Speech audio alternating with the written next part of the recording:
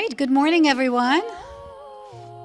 Good to be here with all of you again. Second meeting on our fourth year as a DRIP Collaborative.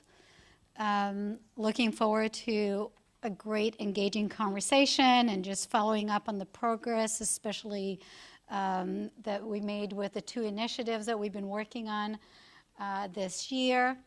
And as we get started, just want to say, I'm Maureen Kalman, your facilitator. Just also want to invite the rest of the team to say who they are. Hi, I'm Zoe Cannabis. I work for DWR in the Water Justice Office. Glenn Lowe, Archino. Anthony Novcero, the Drought Coordinator and Executive for the Department. Julie Ekstrom in the Water Justice Office of DWR. All right, and I'll turn it over to you, Paul, our chair, to just share some welcoming remarks. All right, this on? I think so. I don't know that it's on. It looks on. Okay. Oh, it yes. is on. It is on. So thanks. Welcome to the July DRIP Collaborative meeting. You know, today we're going to hear a lot of the great progress on the two major initiatives, as well as opportunities under Prop 4 for funding. So there's been a lot of work that's been done since January, and it's pretty impressive. But there's a lot more work to be done. But as we think about at least the two initiatives, a lot of them are dealing with trying to respond to drought, and that's always been top of mind of us going into next year. And soon we'll be hearing from Dr. Mike Anderson on the hydrology, and as you can imagine, it's really shifting rapidly. And it also raises a point, too, that, you know, with these extremes, we may not be facing a dry year next year. It may be very wet, high precipitation in many areas. But that doesn't get us out of thinking about droughts, because the one important thing during those years is the opportunity to improve basin conditions and our overall conditions going into drought. So again, with counties, there's opportunities to do flood diversions under 1242.1. Counties play a big role in that, and so the department has been teaming up flood management and the Sustainable Groundwater Management Office, working with counties on trying to put some outreach and education on when to be able to take opportunities to divert floodwaters and recharge. And this will help make us more resilient for the next drought. And I know Laura's been really instrumental down the valley, and NACWA's been really instrumental up in Sac Valley. So with that, I think I'll turn it over and just keep in mind that no matter what the weather conditions hydrology faces, there's opportunities either to protect ourselves from the impact of droughts or be prepared to offset those impacts. So thank you. I do want to, before we go, just one acknowledgement for Janine Jones. Some of you may not know she retired. I think we announced that last time, and she's been a fixture, a cornerstone member of the DRIP since it was initiated, and I know many of you enjoyed her reports and perspectives, and I think her frankness and honesty on a lot of things. So we will miss Janine, but fortunately we have Dr. Mike Anderson, who you'll hear from shortly. He's in the executive office, a state climatologist, so he'll bring a real solid perspective, and I think as interesting and collaborative as you can get. So if you don't know Mike, you'll get to know him and enjoy his professionalism, perspective, and insights, as well as being a great guy. So with that, I'll turn it back. Thank you. All right, thanks, Paul. And appreciate, as we are coming together to really address complex issues, you bring this message of really looking forward and the importance of using this opportunity of coming together to really think innovatively and look for opportunities for improvement. So as we get started, just to remind everyone joining our meeting today, the meeting is live streamed and recorded. throughout the day. For most agenda items, members of the public who are listening in will have opportunities to provide public comments, asking that you please practice electronic courtesy, turn off or mute your cell phone, and as always, all viewpoints are welcome.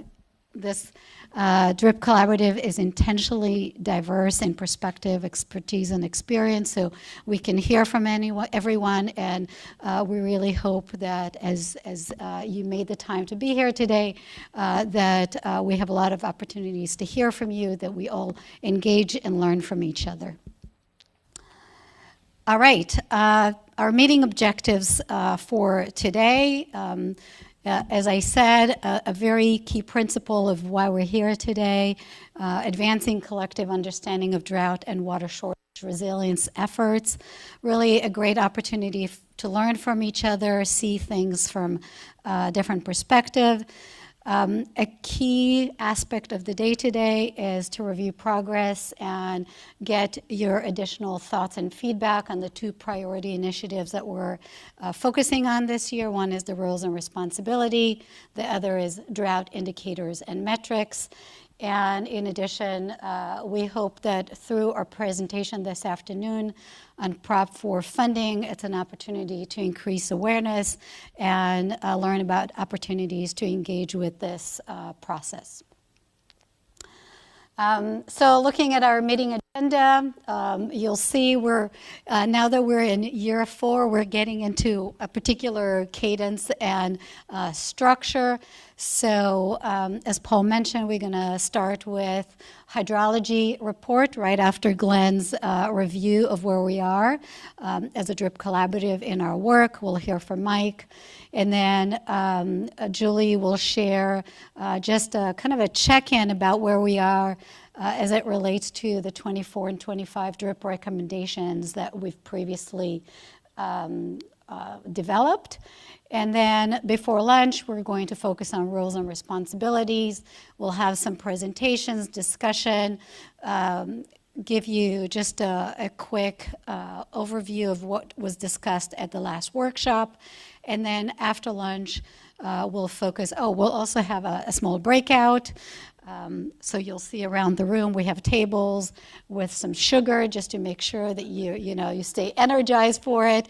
And then after lunch, we'll do the same for the drought indicators and metrics. We have great content and presentations and report back from the workshop, and then we'll do a breakout to get additional feedback from you.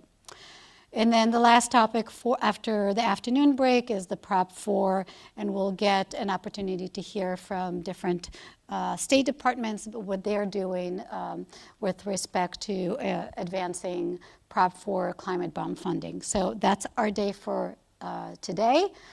And with that, am I going backwards? Here we go. We'll check in on who's here today to make sure we have quorum. So just let me know that you're here. Alexander Beering. Here. Carolina Hernandez. Not here. Charles Delgado. Present. Emily Rooney. Not here. Ivy is not here either. Oh, sorry. Ivy McElroy, and we'll have opportunity for short introductions for our new participants. Joaquin Esquivel, Katie Landau, Laura Ramos, Maria Gallego Herrera, Mariko Falk, not here, Nate Ortiz, Paul Goslin, Samantha Arthur, Sierra Ryan. Here. Sophie Morin. Here. Did I say your last name correct? Maureen. Thank you. Now I want to say it right. Suzanne Pecci. Here. Tammy McVeigh. Here. Tim Worley. Here. Virginia Jameson. Coming later. All right. I did skip over Josh. Josh Gale. Good to have you. Apologies. And then we have additional members here who are not with us. Jennifer, I believe, is online. but we're missing today Abby Edwards, Alvar Escriva Boo, Brent Hasty, Emiko Burchill, and Reggie Collins. And I see we have a new member coming in. Carolina, we're just doing roll call. Thanks for being here. All right, terrific. I think we have a quorum and we can get started. So I wanted to give opportunity to our new members and alternates to just share a little bit about their role in their organization and how they see their work relate to the work of the DRIP Collaborative. So I'll start with you, Ivy. Hi, everyone. Can you hear me? I'm Ivy McElroy. I'm a senior analyst with the water team at Environmental Defense Fund. Most of my work involves supporting the statewide support entity through the California Department of Conservation's multi-benefit land repurposing program, but I also support EDF's groundwater accounting and groundwater monitoring efforts. And yeah, a lot of my work relates to drought and working with both community members and agricultural folks who are dealing with drought and working to repurpose their land because of that. So I'm really excited to be here, and I'm serving as an alternate for Anna Schiller, who is on maternity leave. So thanks for having me. I'm really excited. Terrific. Thanks for being here. And we have, I believe, Jennifer online. Can you check if she's able to introduce herself?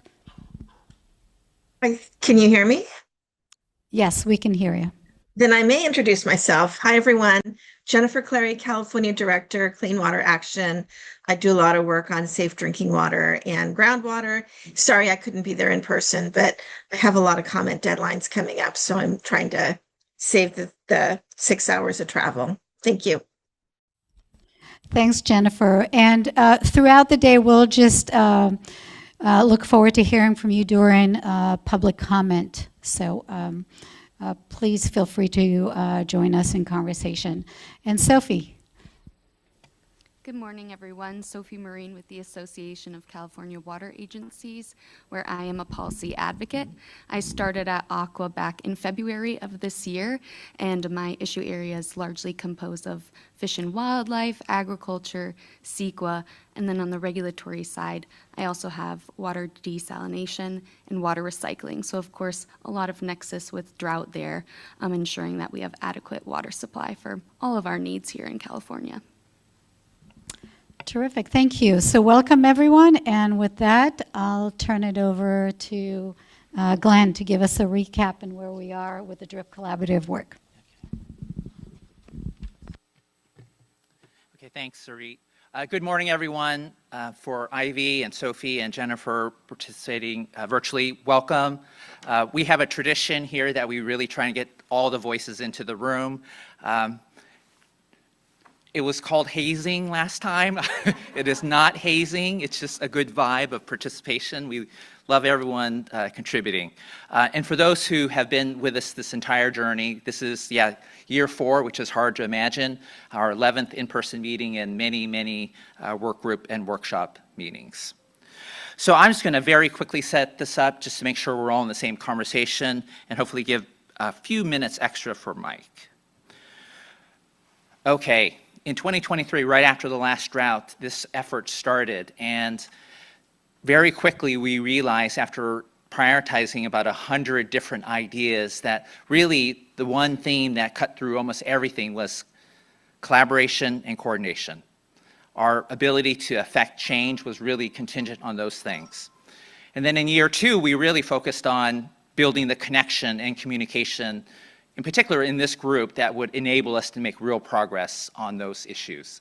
And we down-selected to a handful of items. Through year 2 and year 3, we worked on a number of particular items, passed some recommendations, and we most recently pivoted to this year 3, year 4, where we're really balancing both depth and breadth, because there's just systemic challenges with roles and responsibilities, with drought indicators and metrics.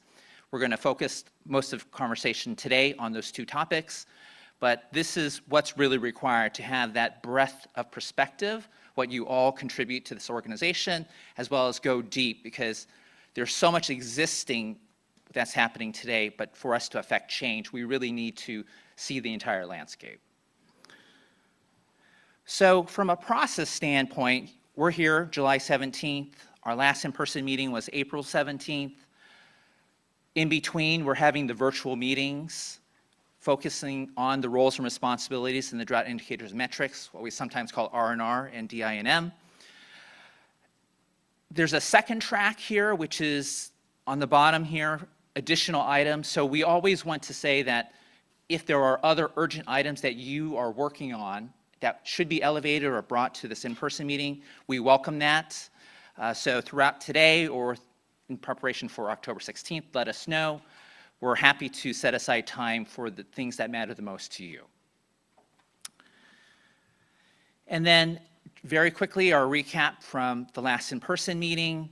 As Arit said, we've kind of hit a groove at this point, so similar format, similar agenda. In my opinion, the discussion on roles and responsibilities, there's a great framework. Julie and Arit and a number of people shared their current thinking and the work that had been done. We'll build on that today. I personally was touched by the guest speaker that we had, Dario, a domestic well owner. I thought that really put in context the work that we do here and why it's so important. And then on the drought indicators and metrics, we had a very interesting discussion about the current landscape and what has led us to this point. And we'll really build on that work today.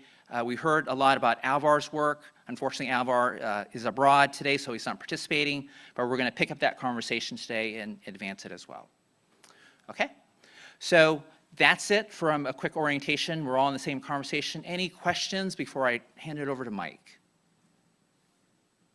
Okay, Mike, come on up.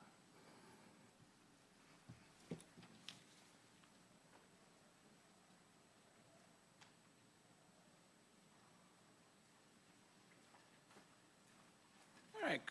Morning, everybody. Great to see you all.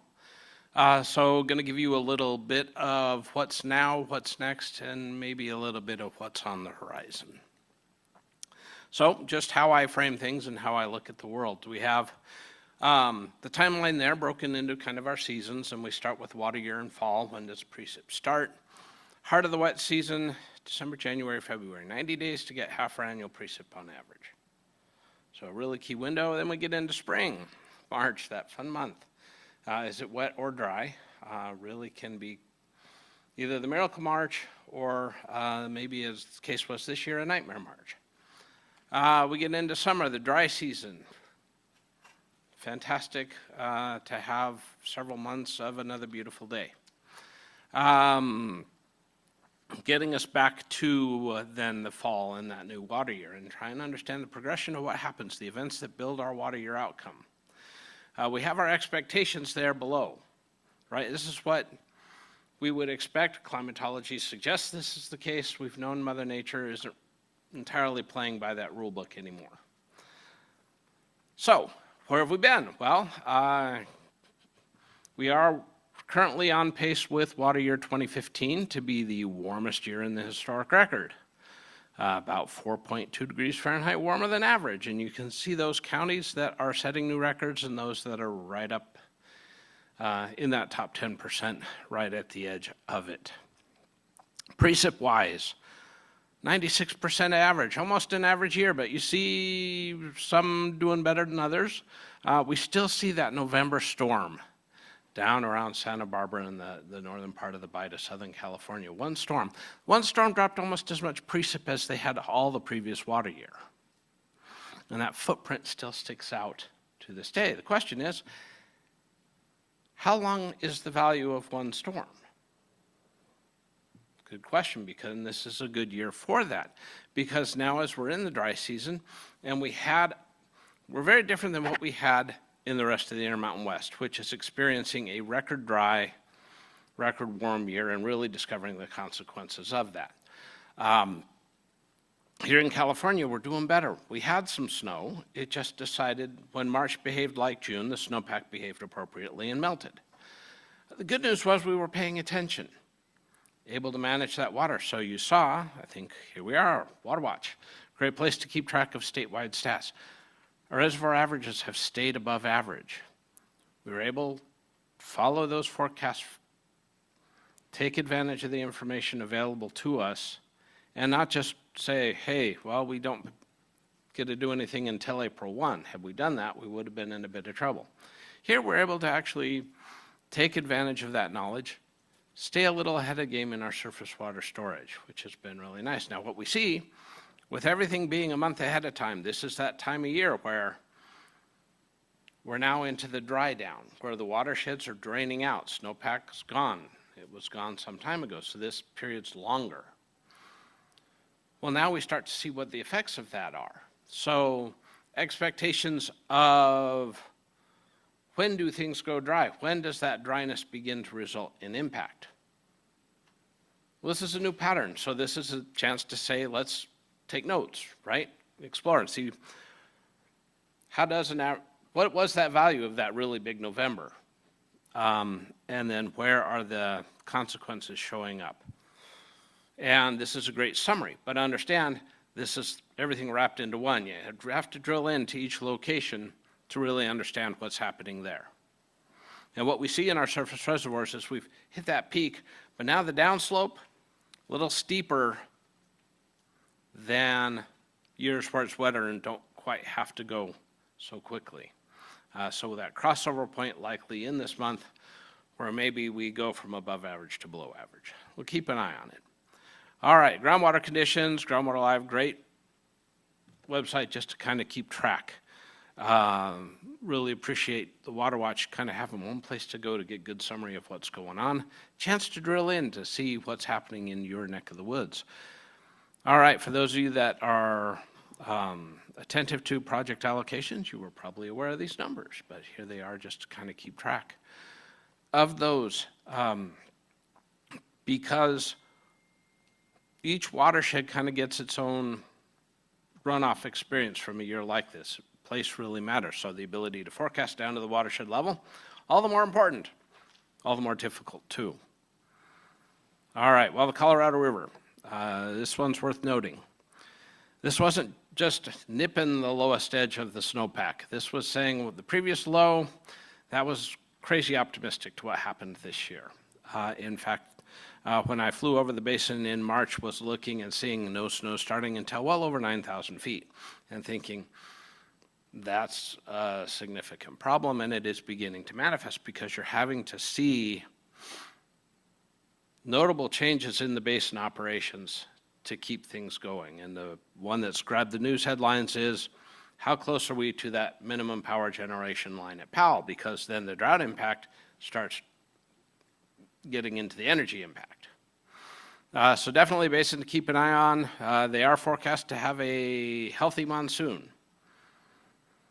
Let's hope they get that fall moisture, so then a fantastic winter, which we'll get to. So again, kind of reframing that first slide, giving you kind of the things we look for as we go season by season. And it's really important to understand there are elements of our world that still stay the same. We still rotate around the sun the same way. Right now, they're still tilting about the same amount. So our seasonal progression happens, and that really does help us with what to focus on, what's in that next category. So as we get through the dry season, we get into August and September, we do have to keep an eye out for those decaying tropicals. It's not so much that they're going to hit California, but they're putting a lot of energy just offshore, and then that energy does come ashore. It can come ashore as dry lightning. It can come ashore as some anomalous thunderstorms. We saw with a different situation with that heat dome in the Intermountain West, California got to be the eastern edge of the monsoon for a day. That was a little unpleasant. That was a lot of humidity. Not a lot of rain. A few showers, but not much. So really understanding in our dry season how these extreme events happening in different places impact us, and keeping notes, right? So we understand as we head into the new water year, does the water year start on time? That's a really big thing. When it starts on time, we can begin the progression. When it doesn't start on time, we're kind of on edge. When is it going to start? Because the longer the dry season goes, the more impacts begin to manifest. And then, as I mentioned, hitting the big three as we get to it.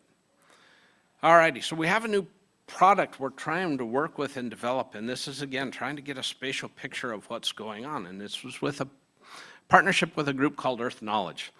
A lot of former federal earth science scientists trying to figure out how to take their knowledge and understanding of the landscape and turn it into a useful tool. Been working with them for well over a decade now, and we get to where we can go month by month and tell you what happened. So here in mid-July, we got this, and this is kind of the April, May, June progression of the drying of the landscape. And we see kind of the greens fading to yellows, disappearing. So that's that dry down. And again, understanding as we go in the spring, not only how wet it was, but how quickly we dry out, and understanding that progression. Tools that help us describe that can help us better anticipate. Without that, you have to wait until the impact shows up. So I can't act until I know there's something to act upon. This, we can begin to anticipate where we might see those and be ready a little ahead of time. Makes us more nimble, which is really helpful. All right, I know I have to speed up, and everybody really wants to hear about this. You might have heard something about this, right? Been a little media attention, the Super El Nino. Now, I like that they're calling it Super El Nino this year instead of Godzilla El Nino.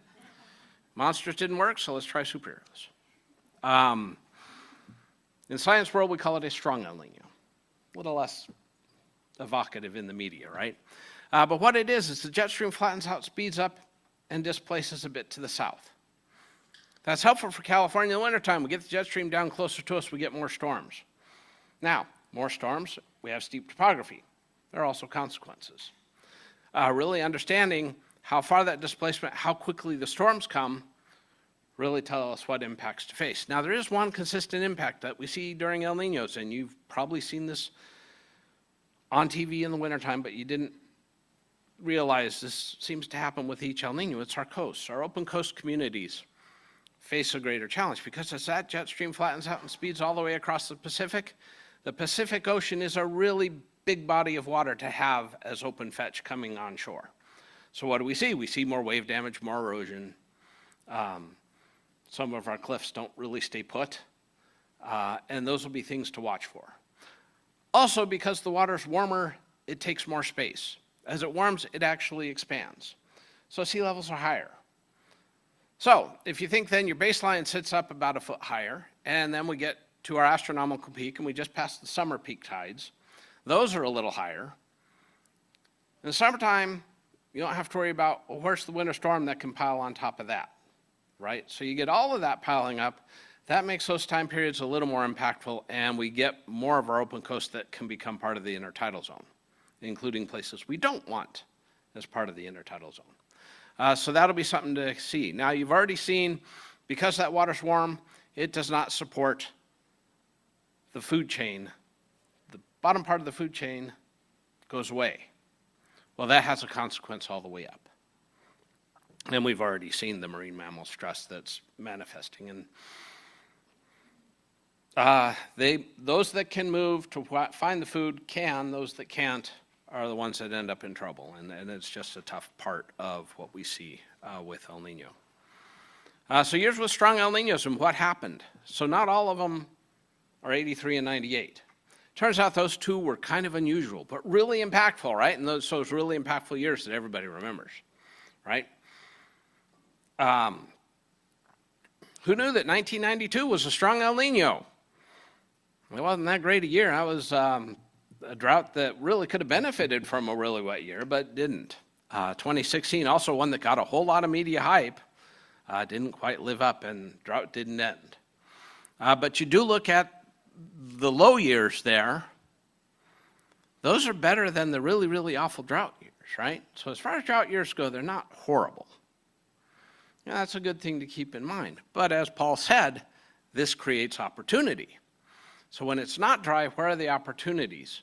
And it doesn't mean they're going to be everywhere all the time. You're going to have a window. So the more you can pay attention to that forecast and know when your window is, be able to articulate the information needed to know not only is the window there, but you can actually act upon it. This is where we get it, right? It's one thing to have a forecast. It's another to have actionable information. That's what we're trying to frame so that we can take advantage of these moments. And this is going to be yet another good year. Do what we can, but take notes. What would have helped to do better? What information didn't you have that would have helped to make those decisions easier? That's what I really want to know. And these years are our object lessons as we go.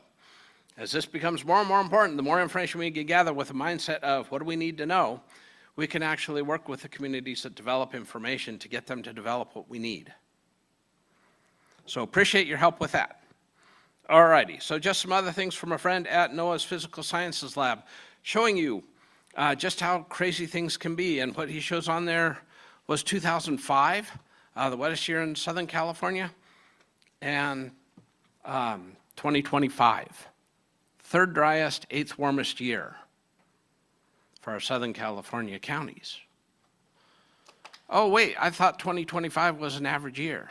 Well, statewide it was, just not for those people. And this is why I remind you, statewide numbers are one thing, what's going on in your neighborhood is another, and our ability to tell that story is really important. Northern California, for those big El Nino years, you can see, I can't tell you what the end answer is going to be. History doesn't offer a guide there. You have the memorable ones, but really the outcomes go across the distribution. Is it going to be wet or dry? This is why Janine told you, the forecasting, they can't tell you anything.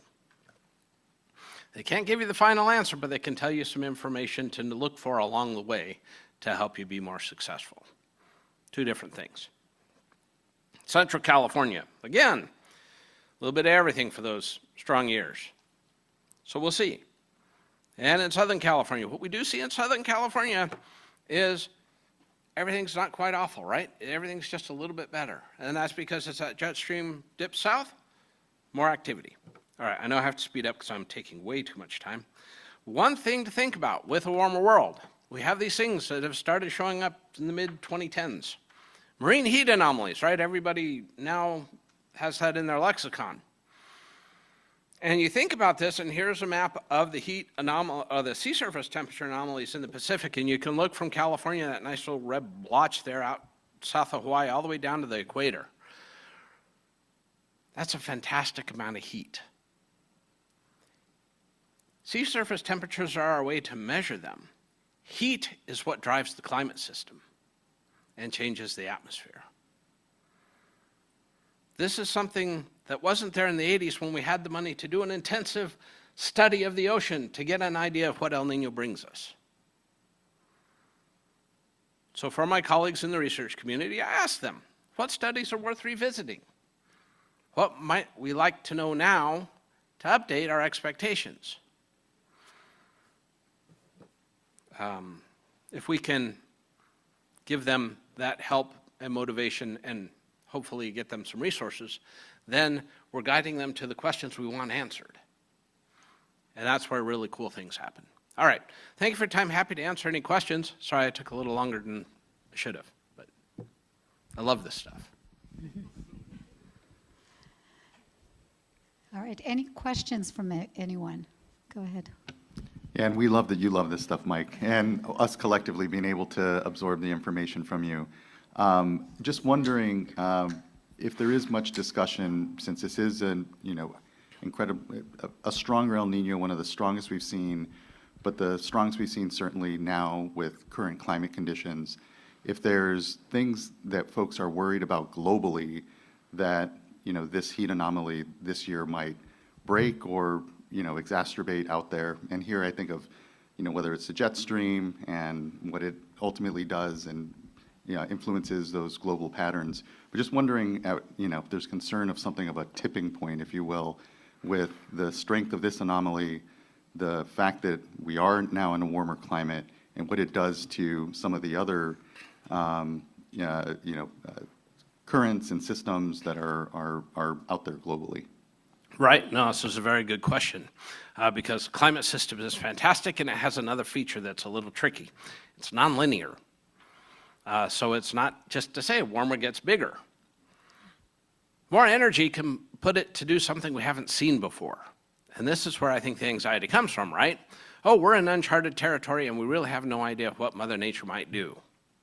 That's why I say let's have our notebooks out, take notes, follow along here, because this is, until we have the ability to work with the research community to better anticipate these moments, learning through it is how we do it. Are there places on the globe that are going to have some record-setting and probably significant problems? Yes. And this is something, just like I say, we watch, we see where there are consistencies, because there are places on the globe, when they see this, they know they are going to have a horrible drought, right? And depending on their ability to manage that, depends on what type of crisis develops. So, yeah, I'd love to give you a better answer, but we are in a place where the atmosphere can do things we've never seen before. And that's kind of exciting and terrifying. Yeah, I really appreciate that, and connects to Paul's point at the top that we don't know what signal we'll get. We don't know if we'll get into drought or we'll have extreme precipitation, and we have to be prepared simply for both. You know, the times for drought policy during drought time or flood policy during flood times is gone. We have to be prepared for simply what it is that manifests itself and do our best to prepare. Right, and it's take advantage of the moment, because instead of it being kind of a year-to-year thing now, we're really going storm to storm, and each little window that we get in those events build in the end what the water year was. And we look back and say, how well did we do? Yeah, that interseason variability is just It's phenomenal now. Crazy. Yeah. Yeah, March alone this last year, again, to your point. Thank you, Yep. Mike. Really appreciate it. Any other comments, questions? Go ahead, Suzanne. I thank you for the presentation. I live in the Deer Creek watershed and have for 40 years, so everything you're saying is very reflective of the weather conditions that we're feeling. Absolutely. I've been there in 97 and 82. I was there in 2023, and I have to say that I tuned into you in 2023 in your broadcasts. And as the water was rising. Also, I'm part of the water monitoring group, and everything that you're saying about water levels is true. I'm getting the readings in my well from the DWR monitoring team, and it's absolutely reflected in my domestic well.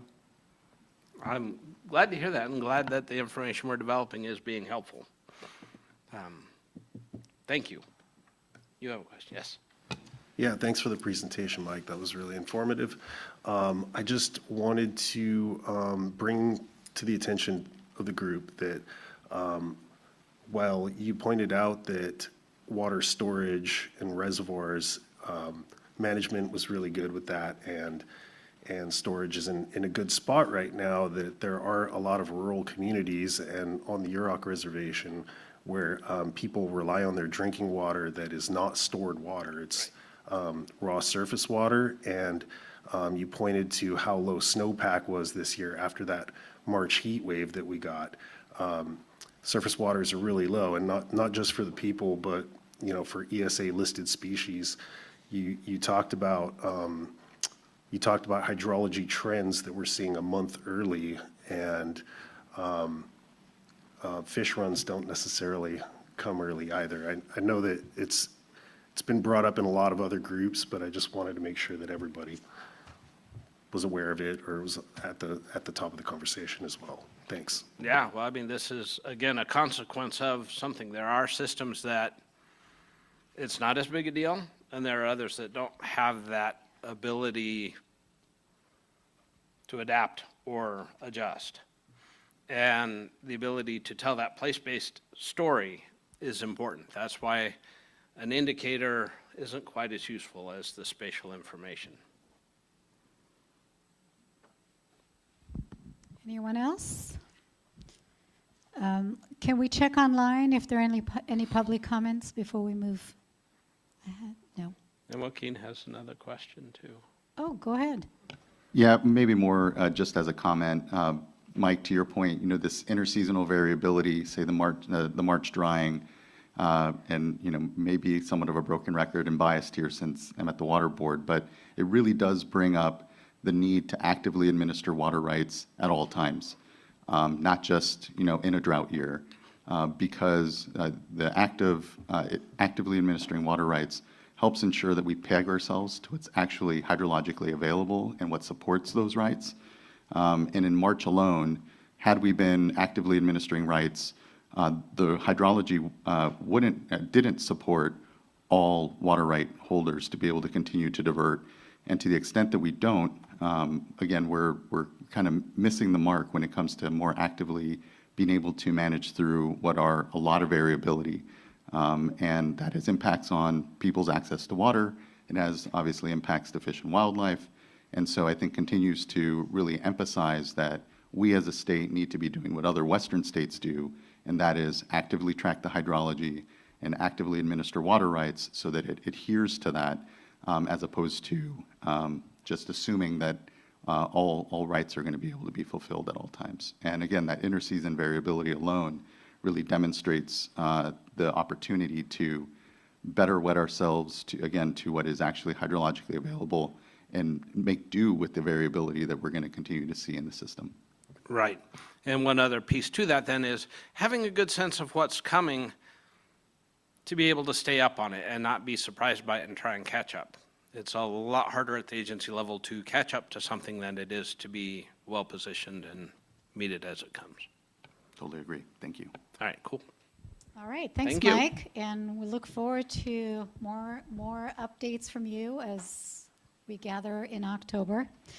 All right, and now we're going to move forward to hear an update on our 24-25 recommendations. If you remember, we had 6 recommendations in 24, focusing on drought data, preparedness, definitions, and in 25, in-stream and land use and water nexus. Very different topics. And so we'll let you share an update and then invite all of you to share what's happening in your work that relates to these recommendations by way of update. Yeah, great. Thanks, Arit. Okay, so just to bring us all back to 2024, we focused on drought-relevant data, drought preparedness for domestic wells, and state smalls, and definition and narrative. So those are kind of the bundles. And then the members came up with these recommendations that were, so first on the drought indicators and metrics. I have this little scoring progress thing, and I didn't wiggle them around too much, but I did put just in green where we've had seen some updates. So we're going to spend a lot of the afternoon on the drought indicators and metrics. So I'm not going to go deep into that right now, but excited to hear about Alvar's expansion of his project, and also from NIDIS about their Southern California pilot being expanded for the whole state. And then the DRIP Collaborative Development Team has been putting on this workshop series and all sorts of great work that Glenn has been leading. So that's still in progress, but we're going to dive into that in the afternoon. For the second recommendation on doing the need to do, and just flagging that, we put these recommendations out here not to be implementing them, but we're just tracking them to see what's going on, and we end up doing some of this work anyways, which is great. But so for the second one, doing a rapid inventory of drought-related tools and resources. The ICARP, which is part of the Governor's Office of Land Use and Climate Innovation, which is formerly known as the Office for Planning and Research, OPR. Their climate service division has been documenting drought-related tools and data. I gave that update last time, but they've also incorporated it into their Vulnerable Communities platform and its guidance, and really woven in the existing drought tools. So that's great to see up there. It will bring drought into more of the sphere of the climate change and climate change adaptation world in California. So the third is on the need to empower county drought resilience planning for domestic wells and state smalls. And so this work continues, but we have had completed the direct assistance for counties and the set of grants that were given to help them plan for develop drought resilience plans and put together their task forces. That's complete now. We continue co-hosting the monthly, or now it's gone into bi-monthly webinars with CSAC, so thank you, Charles. And those have pivoted to look more at the county's needs and interests in implementing those plans and tying them into other work so that so we can see progress. And then also we've been starting to develop with our consultant with Stantec is to do templates and all sorts of other materials that are creating these toolkits for counties that we're hearing questions and requests. And also that it had conversations with many counties about just having things ready to go either internally and for the public. So excited about that. And then there's the voluntary community-based well monitoring program that was recommended. We're going to hear from Zoe on that update in just a minute. In terms of figuring out and laying out the roles and responsibilities of domestic wells and state smalls, we are going to spend a lot of the morning working on that, but we've launched the workshop series, if you're following along. So that's in progress, had our second workshop I think that was in the beginning of June. But we're going to go over that in a minute in the next section. And then getting to the drought, the need to lay out the drought definitions and case studies. So LCI has included case studies of community drought experiences as part of the state's 5th climate change assessment. So we're going to, and I'm hoping to see that the Climate Resilience Summit that's coming up in October, that will be really highlighting the 5th assessment. Pulling things together is going to be very community-based. And so I'm excited to see what is pulled in on drought for that, because I think that it sounds like there are some proposal submissions. So that's exciting. That's going to be in Sacramento in October. And then we have, in 2025, just have 3 recommendations that were developed. This is across 2 different focus areas. So this was on ecosystems, on in-stream flows. I don't have any progress to update. We do try to we have a survey that Zoe sends around, so if anybody has other updates that you want to let us know about beforehand, but you're also welcome to share. And then we have the housing needs in reflection of capacity of water supply. And so that one actually was taken up by the UCLA Luskin Center for Innovation. There was a master's student who has done his master's thesis on this question. And that might be something we might want to invite him at some point to very interesting work to come up with a method, and then he implemented it for the whole state, just to, for thinking about exploring this question, just in terms of housing growth and the future, that future, and how, where growth is expected in terms of what supplies are available. And then I don't have any updates on what was a recommendation on doing a study and some guidance on an alignment assessment across housing and water, and for that planning, but we have been in discussions with LCI. We really want to see where they're in the middle of developing their general plan guidance. So if anybody is interested in that, it's ongoing right now, and they have a water work advisory group some of you are participating in. Thank you. Once that is finished, then we can see what else is needed, because it does tie into a lot of existing plans and is a guide itself. So been thinking about that one. And then there were 2 that just to give credit to complementary efforts, we were calling them, to track, because many of the members had these exciting ideas and like, oh, that's going to happen, or that ties into some other work. So one is on have some more integration with water into land use planning. So one of these is that LCI is developing a water element as part of its general plan guidance. It's optional, but it's great that it has guidance for it, to be more integrative and to get the message to land use planners, and something that's documented in that way. And then the last one is like developing guidance to integrate and align drought planning. We do have some things that we've been talking about that are kind of in the works, but nothing full on to report here. So I'm going to pass it to Zoe to give us an update on the Community Groundwater Monitoring Program. Thank you, Julie. Hi, everybody. So I'm Zoe, like I said before, work in the Water Justice Office. Myself and Bryce Russell out of the Sustainable Groundwater Management Office have been working on building up this program, the Community Groundwater Level Monitoring Program, to provide voluntary opportunities for domestic well owners, schools, and small water systems to receive training, equipment, and support to do their own groundwater level monitoring.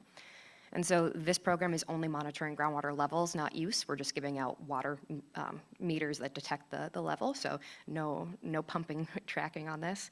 The intention of this program is to build community knowledge while also enhancing the statewide monitoring coverage. And so when we reported on this last time, we had really just gotten started with the program, and we had started expanding this through our regional offices. Where we're at now is the program is still launched, and we have expanded it through the regional offices. We've purchased all of our initial equipment, and the regions are in early phases of equipment deployment. So the status to date of how many folks we have interested in this program that will be receiving equipment, 47 domestic well owners, most of those are in Sonoma and Sacramento County, 30 NTNC schools, those are across the state, 42 small systems, and most of those are in the Central Valley. We've been partnering with the regional offices to do that outreach, to contact the folks that they know well within their region. It's Sonoma's County Level Up program. They have a wonderful groundwater monitoring program that they got a lot of interest from their community, and so we wanted to provide them additional equipment to enhance that monitoring effort. We're also partnering with Self-Help Enterprises, thank you, Tammy and Jesse, to contact folks within their service area, focusing on small water systems, and that's why we were able to reach so many locals in the area because of that trusted relationship that Self-Help has.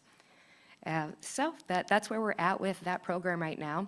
We are in the phases of getting the equipment out. There's been a lot of equipment trainings for our region staff, and we're looking forward to getting the first equipment out to our domestic well owners in the coming months. Thank you.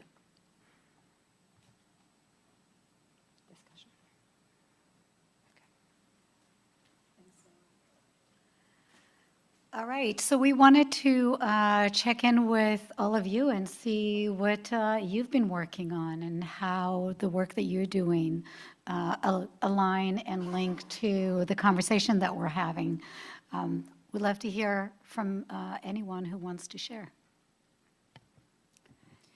Go ahead. Hi, is this on? Yeah. Okay. Yeah. Emily Rooney with Ag Council of California. I have a question before we jump into this. Sure. It's more about the focus group areas of 2024, 2025. I was co-chair of the Water Infrastructure Committee, and I know I missed a meeting, so I'm just wondering, I was going through my emails, and I saw a number of emails with Anthony on the subject, so I'm just wondering where that landed on the focus group conversation, because it wasn't in the list of areas of work, but we did do some work last year, and I don't want it to just disappear into the ether. So just wondering, is there a reason why I didn't make the list? Was there a decision made that I maybe missed? And I'm obviously very interested in pursuing the work in water infrastructure, and so I just kind of want to update on that. Thank you. And I'm gonna, I see Anthony's ready to address your question. Thanks. No, we held a few workshops on infrastructure, and through a lot of sharing and updating and understanding of some activities that were going on, but nothing formulated as far as any kind of recommendations went forward. So it's a topic that we can still track, as Glenn's many slides before reflect. If members really are interested, we could talk offline and continue the conversation. And if it merits, we can bring it forward, but that's where we're at. Thanks. I'll just make a flag that I don't want to lose sight of that topic. Thank you. Yeah, and actually, your question is just, again, a reminder to highlight that Zoe, ahead of the meetings, shares the survey to ask to address that second layer of topics for us to take on. And so, yes, definitely bring it up. The intent is not to let that go completely, but I think we all made a decision that we're going to focus on those two initiatives this year, which require quite a bit of effort without necessarily letting go of something, but just making sure that we're focusing on where everyone's energy is. Yeah.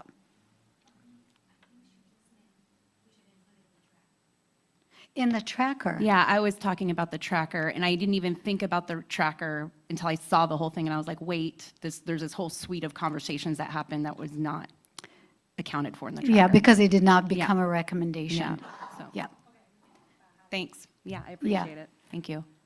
Yeah, and that regardless of the fact that there was no recommendation, that there are always opportunities to have conversations about those topics. They're not going away.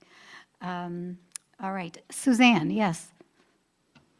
So I've been very busy. Yeah, so I am in the South American Subbasin and in an agriculture district that is expanding. So I go to all of the South American Subbasin meetings, and at this meeting, I have been talking about monitoring the DRIP Collaborative, trying to gain interest. I also, so I was invited by RWA to join the Capital Region Climate Readiness Collaborative, so I started attending their meetings and attended City Council and invited City of Elk Grove to begin participating with the domestic well owners in their community, and they were very willing. We have a climate action committee that's been formed in the city, and a very enthusiastic young woman that really wanted to become part of our advisory committee in the South American Subbasin.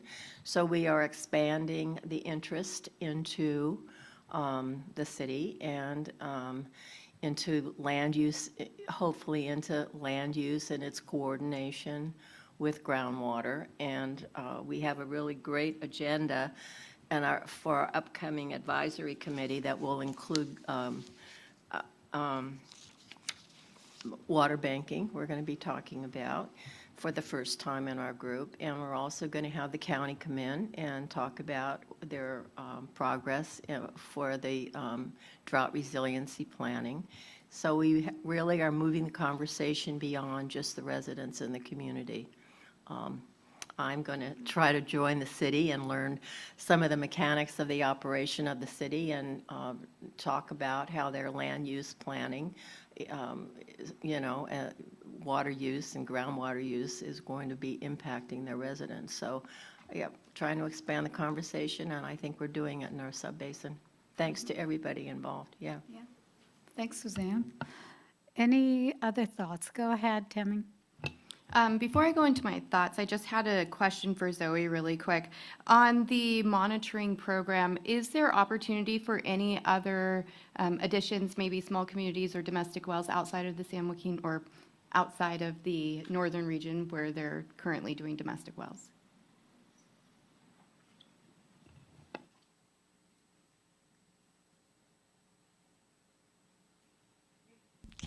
Thank you. We are open to talking about that for sure. The initial funding that we had to support this has been completely spent down. We had a deadline we had to meet, but very open to talking about that and considering that for future expansion. So let's keep talking. I want to catch those communities if we can. Thank you. I think self-help has been instrumental, but we also invite our other TA partner here, RCAC, to join in on that. So I want to go back to the comments that were made at the first half of the meeting today. And we heard from Paul, Mike, and Joaquin, taking advantage of the moment. We're in a very unique space where we don't, it's a domestic well provider in the San Joaquin Valley. We don't have a lot of dry wells coming in right now. And so one of the things that I'm really concerned with is our funding cliff that's coming up with SAFER and the loss of SAFER, or the risk of the loss of SAFER, and how we're going to continue to fund domestic well work. And I think right now we're in a space where we don't have to be reactive as much as we have been over the past few years, and how we can be prepared, maybe looking at doing some kind of a, domestic well study throughout the state of California, or domestic well survey and a vulnerability study. So that way we can see what kind of funding we need, and we can be better prepared to talk about that when these funding cliffs come up. So that's really just all I wanted to bring up. Thanks, Tammy. Carolina. Hi, good morning, everyone. Just as a reminder, my name's Carolina Hernandez. I'm with LA County Public Works, but I'm here representing Public Water Systems. And this goes into kind of two areas of my work. And I had mentioned before to this group, maybe a year or two past, that LA County in December 2023 adopted a regional water plan. We call it LA County Water Plan. But it really isn't owned by the county. It's a broad regional plan for all water agencies within LA County. We've been implementing some things within that, and one of them is a task force that was developed for small water systems. And so there's 4 different focus areas that we're working on. Anyway, there's a website. I invite you all to go if you're interested. But the reason why I bring it up is because I want to talk about some things that we've been doing. So since the adoption, these task forces have been working towards several goals and trying to achieve what the strategies outlined in that plan. And in terms of the small water systems, one of the things that most recently got completed was really a draft small water system support framework. So it is draft, so that's why I didn't provide it in my survey that I know I turned it. But would love to share it at any point. And I think what is hopefully valuable to all here is that LA County has both obviously highly urbanized, but also rural communities. And so it really is a microcosm maybe of some of the other things that small water agencies around the state of California are facing. And I'm hopeful that this framework might be informative to all of us as to what the asks and what the needs are. Just anecdotally, I wanted to say that we have put that draft out to some of our working group members, and actually Tim was able to provide some comments on that in his organization. But I think one of the top asks is really and we've talked about this quite a bit regarding small water systems, but it's that, some, really consolidation fits and others is just not the solution. And what is the ask then? And really understanding, trying to see from a county perspective, again, with not my public water supplier, but my county hat on, what we can do to support these small water systems. And so part of it is understanding what they want and what they need, right? And so that's why we went into this framework process. That being said, I think some of the things that we're hearing back would be really helpful. I'd love to share them later with them. Just again, anecdotally, they want us to communicate that they need greater support, obviously. So there's funding, but there's also technical support. And most of it goes around whether it's drought or other things, it's also water quality and their ability to continue to meet those demands. So thank you. That's it for me. That's great, thanks. Seems like that's a follow-up to the listening sessions that you've mentioned previously. Yeah, that's great. Any other comments, updates in the room? Do we have anything online? Yes. Maybe just Yeah, go ahead, Tim. add a +1 to one of the comments, which is just about funding. The cliff that the SAFER program is looking ahead to is problematic, and I think I'm part of some discussions, very, very informal and just really amongst individuals right now, but in the coming year or years, we really need to figure out a better, more secure and sustainable funding, statewide funding source. So that's just kind of a marker out there that we need to be thinking about that. There are people thinking about that, and so maybe in the next year or two of the legislature, let's watch for possible solutions and ideas out there. Just so adding my thoughts on that point.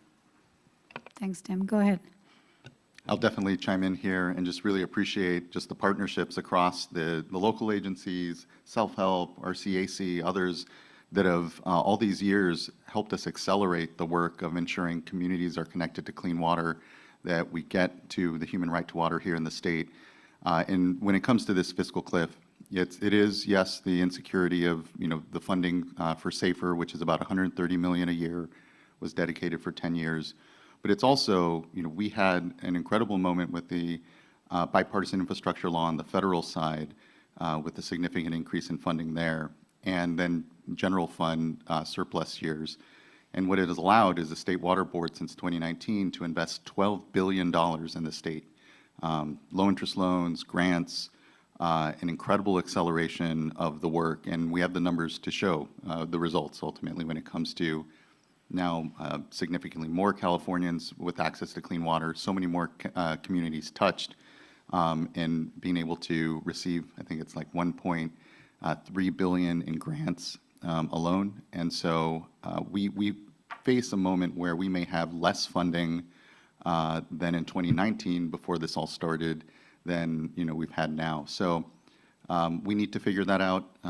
The bond model ultimately for paying for water infrastructure in the state is a losing one, as we all know, because you're paying interest and borrowing.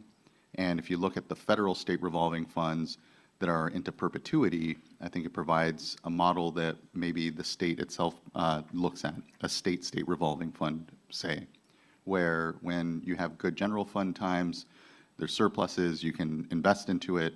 When there isn't money to invest into it, you don't, but it doesn't mean the program stops because you have the perpetuity of loans being cycled in. And importantly, our loans that we give out for the state revolving funds on the federal side are half the bond rate. So that translates, depending on the loan, into tens of millions of dollars in savings in interest over the life of the loan and infrastructure. So, and we have an opportunity to maybe charge a little more interest for agencies that can afford it. Some of the larger agencies out there for big infrastructure projects that's still below the bond rate, but above maybe half the rate, so that you can then use that interest for things like the Safe and Affordable Fund or affordability.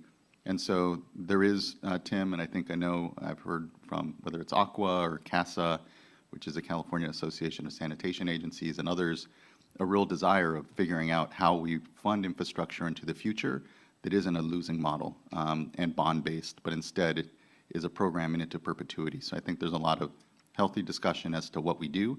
And importantly, we've shown here in the state that we can make it work, that we can invest big dollars and really, and we know that the need is still far greater. So I think that's also where the needs assessment comes in that I know we do on the drinking water side. I know there's a well component of that, but perhaps it's time to update that and continue to circle around, again, identifying the needs so that we can all collectively advocate for the resources to actually fulfill those. So really appreciate that discussion. Thanks, Joaquin. So I'm mindful of time, so I see Charles and Tammy, you have comments to make, and then let's move into the roles and responsibilities because it touches on it a little bit. Go ahead. Yeah, thanks. I'll try to keep it short. And thank you also, Joaquin, for those comments, because that kind of ties into what I was going to say. Just adding my 2 cents onto the importance of this funding discussion, both in terms of the safer fiscal cliff, but also looking ahead and being creative about what we do beyond GGRF, because I view that as an ongoing kind of problem that we'll need to get beyond. One thing that's been going on this year has been legislation around low-income rate assistance. And that's sort of a foundational ingredient in the health of drinking water providers. So I think that's a really important development. The programs will hopefully be set up by the enabling bills, and then the funding will soon follow. But I think that's going to be a really important development this year. And they've been supported by big, wide coalitions. So there's a lot of energy and momentum behind those. So I think that's something that's really going to have a big impact on this group and its work. Thanks. Tammy? I'm going to be super quick as well. I wouldn't be me without saying that I'm going to advocate for domestic wells to be separate from systems, small water systems and larger systems when we're looking at funding, that they have their independent funding component and not be wrapped in, because domestic wells tend to be one of the first ones that gets deprioritized when there are funding cliffs. So in order to continue to fund those, I'd like to see those separate. Thanks, Tammy. All right, I'm going to move us forward to our roles and responsibilities for domestic wells and state small water systems. And what we wanted to do as part of this agenda item is, one, just to remind everyone what the recommendations that we're working through, summarize what we've learned so far from the discussions that we've had this year following up on the recommendation, share with you what we learned at our last workshop, and use that to kind of continue and advance the conversation using small breakouts. You'll have an opportunity to just talk in smaller groups a little bit more about the content and what should we be thinking about as we get into our next workshop conversation to continue this. So just as a reminder, the intent behind the roles and responsibility or recommendations was really to address drinking water needs of households served by filling domestic well and state small water systems, really thinking about both the water supply and the water quality issues. And so the recommendation is really to just understanding, analyzing, clarifying, really understanding roles and responsibilities at the state and local level as it relates to coordination of management efforts. So the recommendation was developed back in 2024. We updated the vision statement to read a future where it is clear who has what role and responsibility related to domestic wells and state small water systems in California to support reliable access to safe and sufficient drinking and sanitation water. And we recognize that this is quite a big ask and task, and so we developed it with two steps in mind. The first step is just really understanding existing roles and responsibilities. So where we are right now. And so understanding that statewide allows us to then better understand what might be potential gaps that then in step 2 we can further think about, given those gaps, what might be opportunities to both expand on what works well and also address gaps. So this year we're really focusing on the current state. We heard from you several conversations that really understanding where we are is really important, foundational to doing any of this work. So we're really focusing on that this year. So where we are right now, we started by developing the context, the scope of this work, so a framework that accounts for both the life cycle of the domestic wells, also thinking about what is the risk management cycle as it relates to the life cycle of the domestic wells, and also external contributing consideration that we need to think through this process. So that's where we started, creating this framing for the work that we're working on, addressing. With that framework in mind, then our first workshop focused on really creating an inventory. So we started compiling a list of various programs, activities that support domestic wells and state small water systems. We use that then to draft a primer/primer that would outline roles and responsibilities for property owners, local, state, and federal agencies, NGOs, CBOs, professional support, looking at it at the different components of that framework. One of the key takeaways as we've been working through this, that we've been looking at a state level. And really, the discussion last time was about the importance of going to the local level when we're thinking about it. So rather than just looking at the state level, that it really is important to get to what is happening at the local level. And we also, in Mike's presentation, that what story you tell at the statewide is very different than when you zoom in to really understand what is happening at the local level. So that's what we did at the second workshop. We started, and Julie's going to come and kind of give you just the cliff notes of that discussion at workshop number 2.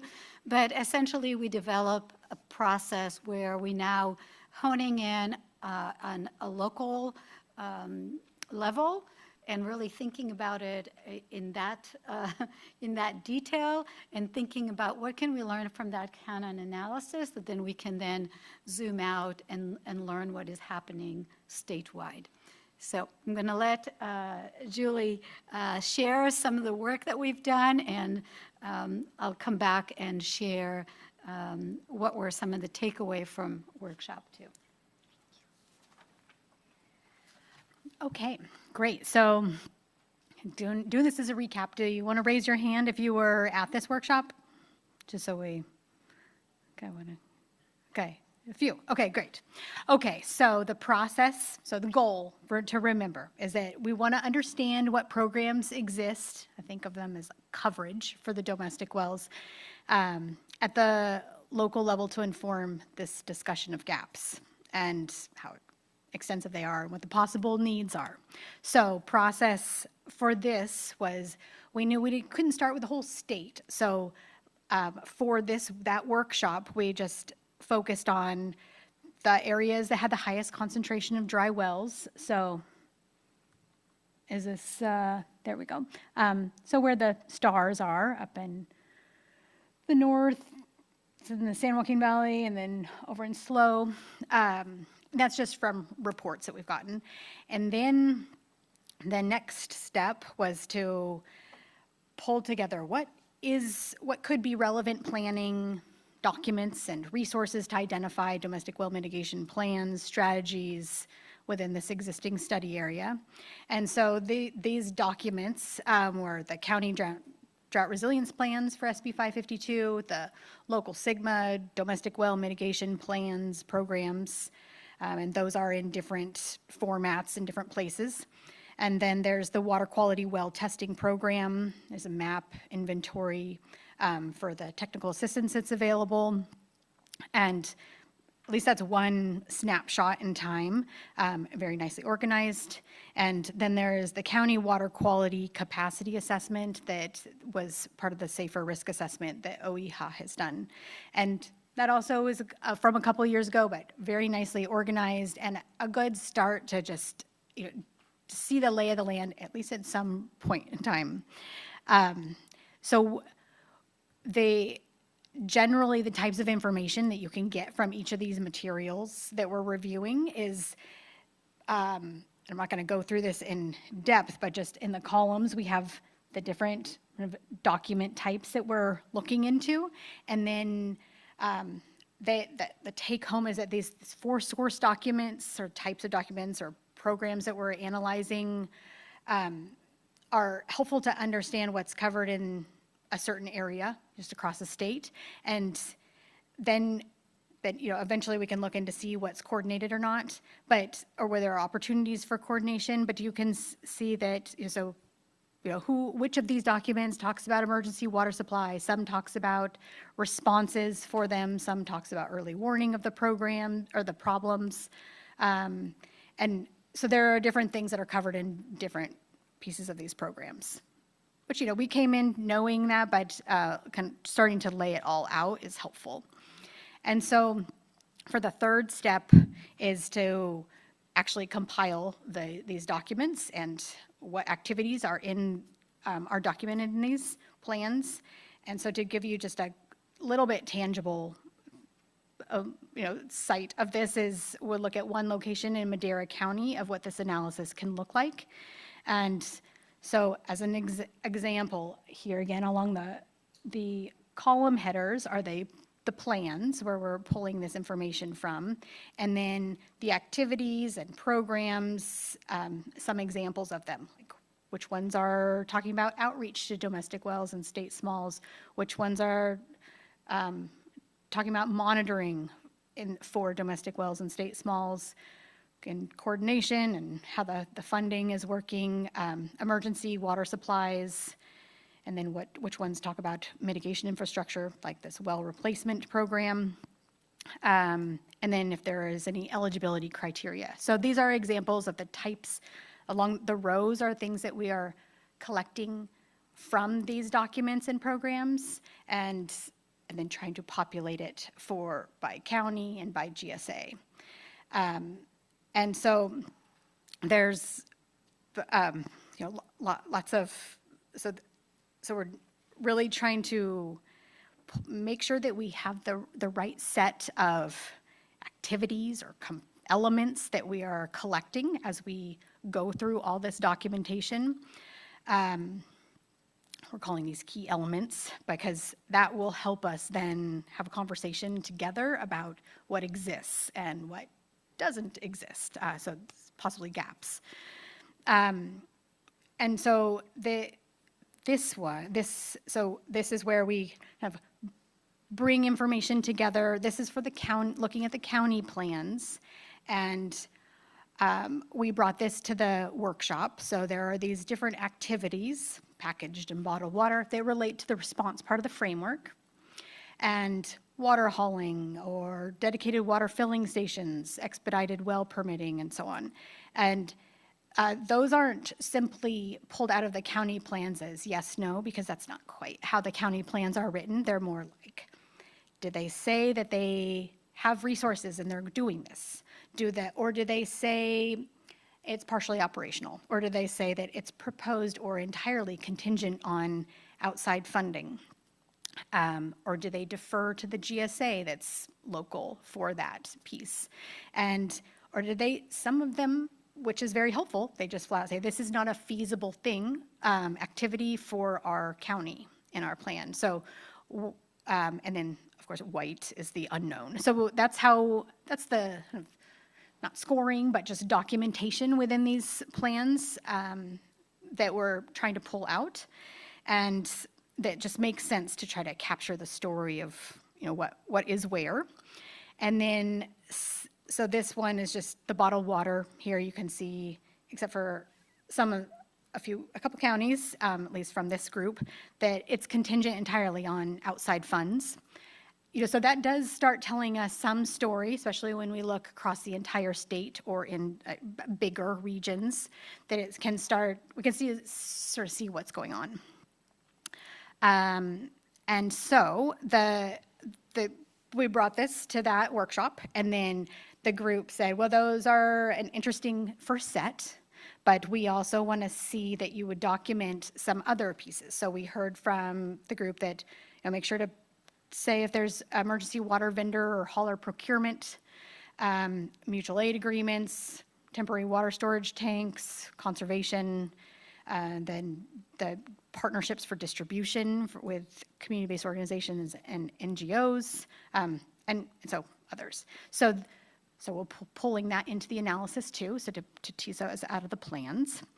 And so similarly, we can look at this kind of coverage summary. This again was from the workshop, looking at the water quality capacity, dealing with the county's capacity for dealing with water quality in domestic wells. So this was again documented for the safer risk assessment, and they already had it nicely organized. Appreciate that. And so you can see, well, okay, this looks like Kings County does have testing requirements related to water quality for domestic wells. And so that's what the green means. And then, looks like my colors aren't quite perfect here, but it's all sorts of different things that relate to the county's capacity to support domestic wells there. And then similarly, the little bit different types of what we're pulling from these because the purpose of these plans and programs is different, but they're all related to domestic wells. For the GSAs and their domestic well plan, mitigation plans or programs, there are, and this changes, I know, all the time, so I'm well aware this is probably already out of date, but this just gives you some sense of the types of dimensions or elements that we're looking into for pulling out of the GSA domestic well mitigation plans. Because they're covering a little bit different. The hauled bottled water, also ties back into what the counties talk about. And we encourage the counties to talk to the GSAs, but these are nicely written out in most of them, whether or not they provide hauled bottled water for a shortage situation. And then what all the criteria are. And so one thing that we don't see quite as specific in these other documentation, but that we do in this one, is that there's a lot of eligibility criteria that differs widely across the GSAs, or across these programs. Some have the well age limit is a easy one to explain, is this, that if your well is older than 30 years in some places, then you're eligible for program assistance, whereas if it has to be 25 years or younger in other places, or it could be any age in another place to get assistance. And so I think that'll be interesting as we bring it all together. And so I think that comes back to Arit, so she's gonna move us forward through this. Thank you. Can I just ask a quick question over here? You focused on these, whatever, 8 counties or whatever. Is the idea to move that analysis to all the counties in California? Yeah, well, the first question was, is it worth it? And it felt like at that workshop, the answer to the question was, yes, it's worth it. But before we do that, let's make sure we figure out what we're collecting, so we're not trying to go back through and redo the whole analysis. So, but yes, so we are trying to move forward to doing this for much farther. I have a question too? Yeah, one of the things I don't see on here, and I'm looking at it one more time, is well registration requirements. That's one of the things that we've realized in a lot of the GSAs is if they haven't registered their well by a certain time, then they don't qualify for the services. So I think that would be a key component in this. Great, and that's exactly the type of feedback we need, is just make sure to collect that and we'll pop it in to its own row. We have a spreadsheet. Would you like me to send that to you? Yes, I would Okay. love it. Yeah, thanks. Yeah, and actually, Tammy, that speaks to one of the challenges that we have found through this whole process, is that we only have so much time and resources to do this kind of analysis. So the question becomes, how can be very strategic in terms of looking at information that is going to actually answer the questions that we're trying to answer around roles and responsibilities and understanding gaps and needs, because we cannot look at absolutely everything. So what is most important for us to look at becomes really important. And not only that, but the analysis that Julie just shared is really focusing on response. There is some mitigation and more long-term, but how do we also take this and expand it to understand that full domestic well life cycle and how it informs the rest of that framework becomes really important. So I appreciate you said that, and that's one of the questions that we have for you at the breakout today, is we want to be really judicious and strategic about how we expand on this analysis. But yes, the first thing was to just say, is this something worth doing? Is this going to help us address the questions that we're trying to address through this initiative? So yeah, challenges that we identified and really validated, because we know these challenges. This is why we have this recommendation to begin with, is just, it's really, there's just so much information out there to kind of walk through. Also very challenging to identify these plans. It's not always simple to access them.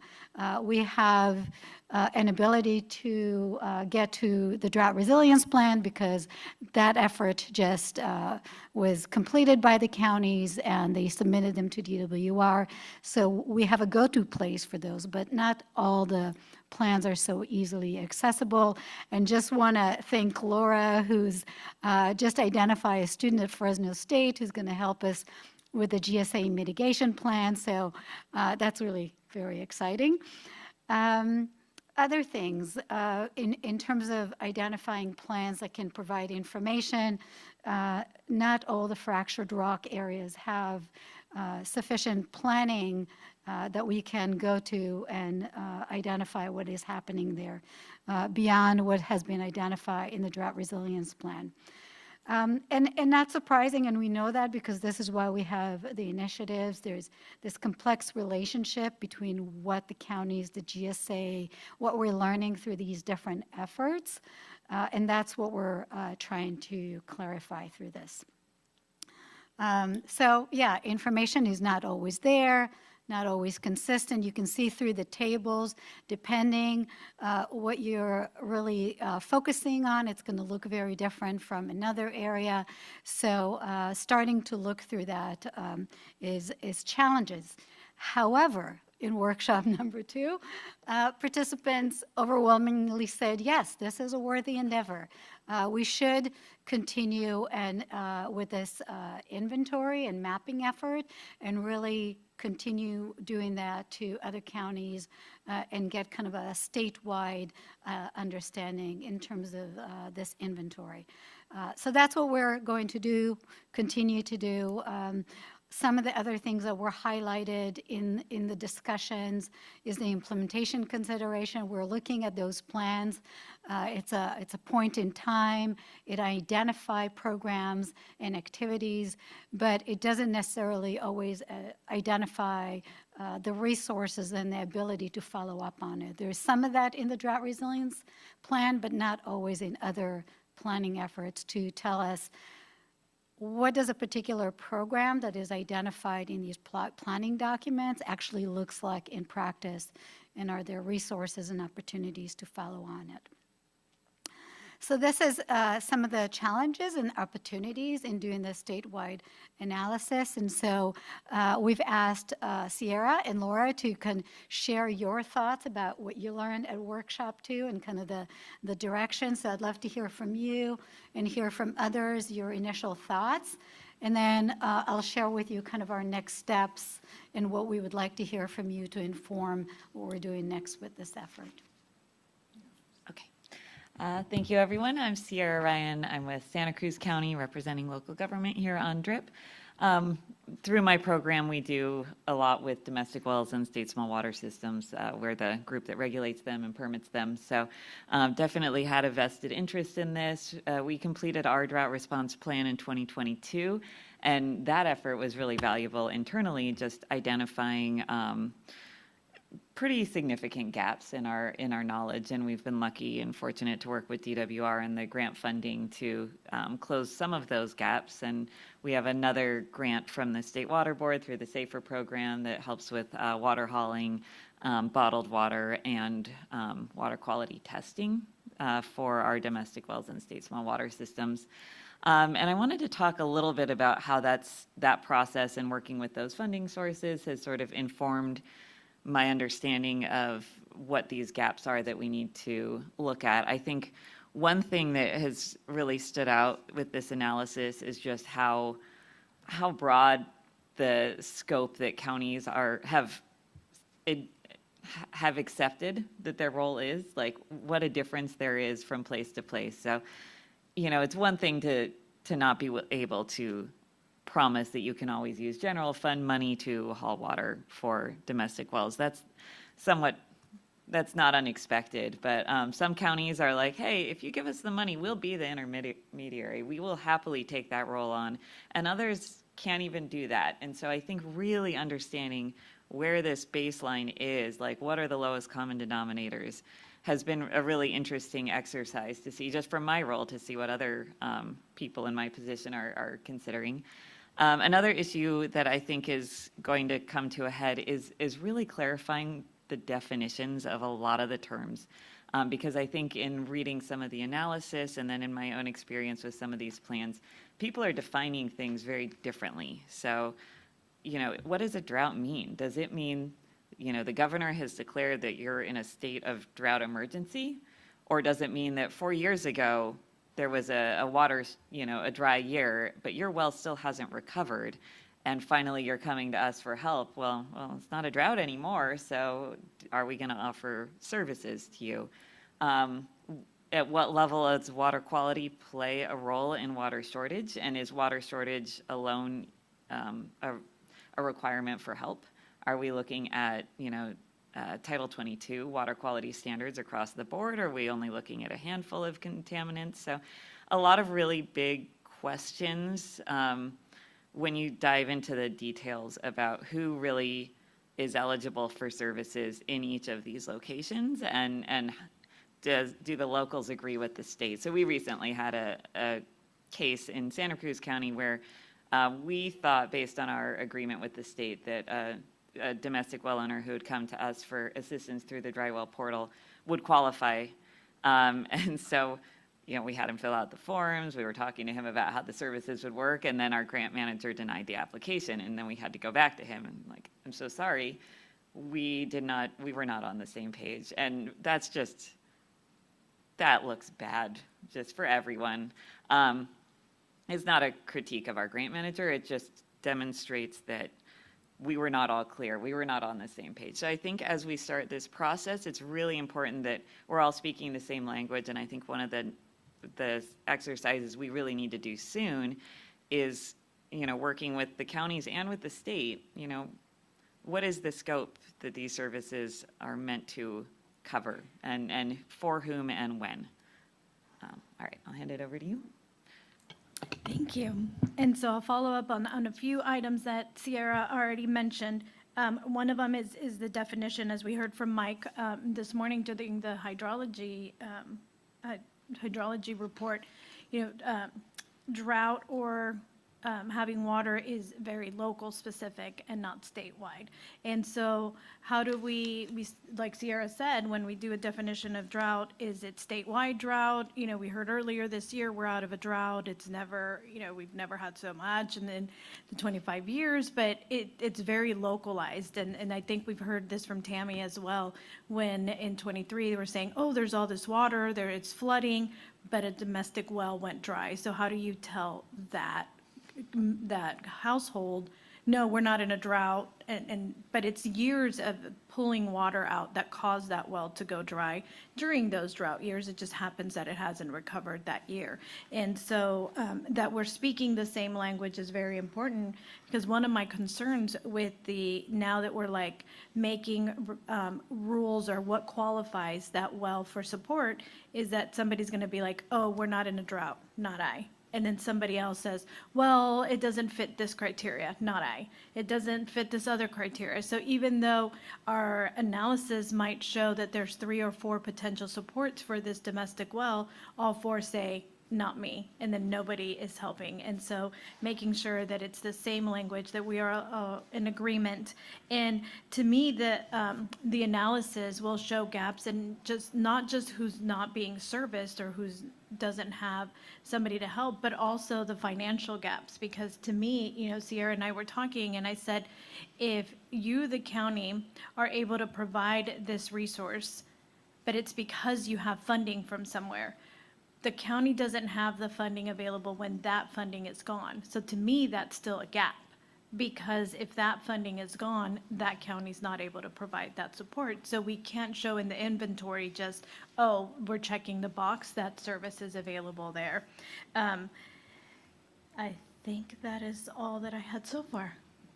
So I'm looking forward to seeing the gap analysis in the inventory to see where we could be of more help, and to see, sometimes the individuals might not see the gaps in specific areas. So I look forward to the conversations during the roundtables to see what other things should be included in this inventory. Mm-hmm.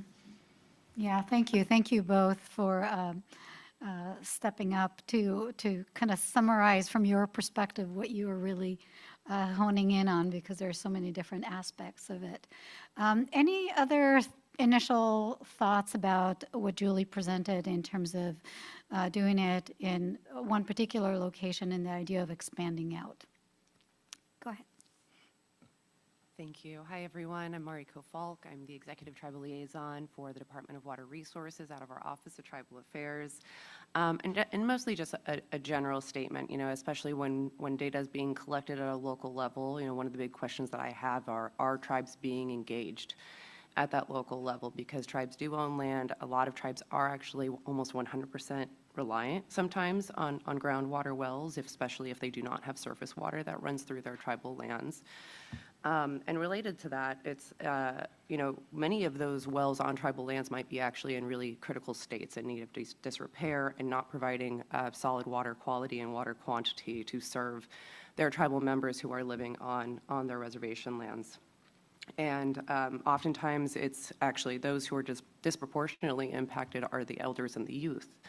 The ones who really don't have the ability not only to get clean water, but also don't have the access to easily acquire clean water.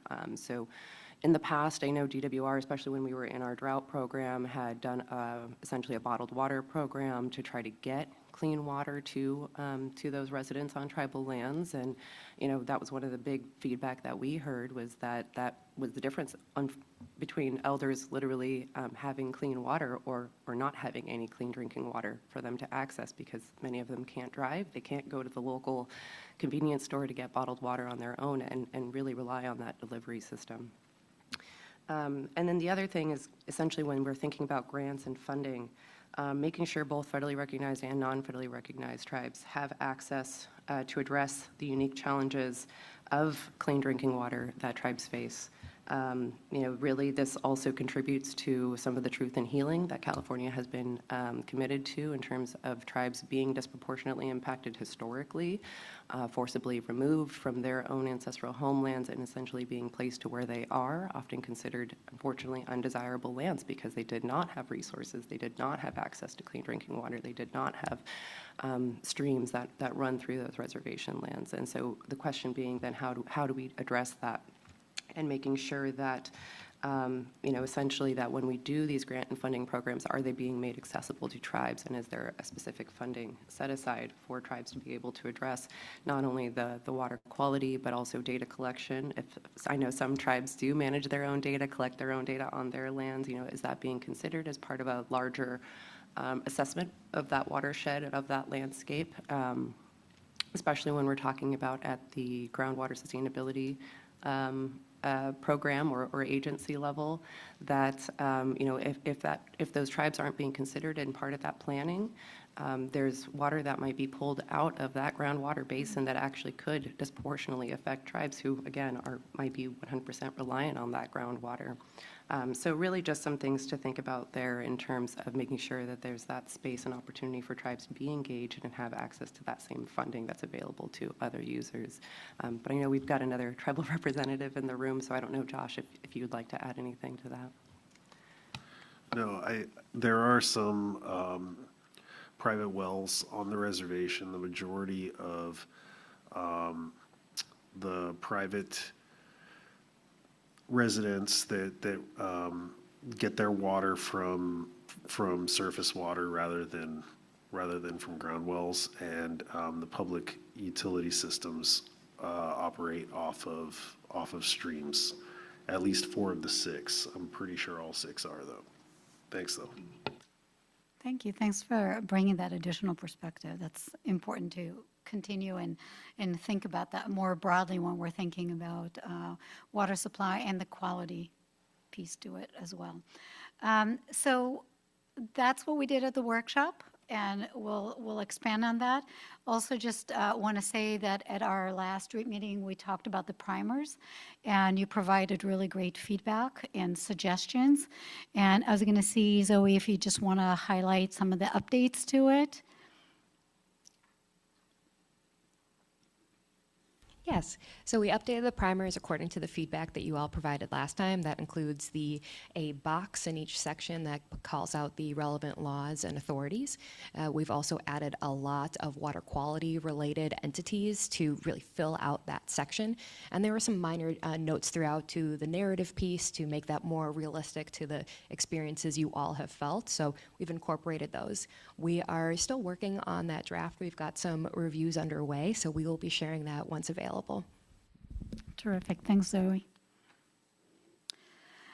All right, so that's where we've been. That's what we've been working on. What's next as we are working towards the end of 2026? Given the feedback that we received, we are going to move forward with doing the statewide analysis, and we'll bring that into workshop number 3 to look at the results and see what we can learn from it.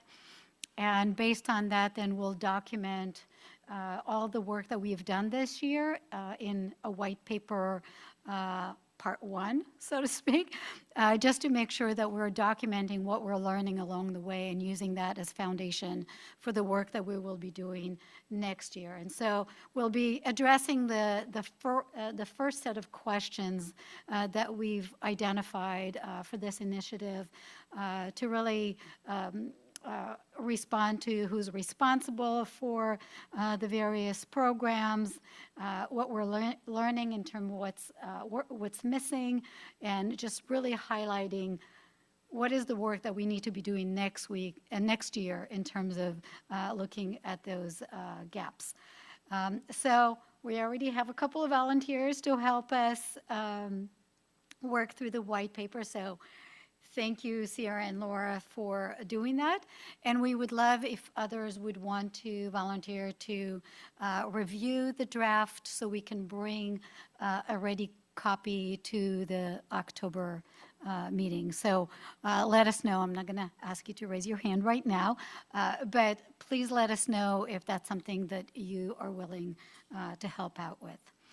So that will help us close this year. And then next year, step 2, to really focus on the gaps and think through what might be some solutions to address those gaps. We're very excited. We're going to, at the beginning of the year, we're looking to convene a set of regional workshops where we can take the portion of the analysis that relates to those regions and just ground truth it with the local entities and organizations in these regions to ask them about what do those gaps look like in their counties and start really understanding what that looks like. And then based on the input that we get at these workshops, we'll bring it to the DRIP meetings and use that as information to guide the work that we do together as a DRIP. So we'll do that at the April, July, and work towards an October white paper, the second part that will kind of hopefully address the recommendations and the task that we've set up. So in that, the topics that we'll be addressing next year relate to the second set of questions around understanding underlying causes of gaps, prioritizing gaps and opportunities, what are the opportunity for progress, and also making sure that we are pointing out and identifying those barriers and challenges towards those opportunities. So that's the work that we're going to do the second year. As we are going to start planning later on this year for these regional workshops, we'd love to know from all of you if there are other related convenings that are happening at the regional level that you think link and touch on. We don't want to be duplicative. We want to make sure that the work that we're doing is not completely independent of other conversations that are happening at the local level.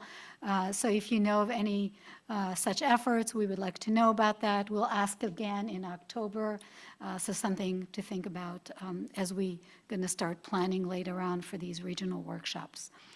So that's our plan for step 1, finishing step 1 this year, step 2 next year. And I'm rushing a little bit because I want to make sure that we have half an hour for our small group discussion.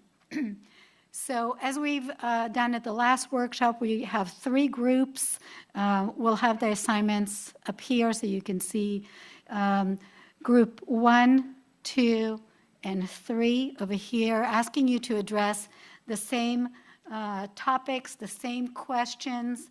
The first topic that we want you to focus on is how can we ensure the statewide analysis is reflective of local conditions. To some of the conversations that we heard already, what is it that we need to capture in this analysis to really understand what is happening at the local level? And given that so far the analysis is really focusing on response, mainly on response, how do we take that to really understand broader life cycle conditions? So that's one conversation that we'd like you to mostly focus on, and to the extent that you have time, what are the ways that we can really make sure that the analysis is appropriate? So do we need a review process to make sure that we're confident in the results of the analysis? And who should we consult with?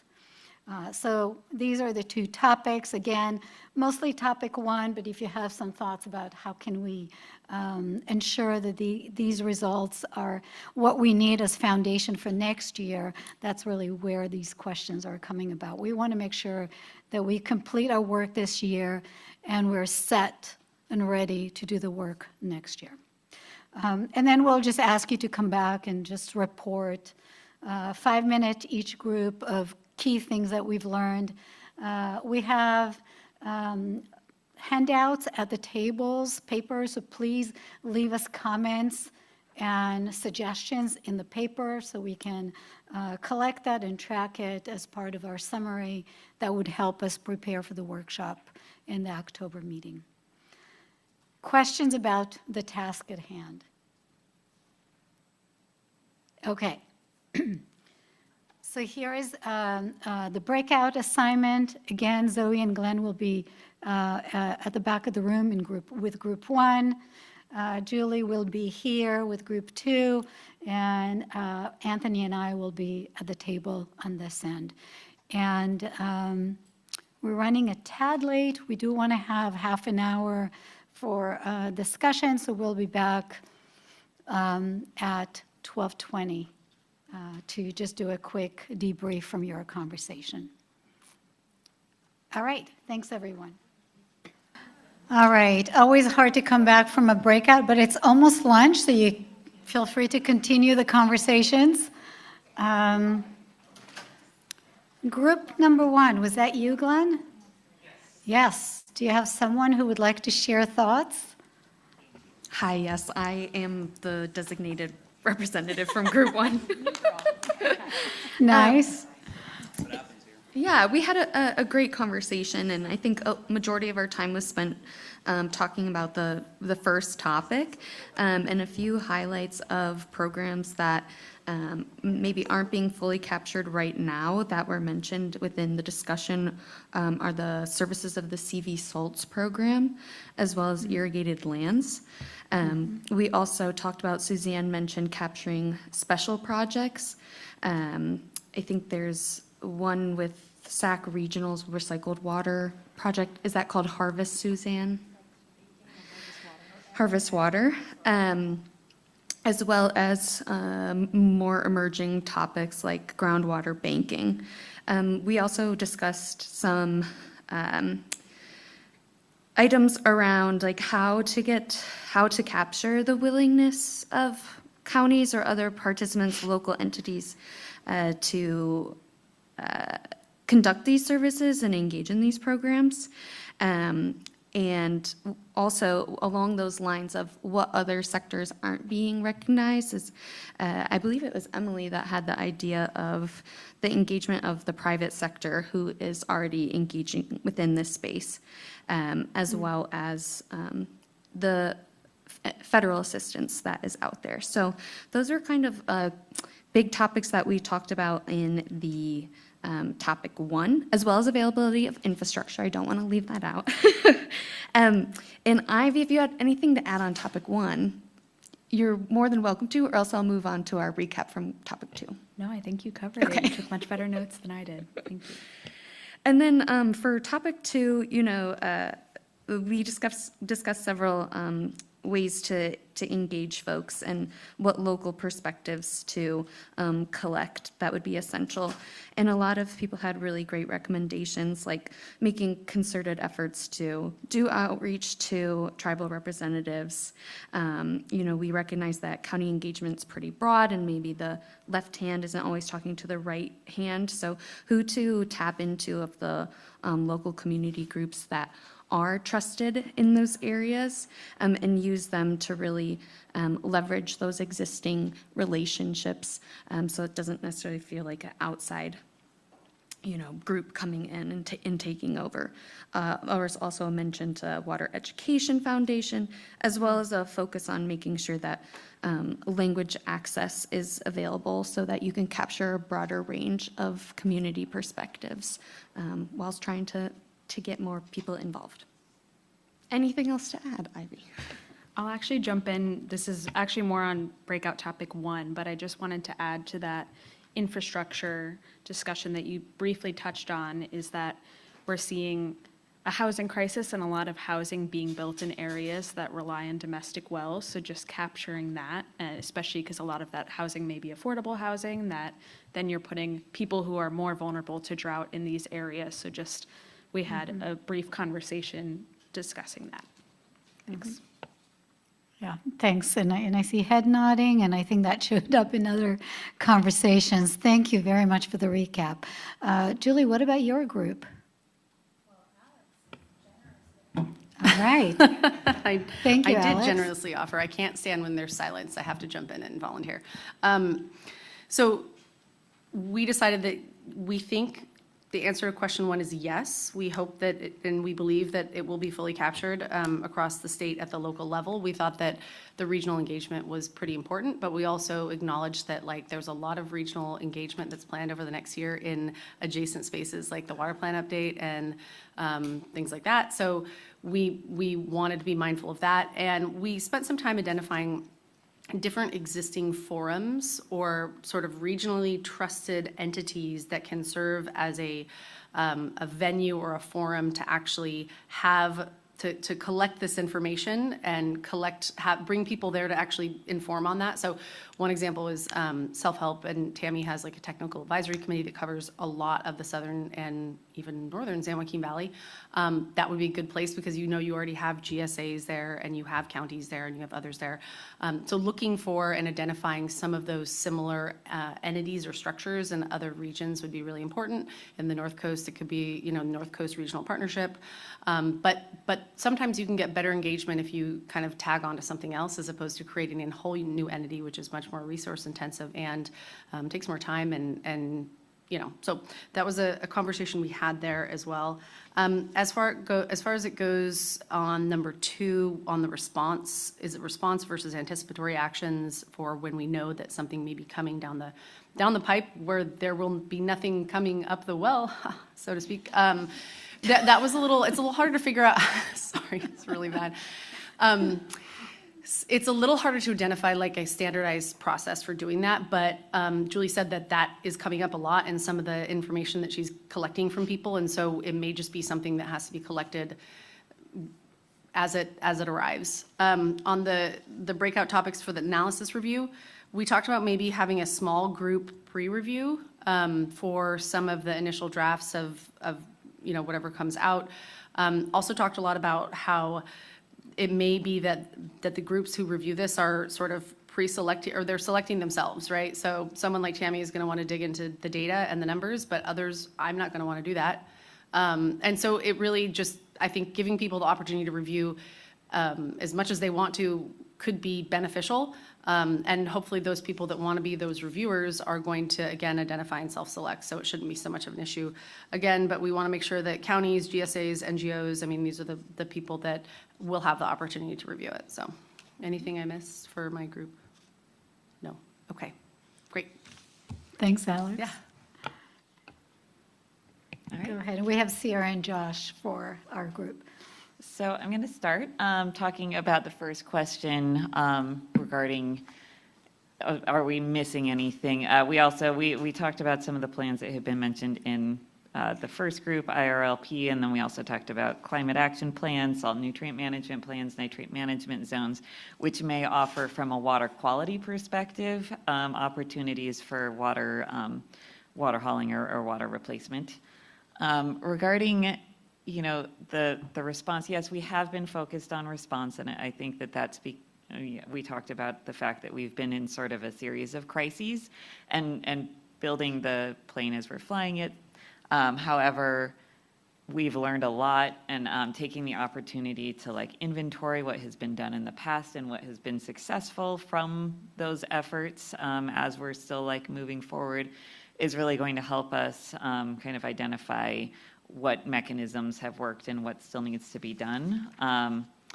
And regarding some of the cycle of well health, we think that will, right now we're focused pretty much on wells going dry, but there are going to be opportunities just through these efforts that we think that will advance. One thing that we did talk about was the need to try to stop perpetuating supply grants or supply gaps by allowing wells in areas where wells are continuing to go dry. That is something that's been brought up a few times. In terms of, the next steps, I think one thing that came up that's pretty critical is understanding, working with the locals when you're trying to understand what all these plans mean. So in Santa Cruz, you can look at a bunch of different plans, and they all sort of point to each other in a way that, like, if you really look at them, what they're actually pointing to is the county's drought response plan. So the GSPs point to that. The climate action plan points to that. But if you then read that, you can see pretty clearly that there's only services available when the state steps in with funding. And so all of those other plans are sort of built on this foundation that is very shaky. And so that might not be a nuance that someone would catch, which gets us to kind of the local perspectives and expertise. I think that the most critical thing, we didn't talk about specific agencies other than the RCDs, Resource Conservation Districts, did come up as they've been doing a lot of work locally throughout the state. There's a different RCD kind of for every county. But just the importance of getting the right people locally and talking to them, surveying them, doing this local outreach is really critical, because the locals know which plans are being used and which were box checking exercises, and they know kind of what the forward-looking momentum is, and can probably save a lot of time. Be like, oh, don't read that plan. We're not using that plan anymore. So I think we kind of talked about the value of the local outreach that's going to be done. And now I'm going to hand it over to Josh to talk about tribal outreach. Yeah, I'm just going to touch briefly on the topic of outreach that we discussed, and maybe it's a little bit more bird's eye view than some of the other conversations. But from a UROC perspective, water storage isn't where most of the drinking water comes from. It's mostly surface water. So I can't speak for other tribes that rely on mostly on groundwater or reservoirs, but from a UROC perspective, it's let me back up for a second. Not from a UROC perspective, from a regional perspective, I don't know that we are fully capturing the activities across the state, because UROC country is in Del Norte and Humboldt County, and it's considered Northern California, just like Sacramento, and climate and precipitation is so much different there than it is here. And as Mike pointed out in his presentation earlier, climate is changing, and what we've seen is the last couple years with more of a normal amount of precipitation, but so on paper, it might not look like we're in a drought right now, but these events are much more truncated, so we're getting almost all of the precipitation in a couple of storms, and with a lack of snowpack, surface water that people are relying on are likely to go dry. So I kind of lost my train of thought because I kept stumbling over my words. My allergies are killing me right now. What else did we talk about? Oh, the other thing was that I think outreach for tribes is really important as well, because there's a lot of different tribes, and the capacity for water quality and water quantity monitoring is vastly different between the tribes. So some of these efforts, instead of duplicating efforts or spending a lot of money to gather data, the capacity might already be there. So that was, I believe that pretty much covered what we were talking about with tribes. Thank you. Thank you both. Thanks, everyone, for sharing your conversation, and feel free to continue it during lunch. We're running a little bit behind, so I'll just close us out. And we do have to take public comment. Are there any public comments? No. All right. Okay. So just to wrap up, if you took notes, please leave the notes. We'll collect them. That's going to help us really track the feedback and your suggestions. Do you have a question, Tammy? I just have a comment. I've heard a lot of conversations about wells in GSAs and everything else, but we haven't talked a lot about wells in rock areas. So there are a ton of domestic wells in those areas, and I just feel like it would be the right thing to do is also make sure we're considering those in all of these conversations. Yeah, absolutely. Thanks, Tammy. All right, so yes, please leave notes. Let us know your thoughts. We're going to spend the next period working on that statewide analysis, considering the feedback, and then bring that into our next workshop. And I'm not sure where that slide is. Okay, so we'll have, we have the next workshop, it's in August. Back a slide. There we are, next workshop, August 24th, 1 to 3. So we'll discuss the statewide analysis. A couple of other things as you're going to lunch. At the end of the day today, we'll invite you to reflect on the process that we're taking in terms of just those 2 initiatives. And if there's a particular topic that you want to learn more about by way of presenters and such as we're doing this afternoon with Prop 4, we'll ask you to make suggestions. So just something to start thinking about and be ready to share in the afternoon. And I think Zoe has a very important message to share with you. Go ahead. I do. The fund coordinator is back, and we are having a happy hour after the meeting today, starting at 5:30 at Iron Horse Tavern. I walked it yesterday. It's 15 if you're walking fast, 20-minute walk. Please come. We have a reservation starting at 5:30. See you there.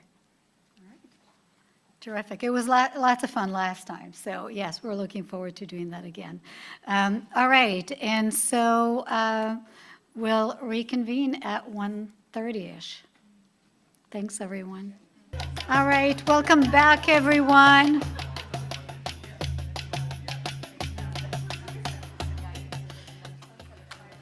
Thanks for coming back.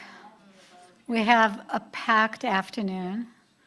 And so before I turn it over to Glenn to lead us through the drought indicators and metrics, just want to reestablish our quorum. So I'm just going to call everyone's names again. And please correct me if I mispronounce your name. I sometimes have a hard time with that. Alexandra Beering? Here. Carolina Hernandez? Here. Charles Delgado? Emily Rooney? Ivy McElroy? Here. Joaquin Esquivel? Joshua Cahill? Katie Landau?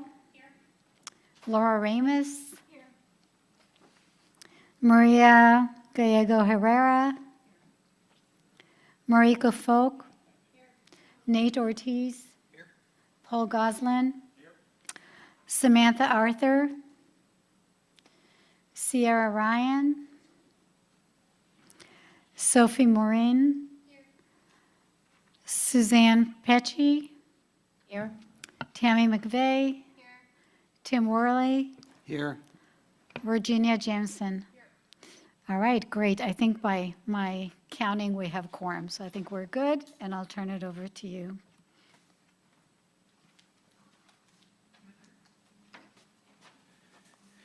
Okay, good afternoon, everyone. I hope you enjoyed your lunch. One quick comment, just thank you so much for the engagement this morning. I thought it was a great example of the depth and breadth that we had talked about. I know there's so many different angles to these really complex systemic issues, and I thought everyone got their voice in the room, and many of you actually got voices into the room that aren't represented here, so thank you for that. As we move on to drought indicators and metrics, we're going to talk about 5 things, this recent progress to kind of catch everyone up. I know not everyone happened to join the workshop too, but we had a great turnout, about 30 people or so, including a lot of subject matter experts. So I'll just quickly walk through that. It'll be about 20 minutes. Then I'm going to turn it over to Zoe to talk maybe about 10 minutes on this National Academy's drought paper, which has some real relevance to drought indicators. Thank you. Then we're going to have Amanda and Andy join virtually to give us an update on the NOAA NIDIS work. You might remember they were here in July of last year. I'm going to introduce about a 20-minute media analysis, and I'll set this up in a little bit. I think you're going to find it quite interesting. And then we'll do the breakout discussions just like we did in the morning for about 45 minutes. So we're going to try and wrap up this around 3:15 and then take a break. I'm just going to say that a lot of the comments from this morning, I wrote some down here, taking advantage of the moment, actively managing, what is the definition of drought, using the same language, these ideas about criteria, thresholds, these are all how laymen and all of us talk about drought indicators and metrics, because I just want to acknowledge that often when it turns to data, it feels a little technical, it feels a little wonky. But really, this is all the same way of saying, how do we communicate the right things to the right people at the right time? And as we go through this conversation, I just want to reinforce that, yeah, don't get lost in all the technical nuances. That's not that important, but let's stay super practical and try and advance this conversation. Okay. So with that said, I'm going to turn to the recap of how we got here and where we're at today. As you probably remember, the problem statement, this came from 2024 that elicited the actual recommendation. Alvar helped champion this work. There are a few things in particular that were mentioned that it has to include, including the implementation, the equity, and the alignment with other initiatives. As we all know, this is a very busy space, so we need to figure out how we're value add to what already exists. As you've seen before, back in April, we're really thinking through, again, the white paper and what we can accomplish for this year. This is a quick outline. We did the pre-planning, the vision. We're now focused on understanding where we're at and the gap analysis. So we are definitely turning toward the gap analysis, and that will be part of the breakout today. So it's on a slightly different timeline than the roles and responsibilities, just different situation, but that will be a key part of the discussion this afternoon. In terms of the white paper, just to remind ourselves, it's exactly what you would expect, the current conditions, this what we call an inventory, and then really thinking through the gaps and opportunities and how can we improve.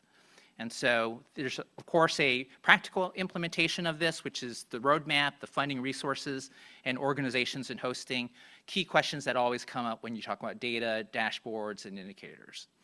So that's essentially what we're working toward for this year.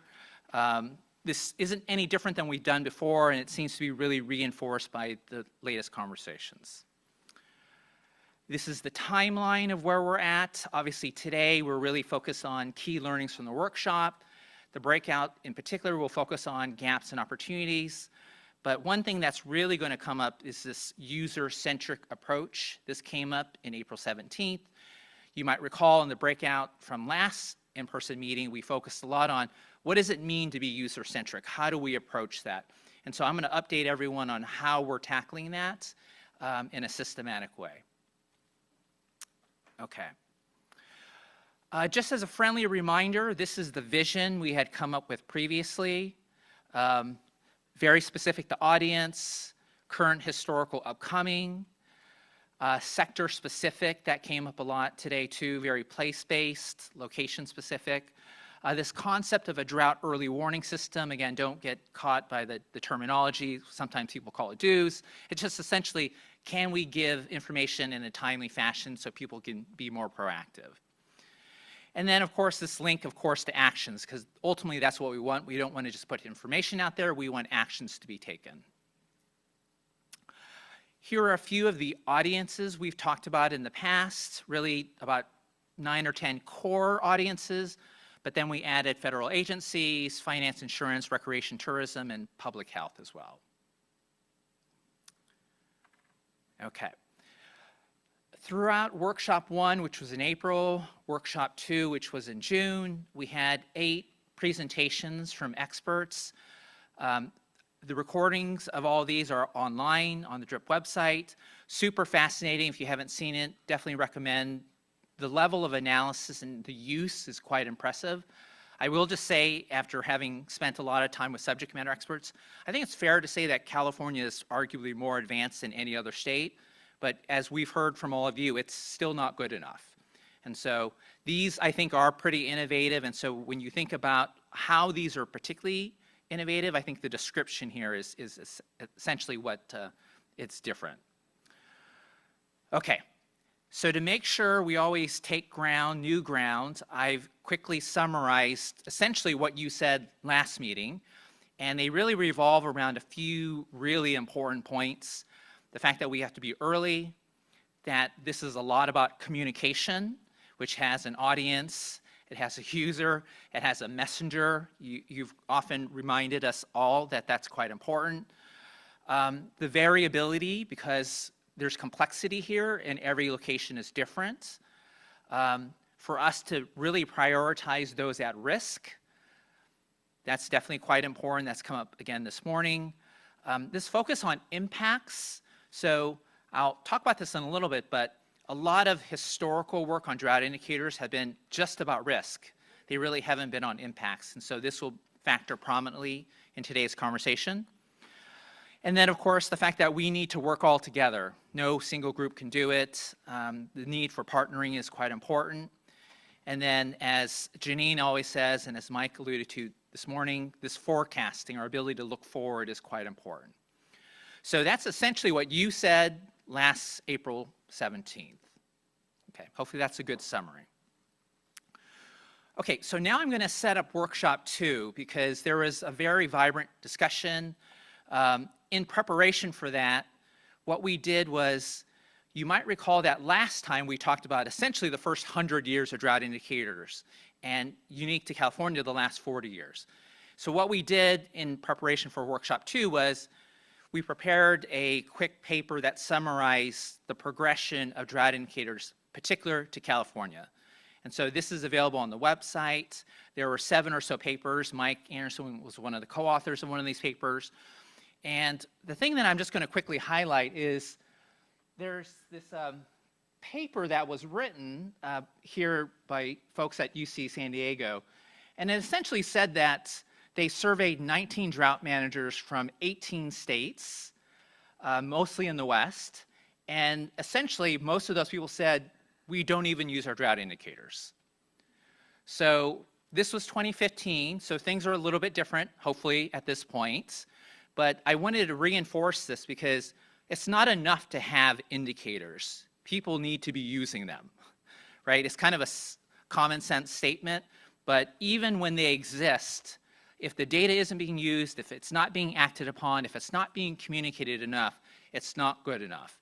And so that was really reinforced and has been a key part of what we're trying to advance. So, like I said, often feels a little wonky, feels a little technical. And so we like to put drought indicators in layman terms. And so, are we in a drought? Am I at risk? What's our level of susceptibility? When will actions be taken? What are the actions? How effective were they? What is the impact? Are we resilient? And so these questions get asked all the time. Maybe people aren't using the words indicators and metrics, but essentially we're all asking the same thing. And the way we've talked about this is to group things under risk, which includes hazard, exposure, and vulnerability, this key concept of adaptive capacity. Then the thresholds, those are the criteria before actions are taken. The list of actual actions that could be taken given those thresholds, and then the impacts, tied to effectiveness and the ultimate resilience that's generated. So we had to introduce this framework. We briefly introduced it on April 17th, but you'll see this ripples through the analysis and the conversations we've had in workshop 2. Okay. To bring this to life, just a few examples. You saw this slide on April 17th. 4 categories: risk, threshold, actions, impacts. Like I said, the vast majority of the history of drought indicators has really been in that first category. Literally for the first 100 years, from 1900 to 2000, it was essentially risk. There were about 100 different indicators that were invented, all with 3 or 4 letter acronym names that were meant to categorize in different forms the lack or absence of precipitation. And so what we're really trying to get to is to connect all 4 categories in a way that gives a narrative. And so to kind of bring this to life, we use this in the workshop too, was to talk about these 4 categories in a cohesive way for a particular user. So for an urban water supplier, and I know there are some in the room who are much more expert at this than I am, but when you think about risk, a typical urban water supplier might be looking at the U.S. Drought Monitor, what's called the D levels, D0 through D4. They might be talking about specific hazards particular to their area. They might be talking about the exposure or the vulnerability that's present for their system. So that's kind of the risk category. And then they're often talking about the thresholds that are triggering action, perhaps even outside of their district. So that might be the allocations or other acts that the urban suppliers are taking. The actions that are usually associated with this are usually conservation, right? This will come up quite prominently as we talk about some of the past droughts. And then how we quantify those impacts. And this could be the reductions in per capita use, the economic impacts, in particular on suppliers, but it also could be societal impacts or community impacts. And so we just wanted to illustrate that this is a narrative-based view of talking about indicators and metrics. So don't think of the 4 categories as individual. They're really related. And almost always the narrative goes across from left to right for individual users and audiences. Okay. So let me pause there because this is the framework setup and I want to make sure everyone is following along. Does this make sense? Okay. Any questions? Oh, yes, please. Just on the slide, we talk about the sample indicators, the 4 categories. Under that one, yeah. Under the actions column, I see the reference to actions by the state agency, but what I'm not seeing is actions for federal investments, and I know that USDA has also provided funding through the Emergency Community Water Assistance Grant Program to help restore water in communities or facilitate consolidations, also drilling of new wells, and including helping communities pay for cover the increased cost of purchasing water during the curtailment orders. And then, so just wanted to flag that as a gap. And then on impacts, similarly, I would say increased O&M costs for communities. Yeah, well thank you. That's super helpful, and I love the keen eye.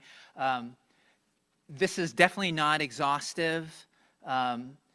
For workshop 2, we actually pulled together a list of about 200 indicators in the 4 categories. So that is available. But I think you're right. I think we actually missed a couple that you just said. So definitely that's worth adding. One thing I'll just add is, in fact, this is a great segue to this slide. The point is not to try, oh, I'm sorry, Tammy. I just have a quick question. Who is the audience? Who is this intended for? Who is the audience for the drought indicators? Mm-hmm. It really is those 10 or so audiences I quickly flashed up above. But as we think about the work that's about to begin, in fact, we'll highlight some of it. This is new, you haven't seen it yet, is the user needs work that we're going to do for very particular audiences. Yeah, so you're just a few slides ahead of us. Yeah, yeah. One thing that came up in the workshop too that I'm just going to reiterate, this is kind of self-evident, is when people talk about gaps, they could mean, oh, well, we're missing metrics or indicators. They just don't exist or they're missing from the list. But when we talk about gaps, it's also gaps in frequency, the reliability, the use, the communication of those. And so even if an indicator exists, even if it's known, if it's not being used, we consider that a gap. And so we just wanted to have this more expansive definition of gaps. So as we're talking about in the breakout sessions later on today, when we're asking you what are the gaps and opportunities, don't think of them just as, hey, there's not an indicator for this. It could be there's a gap in how it's being communicated. So that's an important setup for today's discussion. Okay, so with all that set up, here's a very high-level takeaway from the workshop 2. Sorry for the small font. This is on the DRIP website. It was a really vibrant discussion, 2-hour meeting. 2 breakouts, same topic. We asked them the question, gaps and opportunities. That's the exact same question we're going to ask you today in the breakouts. But you can see what essentially they said. They focused a lot on the risk, in particular groundwater and predictive. That came up a lot. There was less discussion on the thresholds and the actions. There's lots of room for improvement there. The vast majority of the conversation was on impacts, financial, economic, the public health, water quality, secondary impacts, so the relationship of drought to all these other factors, and the impact that might affect on other groups. So kind of look at this list as a starter list for this afternoon's breakouts, just so you're aware of what other people have said. And as we go into breakouts, just, yeah, think about what is value add above and beyond what's on the slide. Okay. So I'm going to quickly introduce the drought indicator metric user needs. I try not to call it needs assessment because there's a safer connotation to that, but we're just calling it the user needs. And so what we're trying to do is, very much to Tammy's point, be very specific on the users. Who are the users? We're going to try and do an analysis for at least 5 to 7 of these to get to better understand what the patterns are. And then we're going to look across those user types to figure out, hey, what are the few things we can do that have the most impact for the most user groups, while acknowledging that every user group is distinct. So that's the general idea. That's how we're structuring the work. And we're going to talk a little bit about the work that the consortium, the California Water Data Consortium, is doing. And I'm just going to apologize up front because we don't have Alvar. I'm going to present Alvar's slides that he presented in Workshop 2, which ties to the user needs. And colleagues from the California Water Data Consortium are on the call, but I'll just introduce their 2 slides too, which flesh out the user needs. Okay. So you all remember Alvar for years has been funded by NOAA-NIDIS to work on the drought dashboard specific to California. What's very particular about it is the granularity. It is subsector, subregion, considering portfolio supply mix. So those 3 distinctions are very unique. The other indicators that exist today don't have those 3.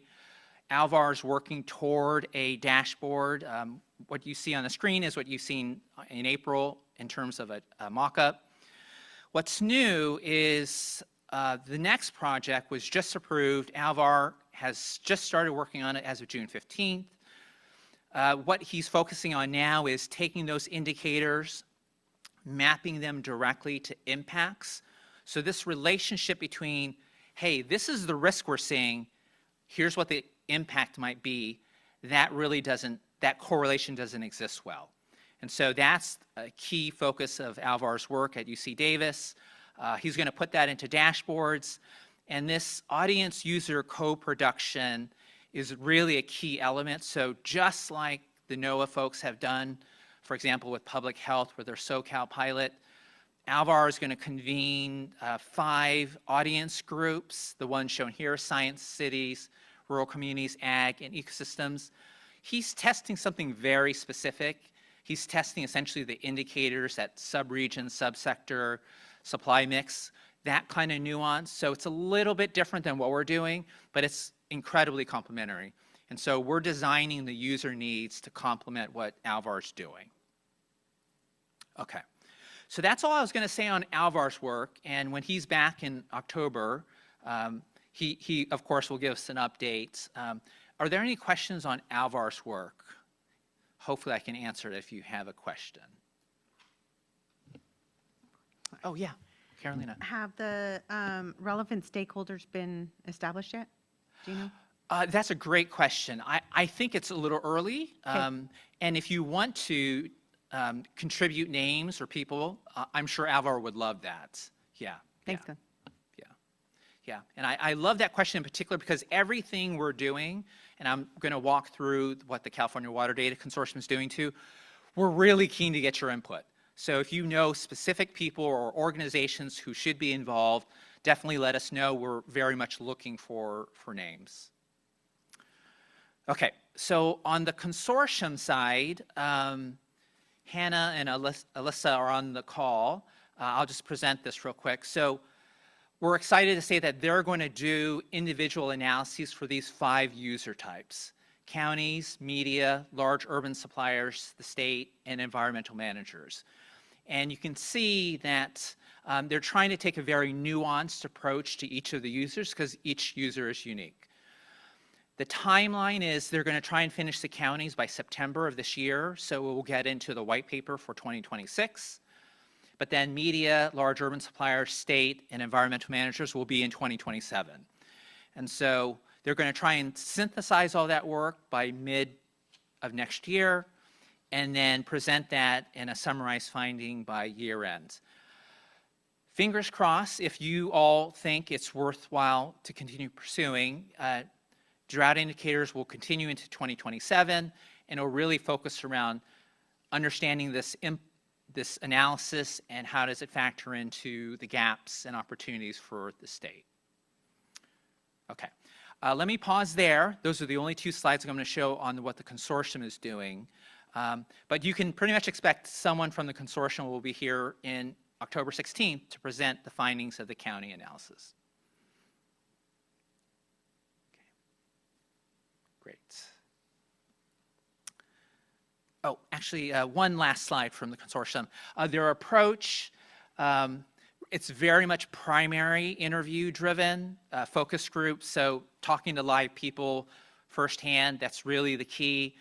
In the deliverables, very much the memos, the summaries, and we very much welcome any input and feedback along the way. Okay, with that said, I'm going to turn it over to Zoe to share on the National Academies. Thank you, Glenn. So I'm going to be talking about the recent National Academies drought paper.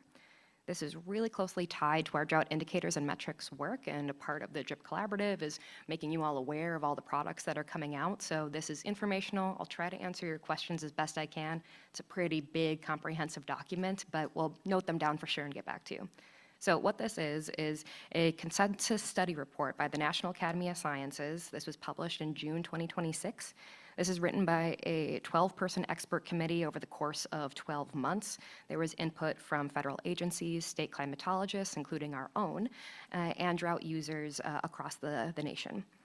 So the central concept that this work is really getting at is the non-stationarity of drought. We heard a lot about this in Mike Anderson's presentation this morning, but drought is defined as a departure from historical baselines. If climate change is changing those baselines, then the predictions that we're trying to make are going to misclassify current conditions. Either over-predicting dryness, under-predicting dryness. That non-stationarity is just making predicting future very difficult. Their fix is a 2-pronged framework, so they are talking a lot about the short-term operational assessments that could be done on a rolling basis, And then they also were talking about long-term planning assessments to work on non-stationary models that draw on a very complete observational record. So long-term goals set out through this project. So although this is a nationwide report, it is not California specific. There's a lot of California in this report. So 2 of the 12 committee members are from California institutions, including Professor Amir Aga Kuchak from UC Irvine, who presented in our workshop too. In addition is Karen McKinnon from UCLA. There's also 3 outside reviewers that have UC affiliations, and Jay Lund from UC Davis, emeritus, led the oversight of the entire review process. Also, Mike Anderson presented to this group, briefed the committee directly, and there were other presentations from California DWR. So there is a very strong connection to California within this work. The opinions, the experiences are in there, as well as a lot of the references refer to California as well. Pretty interesting if you're into drought data. So moving into the second slide, showing here a table that maps the 5 different drought types that they discuss. It talks about their indicators, indices, and impacts. Here, they talk about indicators a little bit different from how we've been talking about them. As Glenn was presenting, we put those into 4 buckets: risk, which has hazard, exposure, vulnerability. Then we have thresholds, action, and impacts. Those are all indicators that we're talking about. That isn't a bad thing that they call it out a little bit differently, because one of the core messages that they brought up is that the relationships between the drought indicators, so what's measuring the raw physical measurement of the ecosystem of that flag, there needs to be a strong relationship between that indicator and the impact it's having. This is important to effectively predict, forewarn, and assess drought impacts in a systematic way. Closing it out here on the 3rd slide, one of their conclusions was discussing why we don't already have a working system. So current drought impact reporting systems do not capture consistent and comprehensive drought impact information across time, geography, and different drought types. What's shown on the figure here is the different reasons why there could be different reasons why the existing reporting systems are not capturing the information we need them to. These issues can range from time scale, spatial scale, the reporters and collectors submitting that data, as well as the facilitators that house and distribute that data out. There are lots of issues to go into each of those bigger topics to make progress towards resolving drought indicator issues, but the point is that it aligns really well with some of the information we've been talking about. In the in the user needs assessment, we have a template that outlines what sort of time scale do your indicators need to be on, what sort of spatial scale does this need to be on, who is the one that is collecting this information and reporting it out. So really, this paper has been a really good validation of the process that we've already set out for drought indicators and metrics. The way we're thinking about this is very consistent with what the National Academies put out. I think I'll leave it there. Do you have any questions? There is an executive summary that is only 4 or 5 pages long, so I encourage you to check that out. Thank you. I'll hand it back to Glenn. Okay, thanks, Zoe. And let's turn to Amanda and Andy, who will join us virtually. If we can just put them up on screen. Welcome both. And like I said, we're excited to have Amanda and Andy back. They presented to us last July. They've been working on drought early warning systems, NOAA-NIDIS, for 20 years, since the 2006 Act, and they're going to give us an update. Great. Thanks, Glenn. First, I want to note that I'm so glad you guys have found the National Academies report, and I encourage you guys to take a look. Some of those efforts grew out of workshops that we hosted and many partners collaborated in, and so we collaborated on that National Academy study. So hopefully you take a look at it, at least the executive summary, because it is a book. Glenn asked us to give you an update on the drought early warning pilot and maybe a little bit on what we're doing on drought indicators. And so I'll mention, as we've presented to you before, we have been piloting a sector-specific drought early warning outlook in Southern California for the last 2 water years. We've covered ag, water utilities, and the public health sector. We've learned a lot over the last few years. And after talking with partners and getting some encouragement, there was encouragement to expand to all of California and Nevada.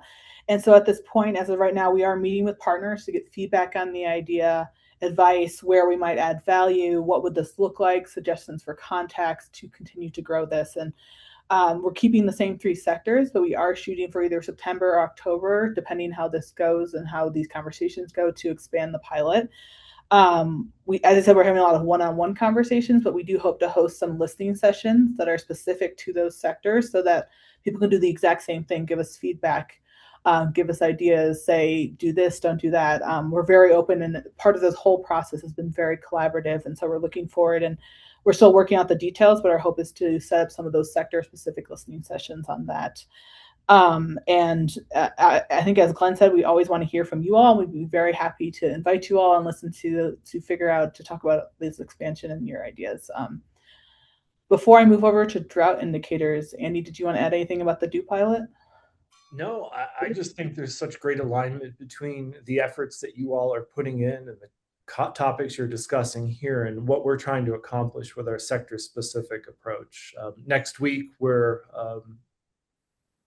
engaging in our July activities and would love for you to join. So please reach out to Amanda or myself if you'd like to do that. And we're looking forward to the expansion throughout the state. It's something that our partners have been asking for, and we're happy to oblige. So thank you very much, and hope to see you soon. Then on drought indicators, it's always been a little bit interesting, as Glenn and Julie were bringing up, you guys are talking about is working on this, and it's definitely great minds think alike in some ways. So at NIDIS, I can put in the chat, we hosted a webinar to share some of the results, but we funded NASA to basically dig into drought with machine learning and different drought indicators, which ones are representing drought, which ones are the leading factors for some of these drought, how you identify drought and things like that. And so we've recently completed that work and posted it on drought.gov, which is our website. And for California, for example, we had a webinar in California, Nevada, one of my normal drought outlook webinars. We did showcase the results and what they meant and what findings that they have for the Western US and California. And I can share that in there. But now at this point, us as a program, we are thinking about where can we go forward with drought indicators as well. And as I said, great minds think alike, and that is basically digging into the regions themselves and having further discussions and coming out with a white paper. So a couple different regions, not including the California and Nevada region right now, which is what I cover, is basically working towards a white paper to dig in further into drought indicators to build on the research we funded so far. So they do want a document that does guidance on drought indicator relevance by season, type of drought, sector. I think we very much agree on that sectors is important. And then it's going to have recommendations and lessons learned and sector-based impact data. They think the paper could be used for integration to planning and routine drought monitoring processes, serve as a communication tool across state agencies, as a resource for U.S. Drought Monitor authors, as well as a resource for product development, and we would use this within NIDIS ourselves. As I said, some regions are doing this currently. You guys have been working along the way already on this topic with multiple workshops, and Glenn and Julie have been talking to us about all these sort of things. And so while I'm not currently planning to do any of this, I hope to figure out how to connect with what you guys are working on and the synergies that could be there with efforts that we're doing at the national level in some regions, and hope to spread to other regions beyond that. I think that's all I have, Glenn. Go ahead. Any questions? Yeah, questions.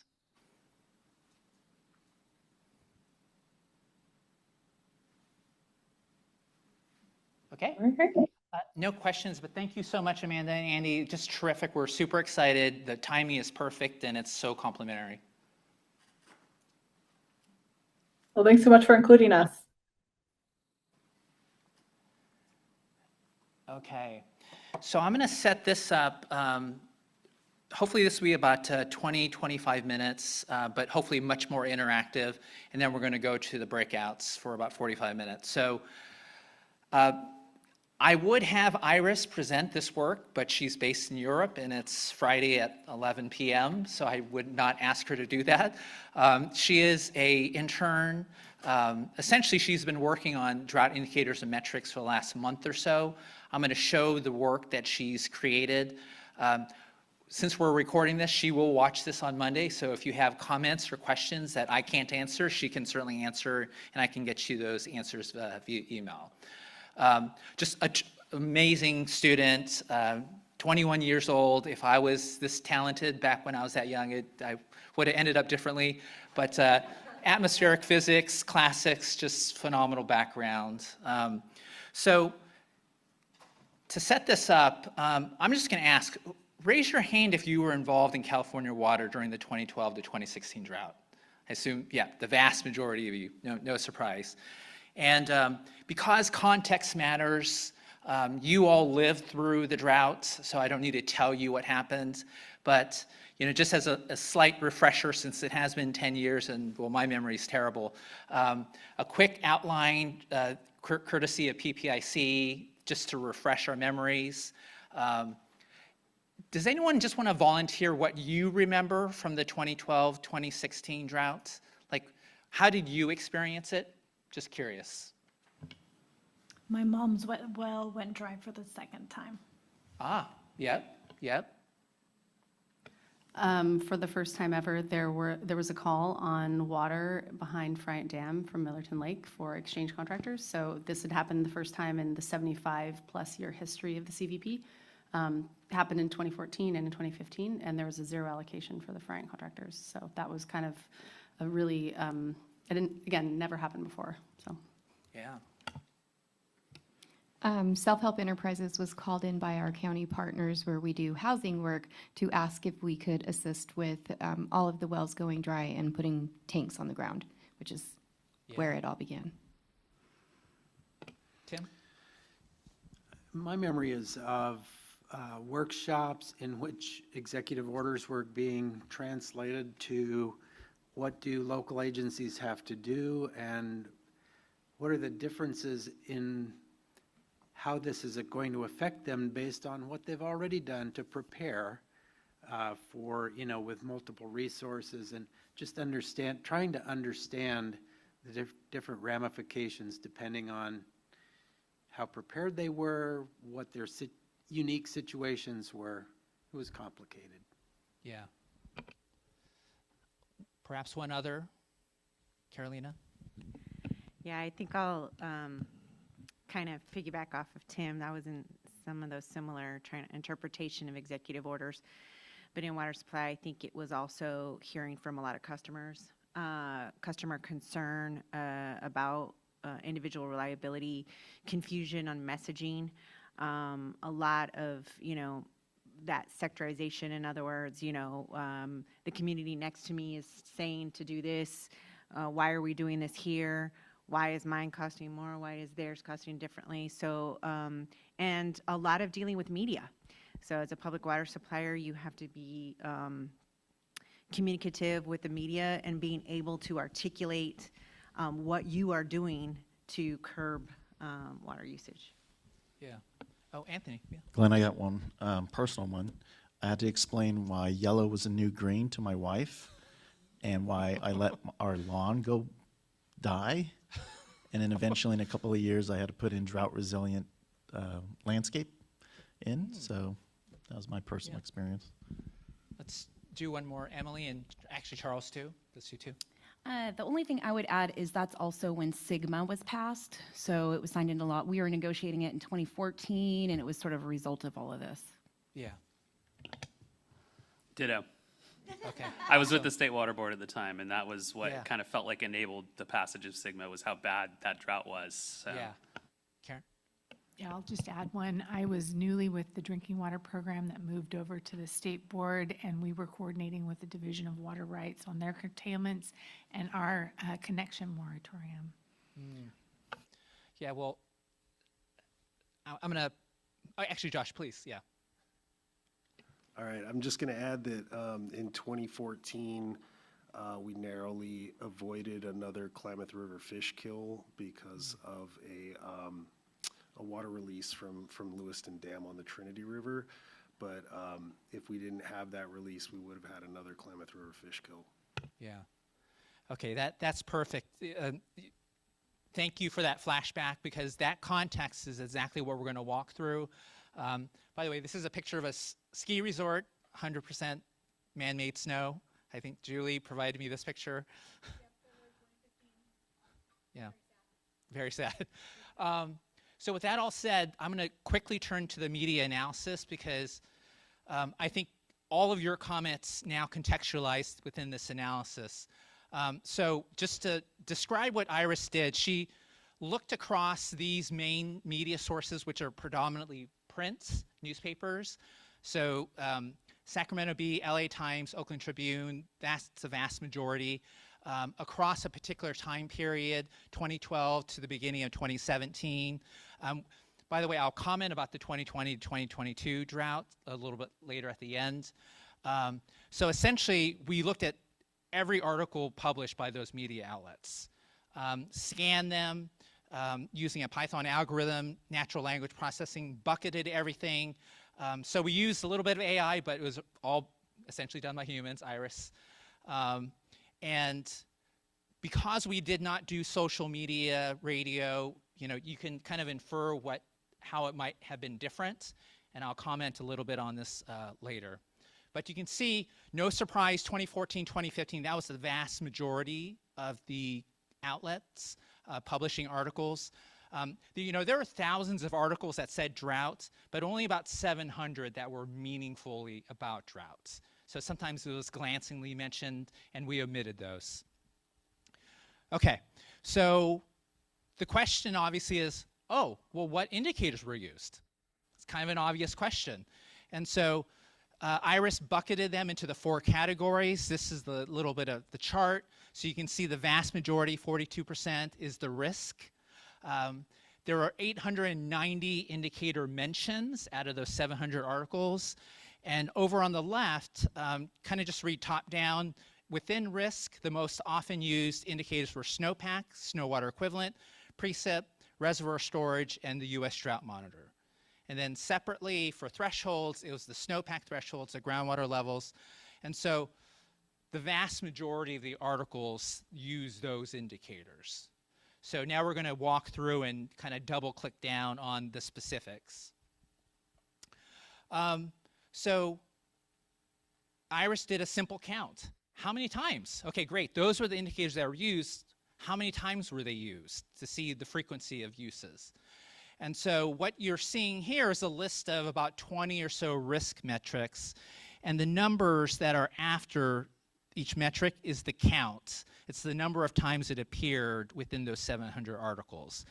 And so essentially what you see here is there are some, not surprisingly, like the U.S. Drought Monitor, snow water equivalent, groundwater aquifer level declines, 20 plus mentions. So this is the standard indicators used by the media in that 2012 to 2016 drought. Then if you look at the thresholds, so this is category 2, these were the thresholds that were mentioned. And you can see there's fewer mentions, but they, some of the not surprising ones, flow thresholds, some of the thresholds for the allocations. Some of these, like making conservation a California way of life, that kind of came more 2018-ish, so that's why it's 0, but there was earlier talk in 2016, that's why we checked it. But yeah, so some of these you can see why they're 0, but again, the counts are pretty interesting. On the actions, different ones are listed here: the governance, the executive order and drought proclamations, the drought regulations. That's essentially what a lot of us live through. The curtailment description, the water use cuts, drought surcharges, water overuse fines. So again, real good example of the kind of things that we all live through during the droughts. And then last, I'm just going to quickly say on the impacts, the numbers here are a lot lower. So if you actually look at the counts here, they're significantly lower than the other ones we just saw. And as Mike Anderson likes to say to me, impact metrics lag, right? So a lot of times the impacts aren't quantified until after. And so when we looked at the 2012-2016 drought, like CNRA, DWR put out their drought retrospective in 2021, 4 or 5 years later. The same thing with the Legislative Analyst Office. They put it out in 2021. So sometimes we can't know the impacts in real time, but of course we should always ask, well, which of those few could we know? Because we do want to link the indicators on risk to those of impact. Okay, I'm going to pause here real quick. Any quick reactions to those simple counts? Does that surprise anyone? Paul. I'm a little surprised because for media, like going out, showing an impact either to individuals or the environment, you know, gets clicks and sells papers, but it's kind of interesting that kind of really lagged, rather than things that are just more scientific or data-driven. I think that's kind of interesting. Yeah, and I think the way to reconcile that is whether they used indicators or not, or whether they just told a story about someone who, and in those cases, not as many indicators were used. Yeah.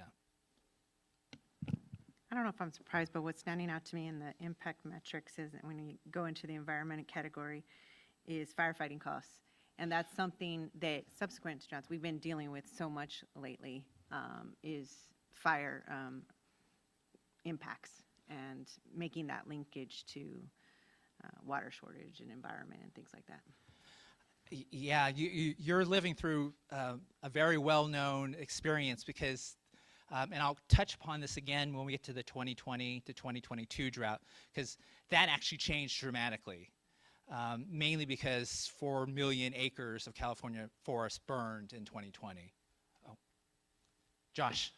Hi, so a couple of things that stick out to me that are interesting is there's 0 harmful algal bloom reported on in the media in this time frame, but it's been a hot topic in the area that I live since the 90s at least.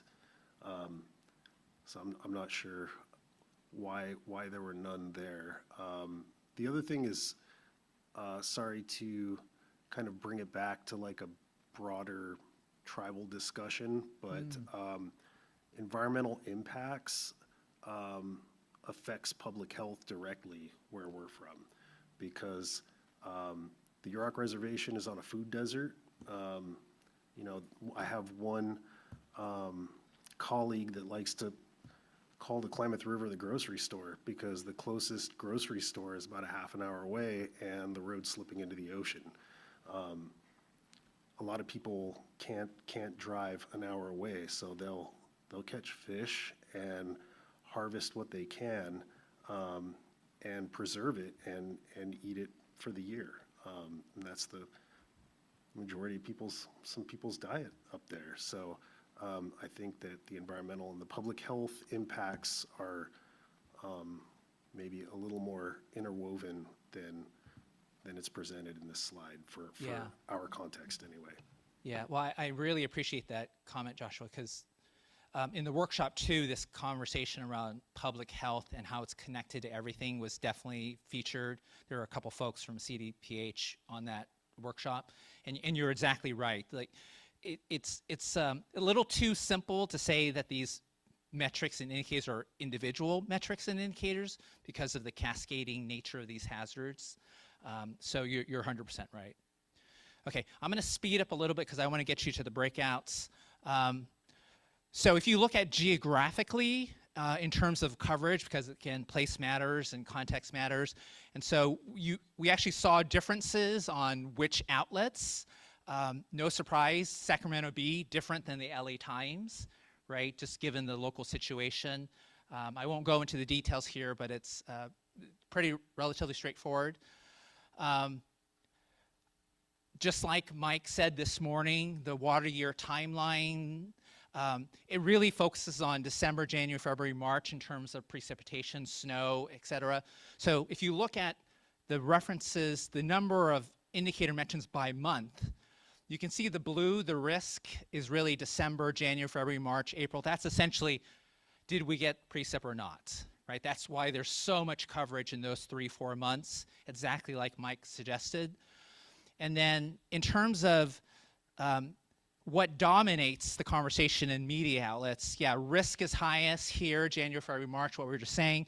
And then in April, May, June, it then shifts to the actions, because at that point we know we're in trouble. And so the media starts talking about what actions are people taking. And so there's a little bit more in terms of the thresholds as well. It kind of rises up in the summer months once we know what the situation is for the water year. But again, this probably doesn't surprise anyone. It makes a lot of sense from a seasonality standpoint. Okay, so now if you look across the 4 or 5 years, what do you see? And so again, the blue is the risk.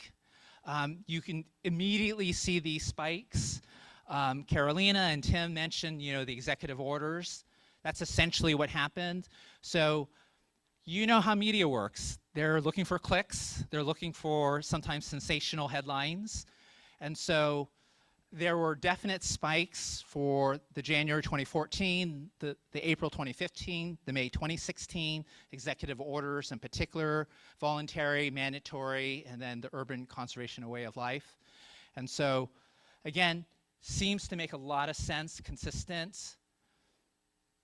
The thing to note is if you, again, flash back to, so what you see now is 2000 to 2027. This red box is the drought in question. If you're not familiar with this graph, this is from the U.S. Drought Monitor. Really, D4, dark red is bad, most severe droughts, right? That kind of peaked around the 2014, 2015, 2016. And so what we ended up doing was taking that rectangular bar and then overlaying it against the previous chart. And so what you end up seeing is even in places where the D4 was most significant, so literally 50 to 60% of the state of the California was in the most severe drought, sometimes the media coverage was low. It's, again, just the fact of it wasn't newsworthy enough. Like if there was an executive order, it was particularly newsworthy, but if it wasn't, often there was very little coverage. And so this kind of reminded me of the very first year of DRIP, where we would all talk about we need to be not sporadic, but dedicated. We need to have continual. We need attention every year, whether it's a drought or not a drought. And this just reflects that it's really spotty. When it's newsworthy, it makes the news. When it's not, no one is saying anything. So this is a double click down on that prior chart, but now not just the 4 DRIP categories, but at a much more granular level. And so a little bit hard to see the colors here, but as an example, obviously the policy governance, kind of that pinkish color, really spikes at the 3 points. The conservation restrictions is always a key part of the dialogue, the blue underneath. What I will point out, very much to Josh's point and whatnot, the ecosystem wildlife, very, very low, very little discussion.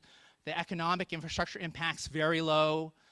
The wildfire risk impacts, very low up until the later part. So just systematically, we see a lot of conversation about, hey, the governor announced something, it got a lot of media attention, then people did conservation, that was talked about, but a lot of the impacts were never talked about. Okay, so let me pause there real quick for any reactions. Does this seemingly jive with you having lived and participated in the drought? Is this helpful to see? Yeah. Oh, yeah, Emily. I think the one thing I would add is I've been just sort of reflecting more of what else was going on during this era, and I'll just highlight sort of the disconnect between media presence and kind of what was happening in Sacramento, because I remember specifically we had Sigma going on, and then sort of toward the tail end of that drought, we really started to negotiate SAFER. It was just a small group of us that started talking about this concept to try to come up with, we called it a bucket of cash for drinking water efforts. And it was because of the pressure built through this drought. And then, and you just mentioned like the lack of coverage over impacts, well, we understood drinking water to have challenges. And so we worked with Community Water Center and some other, they actually approached us to try to come up with a solution for safer. But it was like toward the end of that. And it just strikes me in terms of like, we had these major pieces of legislation either passing or in the works, and none of it was reflected with what's come out of the media, right? Yeah. I love that comment because it begs the question of what actions are we taking that get publicized or not? And I'm going to make an obvious statement. During whenever is the next drought, like some people in this room will be asked about their opinions of what's happening. And so we should be really thoughtful of what do we say the next time. Okay. Just so you know, oh, sorry, yes. Thanks. Alex. Sorry. No, I was actually going to say something really similar to Emily, but in a slightly different way, which is that, and I know you said you'd touch on 2021 to 2022, but I noticed during that period, during the later drought, in 21 and 22, how different the media coverage was. And I think it was primarily because of COVID and the pandemic and the fact that, like, in terms of conservation and things like that, there wasn't the same push for a lot of that we saw in the earlier drought. And I remember talking to someone about it and thinking, like, when people are asked to do a lot already for something else, it's like their brain was not thinking drought at all because it was so occupied by other things. And so I think I'm curious to see, like, what reflections you have or comments you have on that drought as well, because I think what is happening outside of the drought itself really affects what the coverage of it is and how we're seeing it, the narrative in the media. And just one thing I wanted to say on the prior conversation about the words and the concepts that were the metrics, thresholds, actions, and how often those came up in the media stories. Some of the ones that were on the list that had 0, they weren't really concepts that were kind of in the public sphere at that point, or things that hadn't even sort of risen to the top yet, like subsidence. 2014, like we kind of knew something was happening, right, in a few of these canals, but like we had no idea how bad it was. So there's just, we evolved a lot, I think, from, we're looking at it through a lens of like, what are the things that matter to us now? And then kind of looking at, 10 years ago, how often are they coming up in the coverage of drought? And I think we're just coming at it from a different standpoint because some of those things just didn't exist in the same way as they do now. Yeah, I 100% agree. There's a personal historical context to so much of this. Yeah. And I love the richness of your comment. Like, we didn't even get as far as you said for the 2020 because, just so you know, this is one particular science paper that was fascinating. It linked the media coverage to actual conservation. And so this was super interesting. Similar methodology. They scraped the internet for all the media. And yeah, a number of people have said how important this was for urban conservation. Okay, I'm going to skip over this, but just so you know, this is a template we're using for all of the users. And so we're trying to populate this consistently across the users so that we can compare and contrast media to counties to urban water suppliers. So perfect segue with Alex's comment. So we have not done the 2020 to 2022. If it's of value, we could consider it. I'm not sure we're going to find, well, there are some notable differences, but is it worth the time? That's a good question. The one thing I'm going to just highlight here is, some very distinct differences. The articles are shorter, no surprise, right? We're 140 characters, 20 to 35 seconds for TikTok dances. Our media attention is quite low, so it reads differently now. The hotter piece is really important now, right? Our water supply strategy, hotter, drier, like the framing, we've been really good about changing the framing. So that's a lot different now, and very much to Carolina's earlier comment about fire, right? We all know what happened because of the 2012 to 2016. 129 million trees died because of the bark beetle and dry conditions and the hotter temperatures. So all the coverage in 2021, 22 often mentioned its connection to fire. No surprise. But again, a lot of things are just not very visible.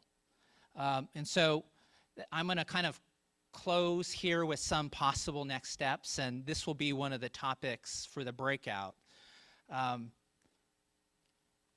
Our ability as a DRIP collaborative and as individuals representing many different organizations, we can influence what the media coverage is, because when they call us, we can say certain things. But I think, understanding the context, explaining it, the problem is everyone wants bite-sized comments, sound bites. As Mike was saying to me this morning, they kind of want sensational headlines because it drives better clicks. So that's part of the challenge, obviously. But with that all said, let me pause here. Just any quick reactions as we wrap up the media analysis. Oh, please, Charles. No, I can see why you're avoiding looking over here, because I have a lot of holes here that I think, and one of my questions was whether this is going to inform future analyses, because if it is, I think, number one, I echo the comments made about how we have these indicators from this study that are really modern indicators. So it seems kind of, I wouldn't want to even include those, because it gives the impression that media outlets somehow don't care about groundwater sustainability plans when those didn't exist. There's a number of other things scattered throughout there. I noticed there was a cannabis cultivation, and that wasn't really anything resembling what it is now. And I think really the context around the media has been hinted at, but media in the last 10 years is not at all the same. Most of what you have up there are mainstream, singular, monolith outlets that are no longer really even relevant in a lot of these conversations. Those of us that follow water news, if you want something going on, what's happening in the valley, there's a number of specific outlets that really drive the conversation around there. And then there's a couple other just sort of odd choices, like Maven's Notebook is listed as a primary source. That's primarily an aggregator. There is some original reporting. Yeah. So I think that, before we have this conversation about what the utility is from this study, I think we really need to have a conversation about whether it ought to be replicated and without kind of, and I will belabor the point a little bit, because this is now feeding into media strategy in the current day.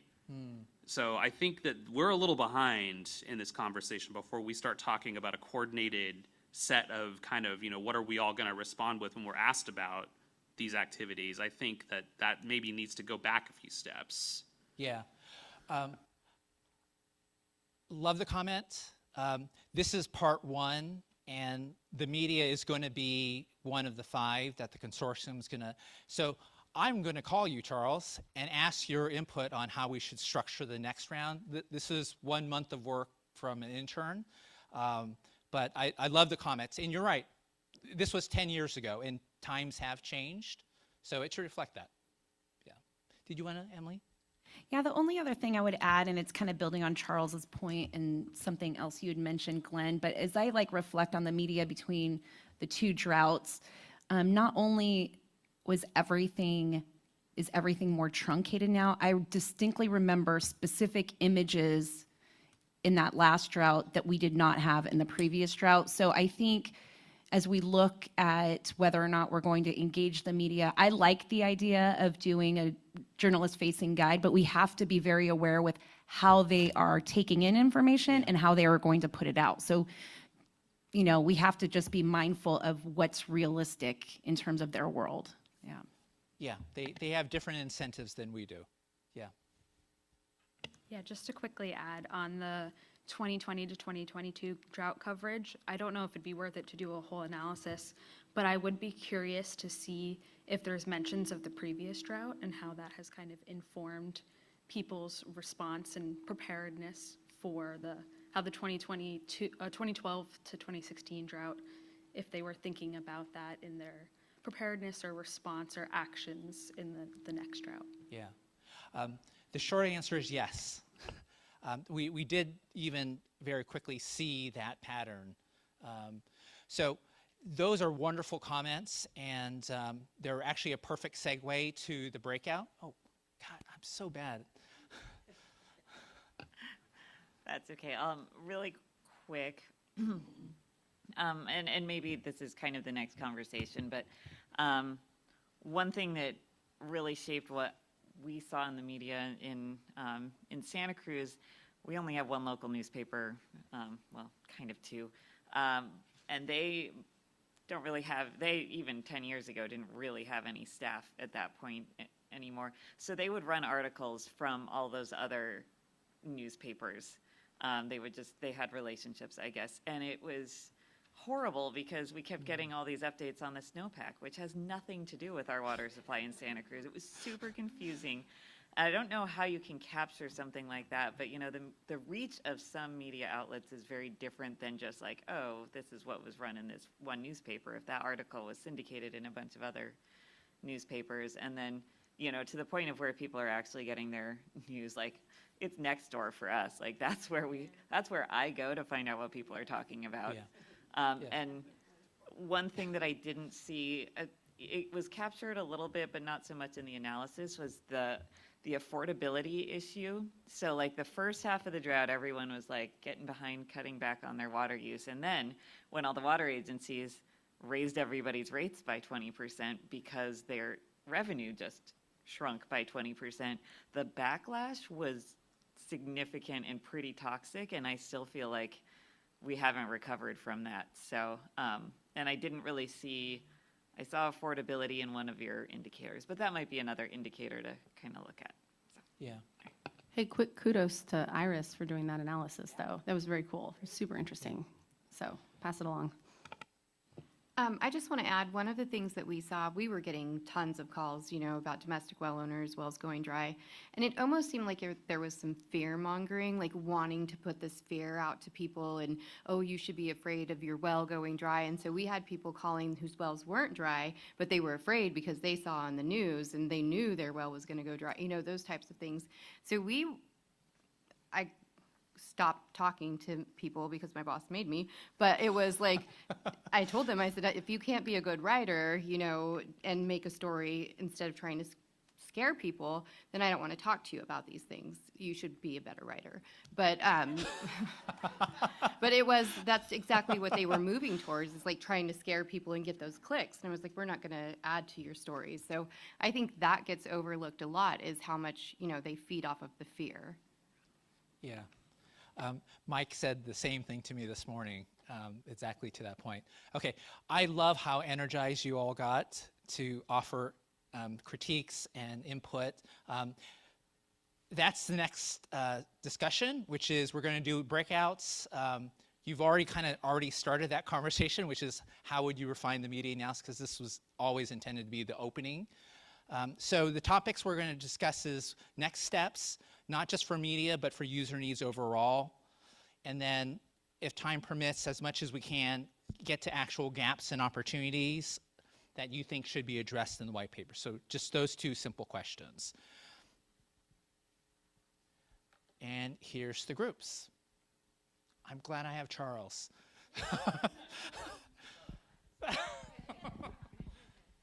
So group 1 there, 2 and 3. While we break, I just want to say, where was Iris in all this modern stuff when I was working on my dissertation?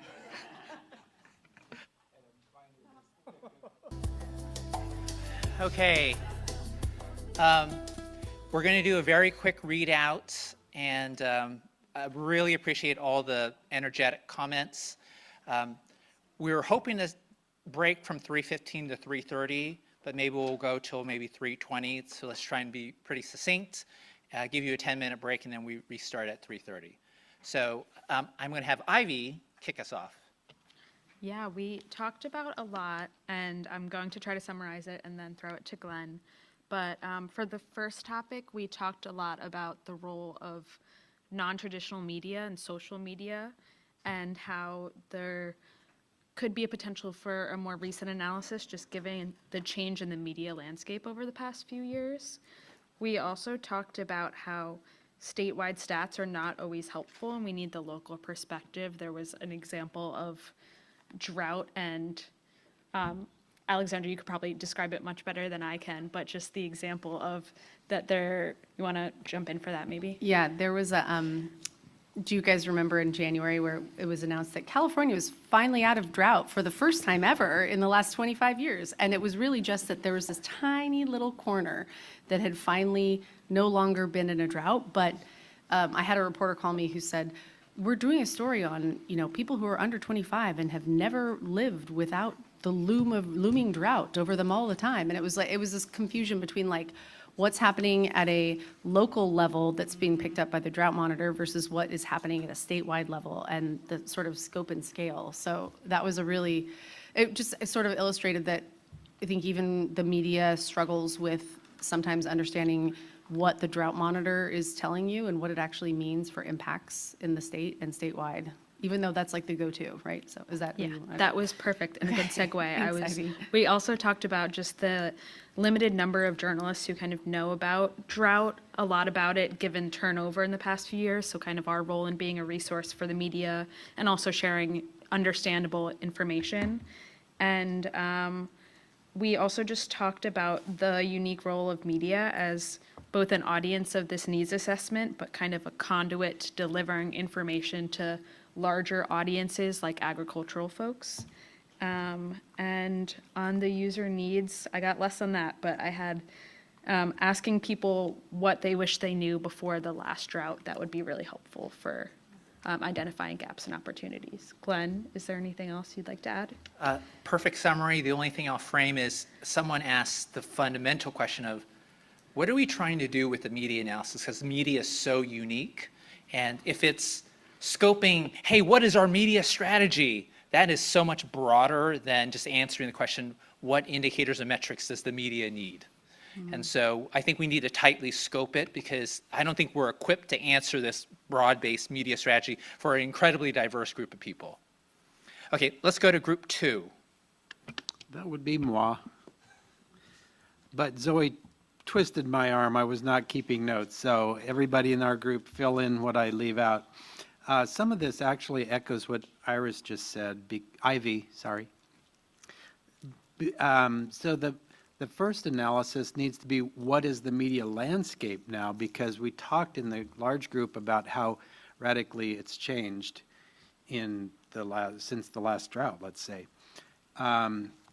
So where do people get their information? That is a really key consideration. Also, the point was made that the messenger matters. The trust factor has to be considered. That's super important. Secondly, also echoing what Ivy said, we talked about some of the impacts are hyper-local. So, it's region by region. It's not across the board, just like one little corner of the state was maybe the last place to be out of drought. But within the time of a drought, that is super important too. So that needs to be, maybe that's something that consortium can consider. Thirdly, we talked about what were the sort of the acute impacts and what data would help understand or explain or predict that. We didn't have any, I don't think we came up with any answers to that, but it's really a key question.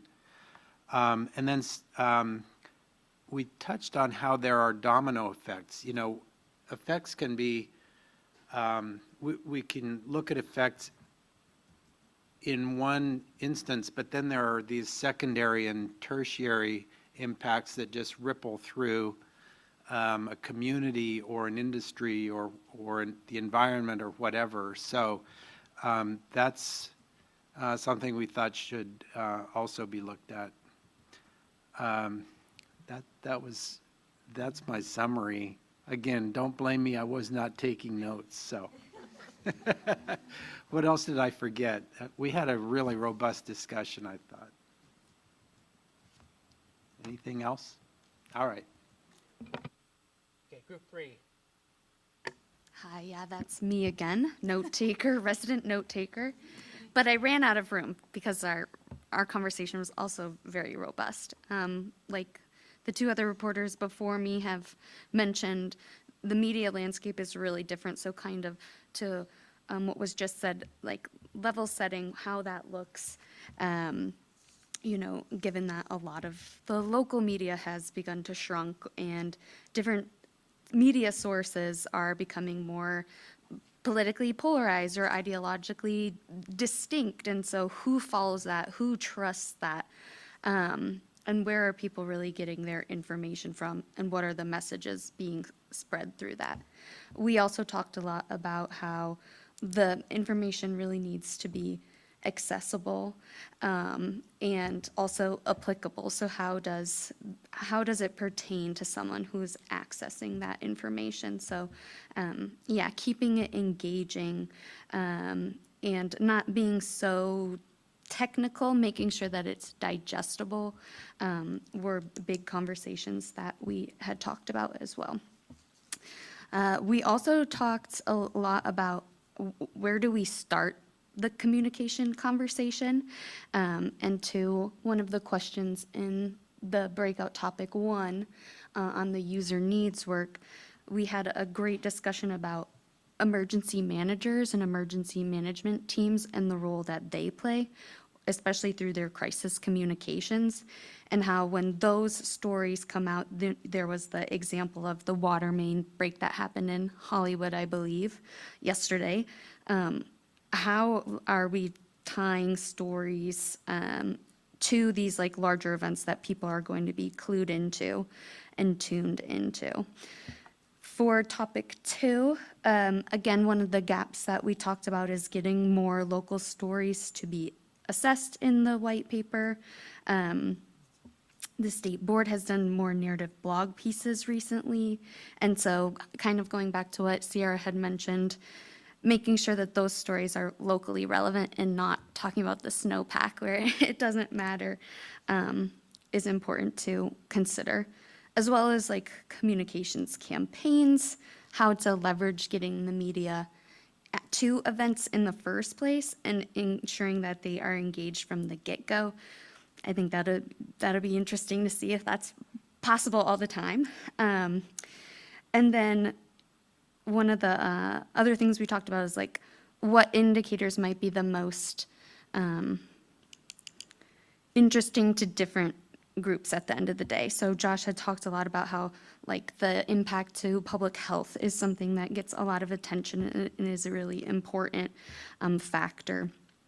And how to kind of like tie that in with other co-indicators that might tangentially relate to other water quality or water issues that still have a connection with drought in the larger picture. And anyone can hop in if I missed anything. I think one thing that we talked about also was dissemination of the information to communities differs based on the community and the size. Okay. Excellent. Thank you all for the report outs, as well as just amazing discussions it sounds like you had at each table. Our next steps is to really kind of synthesize a lot of the work that's already been done. Obviously, we got a lot of really great input from today. We'll incorporate that. Just like on the roles and responsibilities, we're looking to draft a white paper. So reach out to me if you'd like to volunteer to review certain sections of that white paper. We definitely want to get your input. The next meeting is workshop 3 on September 3rd from 1 to 3. Okay. Any other closing comments? Otherwise, I'm going to let you go for a break. Oh, yeah. Just for clarity, I know that there was September 3 and then that there was an August date. Those are 2 separate workshops, just to make sure. Okay, thank you.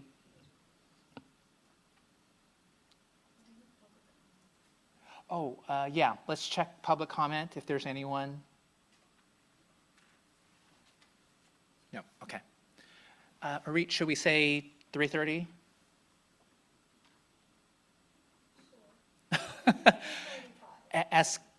Yeah, let's say 3:35. Thank you. All right, everyone. So we're going to continue on. And just before we turn it over to Anthony to introduce this topic, and hear from our presenters. There was one public comment for the indicators discussion. So I'm just going to let Zoe, I'm going to let Zoe. Sorry. No, that's okay. I'll go ahead. So first is from William Barnett. One gap and opportunity. Wait, which one are you reading first? This one? I'd like to offer that the framework to address drought indicators should consider soil health. Restoring soil health across the state would have multiple and significant impacts in water availability, water quality, public health, and ambient temperatures. Soil health metrics would be early indicators to forecast drought risk, while also strongly pairing with it in the audiences or users impacted. One gap and opportunity that exists and has significant indicators on drought risk and impacts is soil health. We have opportunities to use nature-based solutions and to address soil health, draw less water, safeguard current water supplies, and to impact public health, dust erosion, mitigation, and ambient temperatures as examples. The Earth operates on a cycle that prioritizes soil health. The audiences or users can associate drought risk and impacts better to soil health impacts while also building drought resilience. Thank you. All right, thanks Zoe for reading that out. And thanks to the public for the comment. All right, welcome back folks. I'll introduce the Prop 4 funding presentation here. So Prop 4, formerly known as the Safe Drinking Water, Wildfire Prevention, Drought Preparedness, and Clean Air Bond Act of 2024. That's easy to say.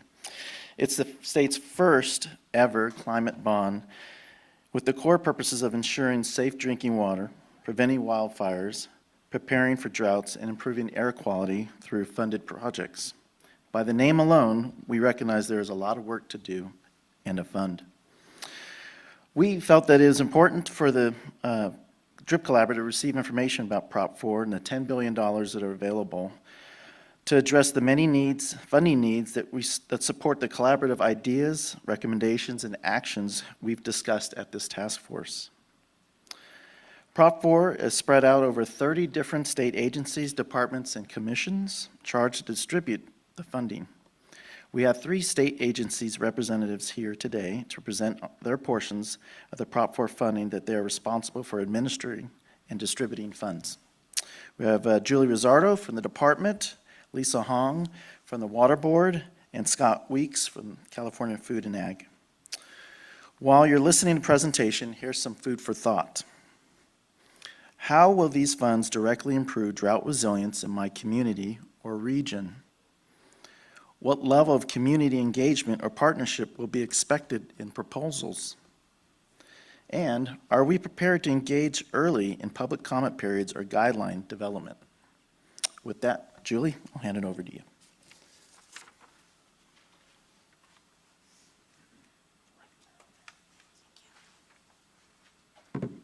Well, good afternoon on a Friday, everybody. Thank you for sticking with it. This topic's actually really important, and I'm really glad to be here today to talk about Proposition 4 funding. So my branch at the financial assistance branch at DWR administers just 2 of the programs within Proposition 4. So the first few slides I want to talk more broadly than just my branch. I want to talk about Proposition 4 and some of the overall requirements for it. And so you can see how the funding at Department of Water Resources fits into the overall package. So as many of you know, Prop 4 authorizes $10 billion in state general obligation bonds for climate risks and impacts. So we've heard drinking water, we're looking at wildfire, flood, restoring natural places, supporting healthy working lands, and expanding access to outdoor spaces. So it's pretty broad. But within that 10 billion, there's approximately 2 billion that's going to be administered by Department of Water Resources. So that's going to be much more water focused. But I just want to give you that view that this is broader than just water. And when you look at these climate impacts, you see, even though somebody may submit a project to us for funding for primarily a water project, there are going to be multi-benefits. So keep that in mind. As far as eligibility for Proposition 4, it's very similar to some of the previous bonds that were administered by the state of California. You will see in Proposition 4 that tribes are directly eligible as a direct entity to fund. So I just did want to point that out. That wasn't necessarily true with some of the earlier bonds I've been involved with in decades past. So you have your public agencies, local agencies, nonprofits, special districts, so not just water districts, but all kinds of districts, joint powers authorities, tribes, public utilities, and mutual water companies. For Proposition 4 overall, at least 40% of the total funds are for vulnerable populations or disadvantaged communities. And the next slide, I'm going to get into this new definition of vulnerable populations, because that is new to Prop 4. Also, Prop 4 says at least 10% of the total funds will be allocated to severely disadvantaged communities. And here's a link if you really want to read more, the absolute full text of Prop 4. So with this, I want to bring this around to give you an idea of how this fits in. How does this align with the DRIP Collaborative? So really with Prop 4, like I said, we are not just funding the disadvantaged communities under the definitions as before. There's some expansion of that. A really important expansion here is that for disadvantaged communities, it's not just less than 80% of the median household income. It could be that, or it could be less than 80% of the area average. This is really much more expanded in terms of eligibility than other, if you were involved in Props 13, 40, 50, 84. Also, as I said, 40% of the funds for supporting severely disadvantaged communities, and a new definition for vulnerable populations. So that's a subgroup within a region or a community that faces a higher climate risk and has fewer resources to be able to cope, adapt, or recover from climate risks. So there are two programs. Now I'm going to get into the two programs that my branch administers. And so the first one is the Watershed Resilience. And just to give you an idea how this aligns with the DRIP Collaborative, the Watershed Resilience Program has $152 million available for integrated planning and multi-benefit solutions. So we're really, that's a pretty broad statement there. We are building on those investments that we made in the IRWM program, but it's not just doing IRWM all over again. It's really building, and it's looking at regional watershed networks as a way to collaborate and coordinate to really get that multi-benefit, the resilience for the watershed, the habitat improvement, the watershed security, and also the climate preparedness. And then the second program that my branch is administering is the Sustainable Groundwater Program. This provides $320 million for ecosystem and nature-based solutions, such as groundwater recharge. And then I want to talk very briefly about a specific some directed actions that we'll be doing for the small groundwater sustainability agencies. Written right into Prop 4, there are some actions, and one of them is to provide $3.5 million for small groundwater sustainability agencies. That is the definition of small in Prop 4 is those that pump less than 10,000 acre-feet per year. And this is to help those smaller agencies pool their resources and coordinate regional interests so that by the time the main funding is available, they can be competitive. Also, this will be administered first, right? So when you see the groundwater money going out, you will first see some actions being done for the small GSA funding, followed by the bulk of the program. And this is what everybody wants to know, right? Like, when is it coming? Okay, so In orange here, the first box, we had a public scoping workshop on April 30th. This was before we really had any, we didn't have guidelines for comment. We just wanted to get some very, brief information out and really do a lot of listening. That recording is available online. So that hyperlink there works. It takes you right to our recording. I think that's really important to know that we had about 800 people sign up for that, just a scoping workshop where we covered the watershed resilience and the sustainable groundwater. So that was a great turnout. This next box here, right now, the summer is super busy with writing up draft guidelines. So be looking in the fall to see these draft guidelines go out for public comment, and then also be looking for a bunch of workshop dates to be coming out. Fall, I know we just say fall, but really be looking from starting in the very beginning of September. I think we've got some draft workshop dates we're looking at in early September, and then depending on which program, be looking for throughout September and October for a bunch of different workshops to go out, and look at those draft guidelines to be out for public comment in the fall.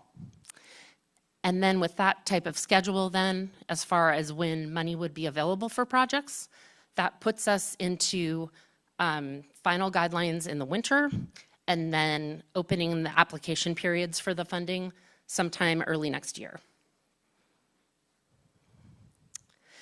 And as always, stay in touch with us. If you really want to figure out when these workshops are going to be, well, probably in the next 2 weeks, we'll be sending out a ton of information. We'll be setting actual dates for the workshops. We'll be releasing some of the very first guidelines to go out. And so make sure you subscribe to our listserv and stay connected on our program pages. And one change we made about 6 months ago was we made one email address for all of our funding programs at Financial Assistance Branch, because we have not just Prop 4, but we have existing grants that are currently underway. People may have questions about their existing grant, and they might also have questions about Prop 4. And we didn't want confusion over which program should I email. We just want to have one, so it's financialassistance@water.ca.gov. And in the background, don't worry if you email an old IRWM or an old email that used to be for a certain program. In the background, we've done the magic of routing it to this one email. So don't worry if you use an old email, that's okay. We'll get it routed properly. We really want to make it easy moving forward to figure out what's going on with the different grant programs and not have people have to remember the long email address for which program. Sometimes you may not know which program that you're even looking for.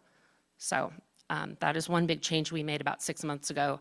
I think we're getting a lot more email traffic since we made that change. So that's great. So I'm going to hand it over to Lisa Hong with the State Water Board. She's my counterpart over there, and I know they've been working really hard on Prop 4. They're starting to really get some of their projects out the door. So Lisa.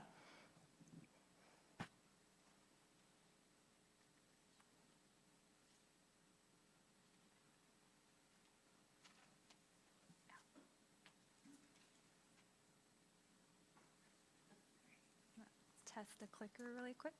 It works. Well, hi, everybody. Lisa Hong with the State Water Board. And the Water Board was allocated some Proposition 4 funding for a number of different purposes as well, from water recycling to stormwater, drinking water, and wastewater. A lot of these funds are actually continuations of existing programs rather than standing up new programs. As we were planning for this presentation, we got some feedback that it would be good to talk about some of these funding programs more comprehensively, particularly for the wastewater and the drinking water side, where the State Water Board is administering more than just Prop 4, because there's also past general fund, there's Safe and Affordable Drinking Water Fund, as well as Clean Water and Drinking Water State Revolving Fund. Those are federal dollars that are also administered through the Water Board for the same purposes. So I'll try to cover those from an overview perspective and comprehensively. And then we'll end with some practical advice for funding for people who are interested in applying with us, or if you know other agencies who are interested in applying with us. We'll start with water recycling. Prop 4 allocated nearly $400 million to water recycling projects, and we have given out quite a bit of it already. So when we get the allocation, it is appropriated between 3 to 5 year period. So we don't get all of it up front. And all the appropriations that we have received last year have already been committed to projects. So looking forward from this fiscal year on, we'll probably have about $130 million left. It will be mostly administered through construction grant for $15 million maximum per project. Prop 4 has requested that the Water Board create a program for large-scale projects, which we're defining as delivering more than 10,000 acre-feet of water or more. So for those projects, they can apply for multiple phases and receive grant for up to 2 phases, or per project or per program. So those are on a continuous application basis until we run out of grant funds.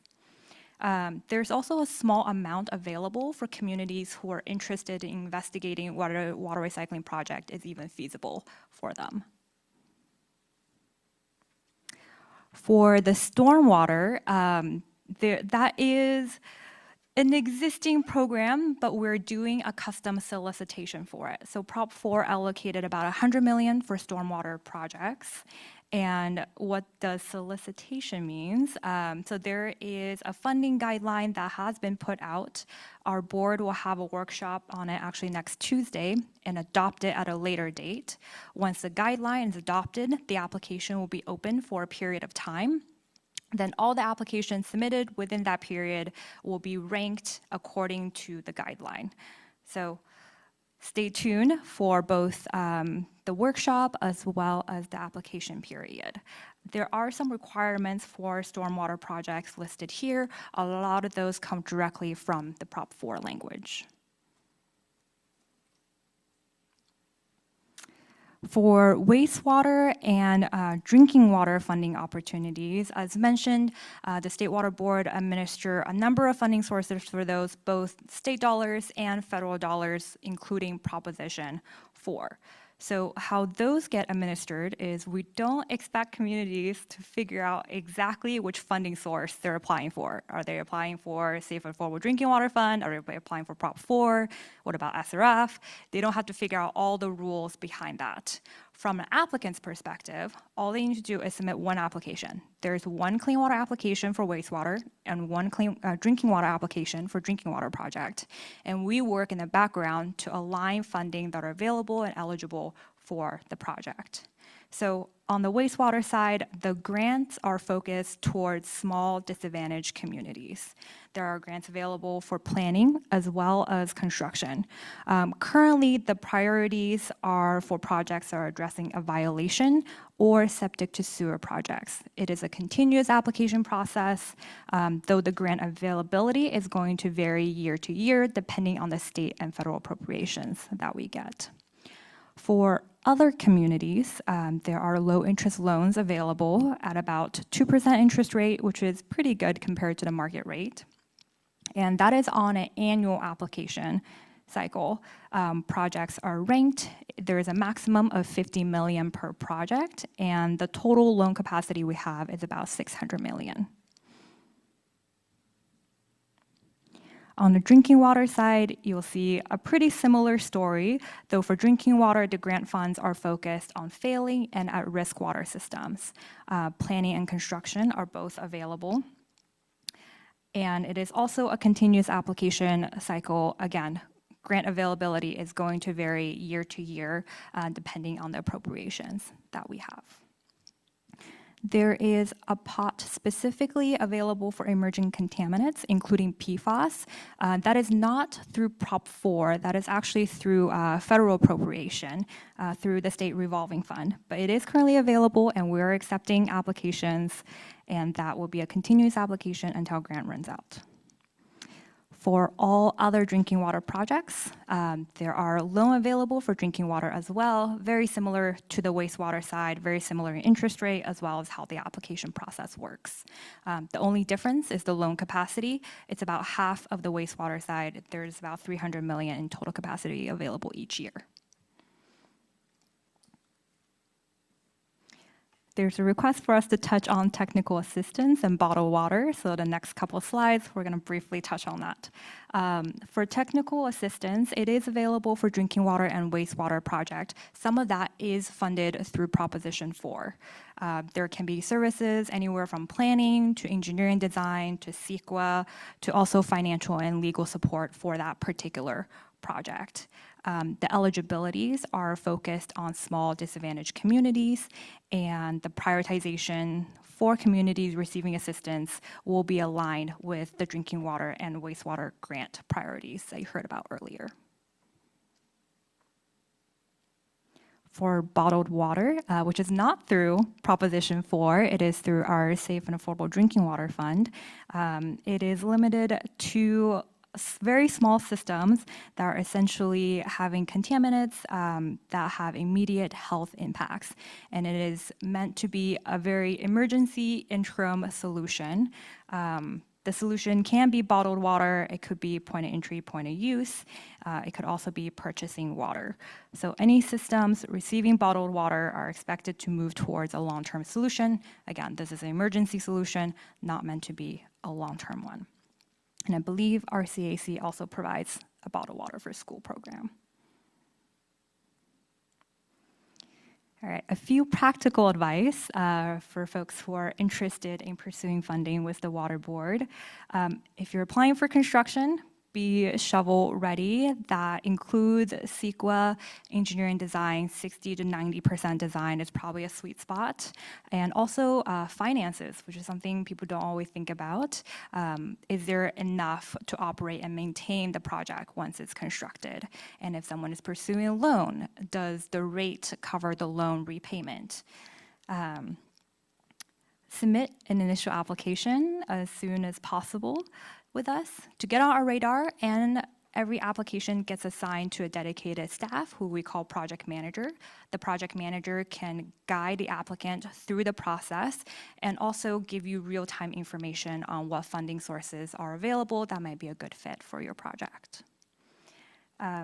Review the applicable guidelines and policies to understand funding requirements. I think that's particularly important for the more competitive processes, such as stormwater, where project will be ranked and selected. It is important to understand how you can score as high as possible.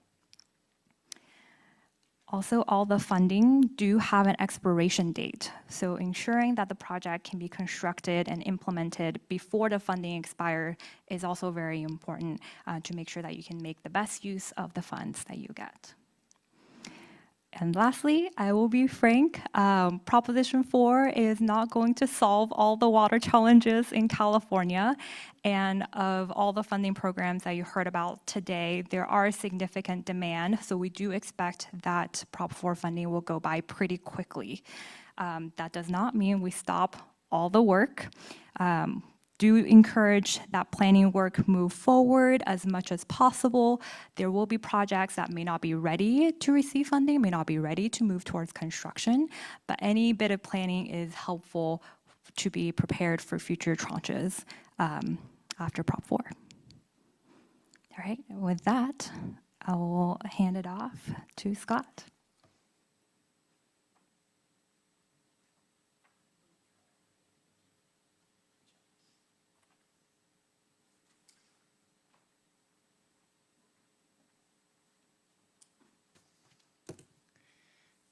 Hello, everyone.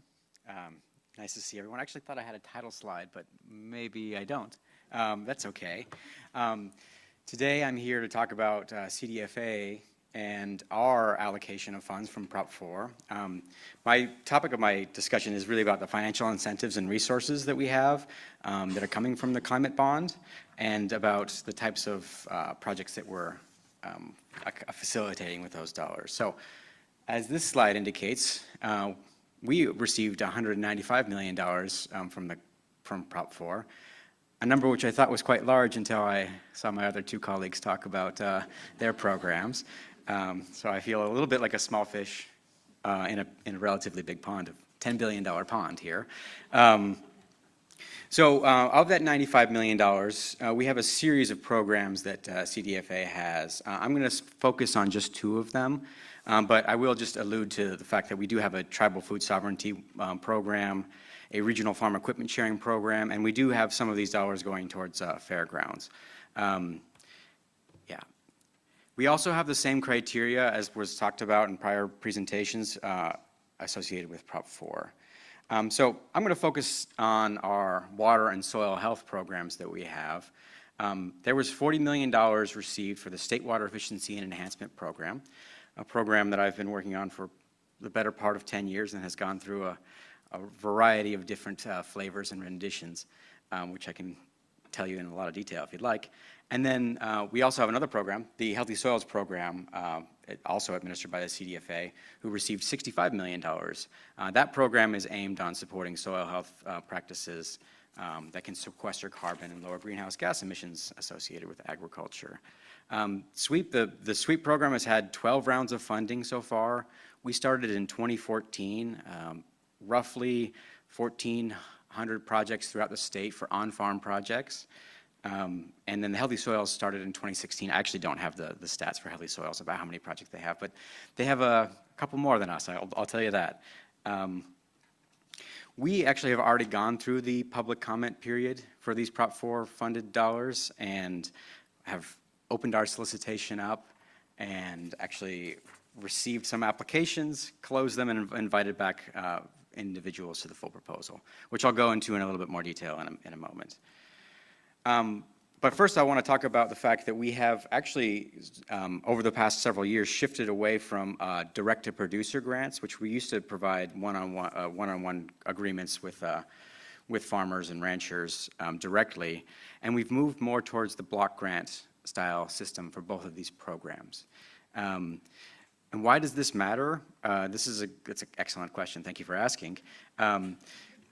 First of all, it's a new funding process for Healthy Soils and SWEEP. We did run a pilot program in 2023 in which we did learn quite a lot about how to administer these dollars, but we have applied a lot of those learnings to this next funding cycle. But producers no longer apply directly to CDFA. So if there's any producers that are online and wondering when dollars will become available, please wait. They are coming, but they aren't here quite yet. We're first going to award various local organizations.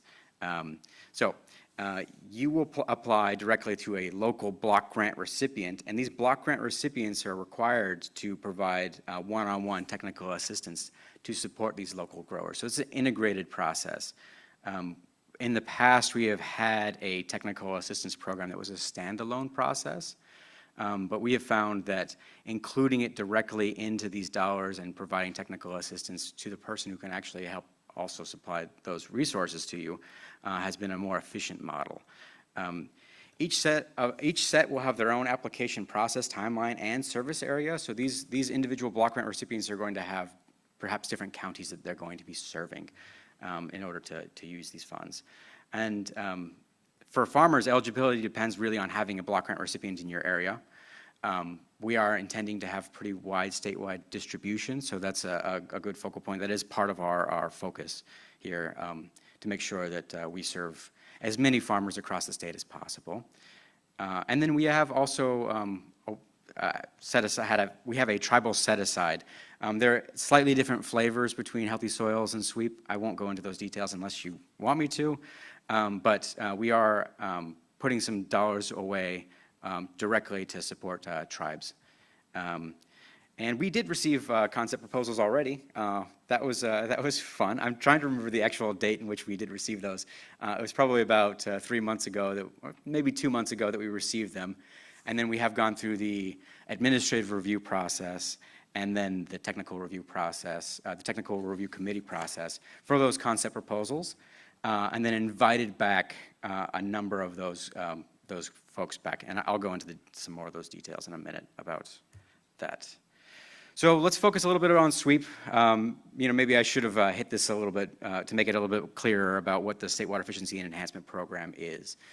So this program helps farmers and ranchers reduce greenhouse gas emissions and conserve water through adapting advanced climate-smart irrigation technology. So this includes a litany of different practices, which can include converting from flood irrigation to drip irrigation. Believe it or not, people do still use flood irrigation. It's still quite common. And integrating irrigation water management, so having a flow meter, soil moisture sensors, or ET sensors in your field to understand how the water is moving.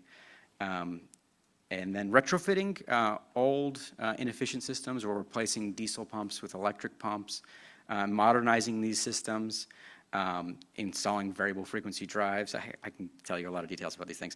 And then also just converting the different types of fuels and installing things like solar. During the concept proposal, we received 58 different applications throughout the state. We were about over 600% subscribed the amount of money that we have. So that's well over $200 million that was asked for the State Water Efficiency and Enhancement Program. And as you might remember, we have $40 million to give. So that's exciting, but it also shows that there's a lot of demand. There is, and we have gone through the admin technical review process, and we've ended up inviting back, of that 58 applicants, 22 to submit a full proposal. And so that's not quite a third. But the concept proposal was a lean application, which was really designed to assess readiness and understanding of the Prop 4 criteria. And the full proposal is really, those folks have shown their ability, and now we're asking for quite a lot of information from them to make sure that they really are truly shovel-ready to get these projects going. One thing that's really exciting about this is we actually also have, it's a collaborative process in which we are inviting them to come to the table with their own goals, targets, and indicators. This is just our lingo that we use internally. But basically what it means is that they can come to the table with specific objectives in mind, which they want to facilitate these dollars to use that's related to water efficiency and on-farm practices. So, for example, being focused on critically overdrafted groundwater basin. There's many examples that I can come up with for that. August 14th is going to be an exciting day for us. That's when our full proposals are going to be submitted, and then we'll jump into the admin and technical review all over again. We have a technical review committee, so it is a two-phase review process. So I'm looking forward to that. Certainly looking forward to having those awarded. And then we're aiming to have these projects optimistically, hopefully, awarded in January of 2027, with the intent to have projects, farmers and ranchers to be able to apply to these block grant recipients in probably the spring or summer of 2027. Each individual farmer is eligible to receive about $200,000 SWEEP project for their own farm, but these grants are $2 to $4 million for the block grant recipients. Okay, I heard a comment earlier about healthy soils. That was good. We also have a healthy soils program. $65 million is going towards that program, which supports farmers and ranchers in incorporating new sustainable agricultural practices into their system. They have 27 different practices. I don't know every single one of them, just to be upfront with you, but they can be categorized into really 4 different sections. So organic soil amendments, annual plantings, permanent plantings, and decreased tillage. We are excited to let folks know that biochar is a new practice that we are accepting for healthy soils this round. And it has the same criteria that SWEEP has. It's the block grant model with the integrated technical assistance, and they are on the same timeline as us. So we're neck and neck, fighting to see who can get done first. The difference between the Healthy Soils Project and the SWEEP projects, though, are these are 3-year projects. So they'll be routinely applying compost, mulch, or whatever practice they are doing for 3 years. It's the 3-year grant term in order to improve that soil organic matter, which supports the overall soil structure and helps, of course, with water infiltration and storage. You know, you can just drive around the Central Valley after you see a significant rainstorm and see how well the water is absorbed into the soil when you have things like cover cropping as comparison to bare soil. So it certainly has its benefits there, among many other things, pollinator habitats and et cetera. So I would encourage all of you to be aware. We are more and more active these days on all the various social medias. We do have a general email, which I would encourage anyone to have who has any questions about these programs to reach out to us. We can be happy to provide answers to those. And then we have a newsletter that comes out. Is it annually? Maybe it's biannually. I don't know anymore, but we do that. Seems like every other week. So with that, yeah, I think I'm done with my presentation. So thank you, everyone. Thank you, Scott. So we'll open it up for Q&A. I'll ask all three of you to come up and see if any of our members have any questions. Charles, we'll start off with you, then Tammy. So first, just thanks everybody for the presentation. It's very exciting stuff. I had a question for Gilles on the timelines for DWR's process. Does that reflect the recent bill that was passed around APA exemptions for Prop 4?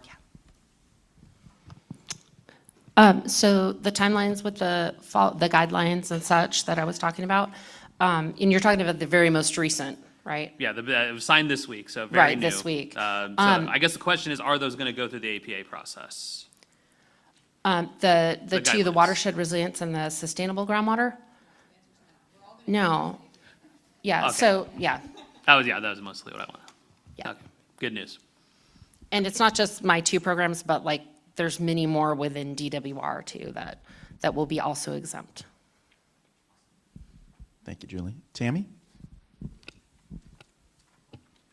Thank you, and thank you for the presentation. It was great from all of you. I have to ask because I'm looking through this and I don't see anywhere in here. I'm going more towards State Water Board, and I noticed that Karen left. I don't see anything for domestics. I see communities, small communities, but I don't see any mention of domestic wells. So is there not an intent to continue to fund domestic wells under Prop 4 funding? That is a great question, and I'm glad that Andrew's here. But I'll take a first stab at it. So for the Prop 4 funding for drinking water, as you have heard, it is kind of administered with a bunch of other funding sources we have. And they're all under one set of guidelines, what we call our intended use plan. So our intended use plan essentially highlights what is eligible and not eligible. So if it's eligible under the intended use plan, which I think it is, it will continue to be eligible. We're just looking at what funding sources are available as projects come in. Does that help? Okay, I don't know who was first, Maria or Josh. I'll go to Maria first. Thank you. The questions I have are for DWR. First of all, thank you again to everybody for the presentations. I really appreciated seeing the set aside specifically for severely disadvantaged communities. Though given my history working in both the IRWM program and SGMA program and trying to help communities access funding available through those, it's multi-layer, but one of the critical things is having technical assistance. And I was just wondering whether, I didn't see that reference really anywhere, how technical assistance will be provided or funded to ensure that severely disadvantaged communities actually benefit, and similarly to tribes. That was one question I had. The other one was around the funding pot for the small groundwater sustainability agencies. I was just curious, is this both like for planning and implementation, or that's yet to be determined? And then lastly, again, really glad to see that tribes are eligible for Prop 4 funding, but I know often one of the barriers for tribes to access funding is the tribal sovereignty issue, and I was just wondering how that how the department is thinking about that. Okay. All right. So we'll take the first one first. Are we able to go back to my presentation, or do you just want me to reference a particular slide? Can we go back? That would be helpful. Looks like the slide that talks about, yeah, just the small groundwater sustainability agencies, I guess. There we go. Okay, so this slide I titled is just the small groundwater sustainability agencies, just to give a feel for that piece. But when we administer, like straight out the gate, the first thing to go out the door is going to be the small groundwater sustainability agency funding, that $3.5 million, and there's $6.5 million in technical assistance. And so that is intended also for tribes. So the reason why we're getting that part of the groundwater solicitation out first is so that we can get both the 3.5 million GSA going and the 6.5 million technical assistance going before it's time to apply for the larger pots of money. Does that make sense? So yeah, it wasn't specifically in a slide, but when you do see the groundwater guidelines first go out, that first set of guidelines is going to cover two things. It's going to cover actually the small GSAs, and it's going to cover the technical assistance. So that will be going out first. Maria, can you repeat your second question again? Yes. It was around 3.5 million available for the small GSAs, whether that was going to be for planning purposes or implementation, or both, or... So at this time, as far as I know, the language in Prop 4, it's more broad. So it's to help those smaller GSAs pool their resources and coordinate. So, you know, I don't know specifically exactly if we're really looking at 3.5 million, so it's not like a huge pot of money there. But I would say whatever's needed to do to coordinate those regional interests, right? So it could be, you know, I think I'm an engineer, so I think planning, I think like we're going to start planning to build something. I think you're talking more about like that collaboration coordination. So I would say, I don't have the specific wording yet on the guidelines, but I would say generally that's what we're talking about, is like planning to be ready to accept that funding. Great. All right, that And last then question. That last question. Maria, your last question? Around like tribal sovereignty and making sure Yes. like that's not a eligibility, like a barrier for tribes to access Yes. funds. Okay, so in my time at the Water Board, we actually had developed a special term and condition that we put in agreements surrounding that. And I was really happy when I came to start working at the Department of Water Resources that we used just exactly the same term. So that was really good news for me. So we do have a term for that, and when we do put our guidelines out as a draft, you will see, among all the other Prop 4 terms and conditions, you will see a draft of that. So I think a really good time to engage in that is when we have public workshops on those draft guidelines. Take a look at what we propose for that term, and that is through that public process is where we're going to hone in and make sure that that term and condition would work for tribes in the agreements. We're also going to have Mariko speak from Tribal Affairs. Thank you. And just to kind of expand on exactly what you've shared, Julie. So one of the things that we're working on is because in addition to the programs that Julie had mentioned too, we also have additional programs that are receiving Prop 4 funding. And then we're in the process of actually developing those draft grant guidelines right now. And actually as part of the draft guideline development process, so in addition to having the public comment period, we're actually also hosting tribal informational meetings.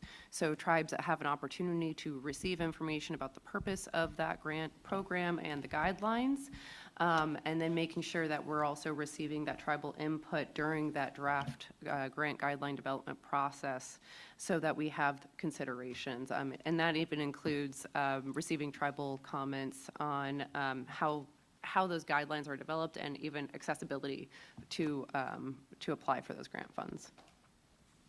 Yeah, great point. So for each workshop, when I say workshop, I really mean there's actually two sets of workshops. We'll have a tribal workshop, and then about a week later, we'll have a public workshop. Great. Josh and then Sierra? Thanks. My message is for Scott, or my question is for Scott. It's regarding the Healthy Soils incentive that you were talking about.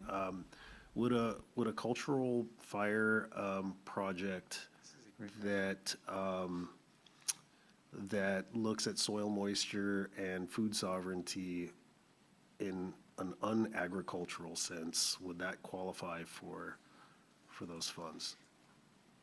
I would certainly have to pass that comment on to the individual who runs the Healthy Soils program. I know that they have been talking about tribal ag land burning, but I actually do not know the fate of that.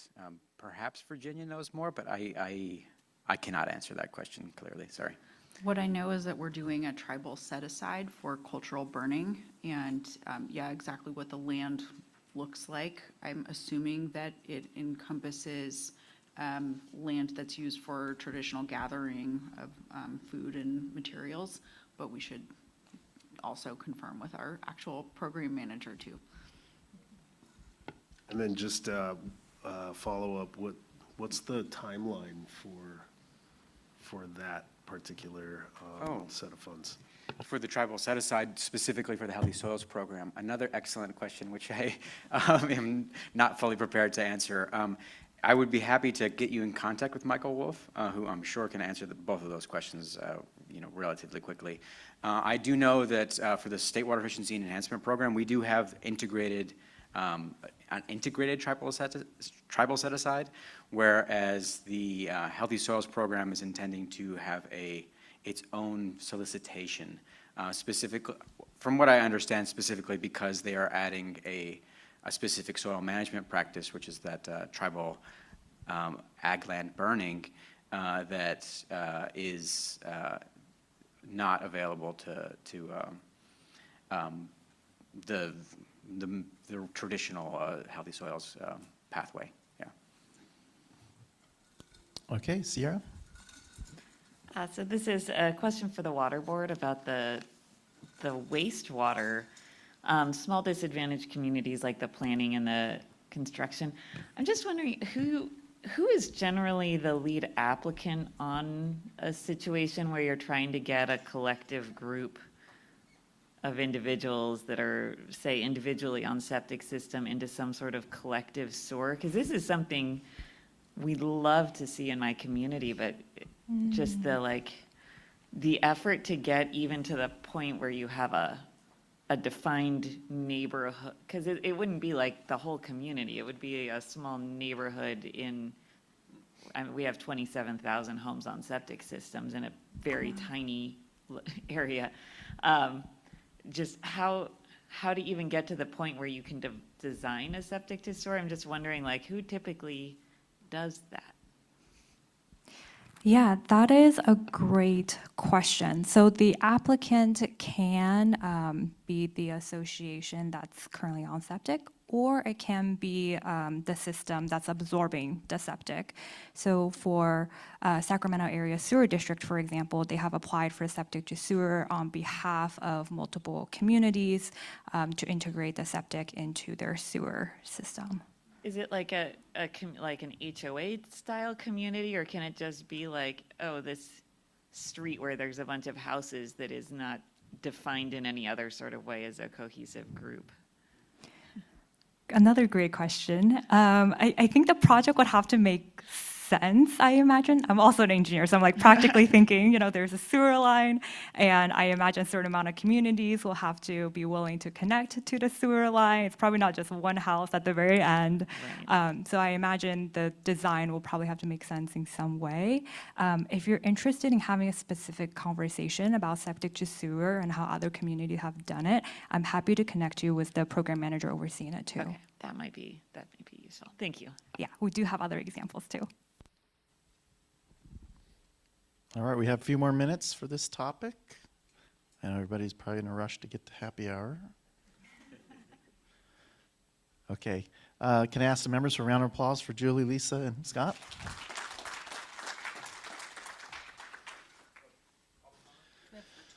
Yeah, I'll look for public comments. I'm getting a no. Okay, with that, I think I'm turning it over to Orit.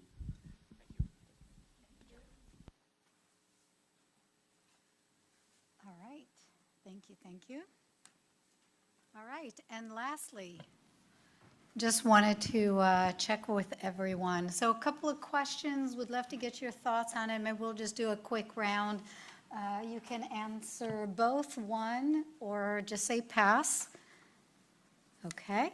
The two questions, one is we just wanted to check in with you about the process. We, this year, elected to work primarily on 2 initiatives. So want to check in with you. How well are we doing in terms of using these 2 initiatives to really advance the work that we're doing as a group, as the DRIP Collaborative? And if you have any suggestions to improve the work that we're doing between now and the end of the year. So that's one question, just process question. What do you think? And then the next one is, you've seen last time and today as well, we've chosen in the latter part of the afternoon to bring in a topic of interest to present as an opportunity for us to learn together about something that is of interest to the group. So if you have a particular topic or there is an issue, something that you'd like us as a collective group to learn more about, would love your suggestions on that. So why don't we do that? We'll do the round, and then when we're done, Paul, I'll turn to you to just close us today. Anyone wants to start? Take a minute to think about the questions, and then if someone wants to start.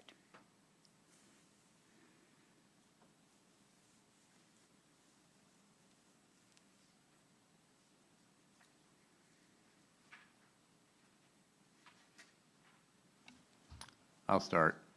This is Andrew. Oh, there you are. So on the 2 priority initiatives, I think we're doing well. I think there's certainly making progress. I was reflecting over lunch, we were talking about sort of where we've been lucky, fortunate, whatever, that we haven't had a drought emergency, basically since the DRIP started. And so we've had a lot of time to think and prepare. And at some point, though, it's going to come, right? And it's going to be a matter of now we have to do. And a lot of that doing is going to be, the legislature and the governor's office, whoever the governor is at the time, like actually saying, here's funding, and then we'll have to come up with programs to address things. And so I think one of the things that'll behoove us in the next year is to really make these things actionable so that, because maybe we have another year, hopefully, and then we don't know. And so it'd be really good, I think as a goal for the group, to we need some actionable stuff that, whether it's members of this group or it's the legislature's going to take something on, or it's on the shelf ready to go when there is that emergency, that I think that's where we need to get to. And I think we are on the path with both of those things to get there, but I would say, if I had to say, are we advancing, and where do we need to advance to? I think that's where we need to get to in the next 18 months. But I think everybody's doing a good job of getting there. All right. Okay. Can we go around and then everybody, this way I don't miss anybody. Go ahead, Charles. Yeah, sure. So firstly, I think this group is doing a really good job. Just to the first question, this is my second collaborative meeting, and just from first to second this year, I'm struck by the actual progress that has been made.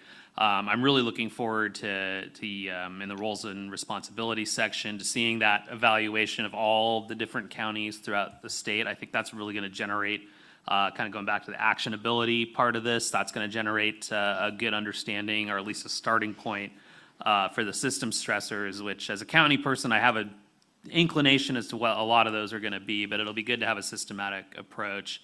And then I appreciate everyone putting up with some of my positive skepticism around the data indicators earlier today. But I think that was a really good conversation.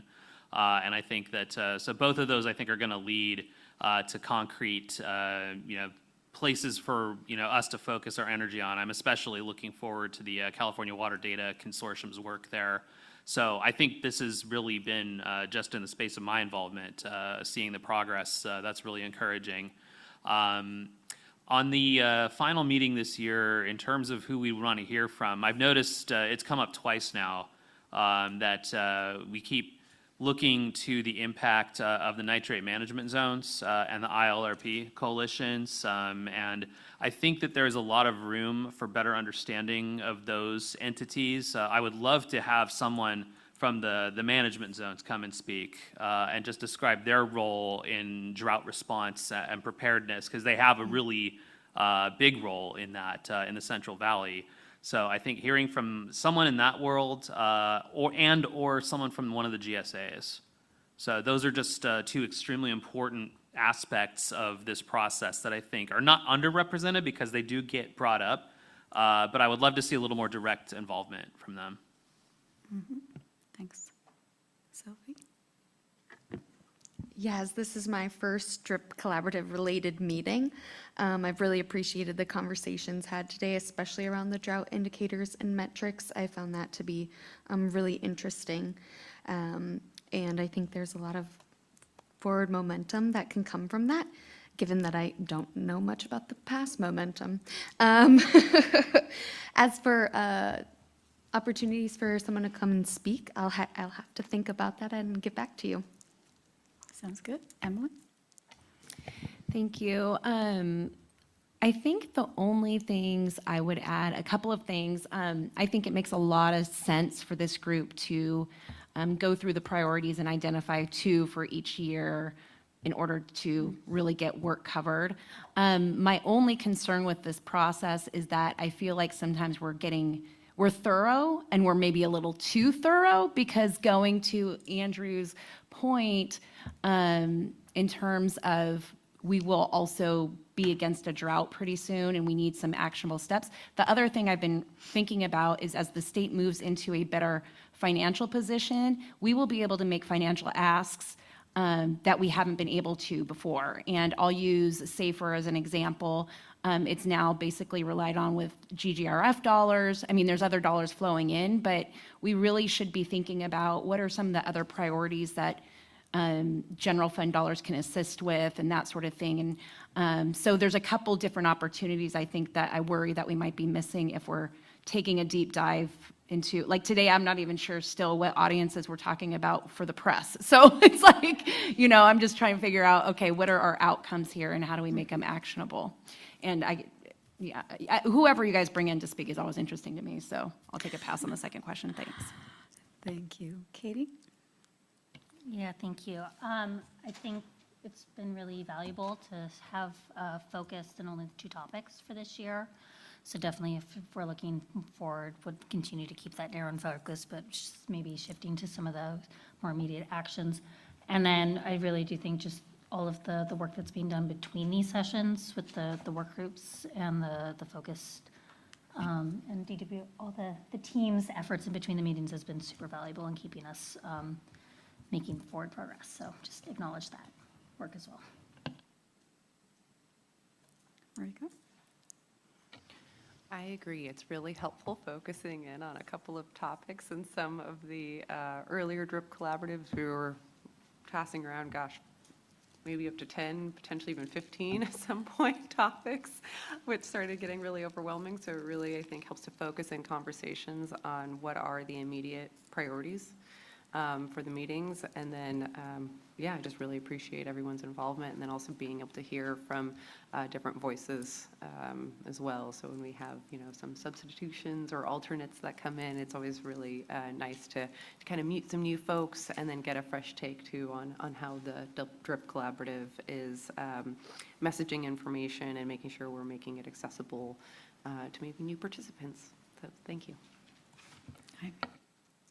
I don't know if I have any new fresh takes as an alternate, but I'll just echo Andrew's sentiment that I think looking forward and preparing for when the next drought happens is definitely important. I can't speak too much to how the priority initiatives have gone in the past because it's my first time here, but based on discussions here today, this has been great, and I think momentum, like Sophie said, is moving forward. So yeah, I'm really happy I got to be here today. I appreciate the time, and I think I'll pass on the second one just because newer to this, but thank you.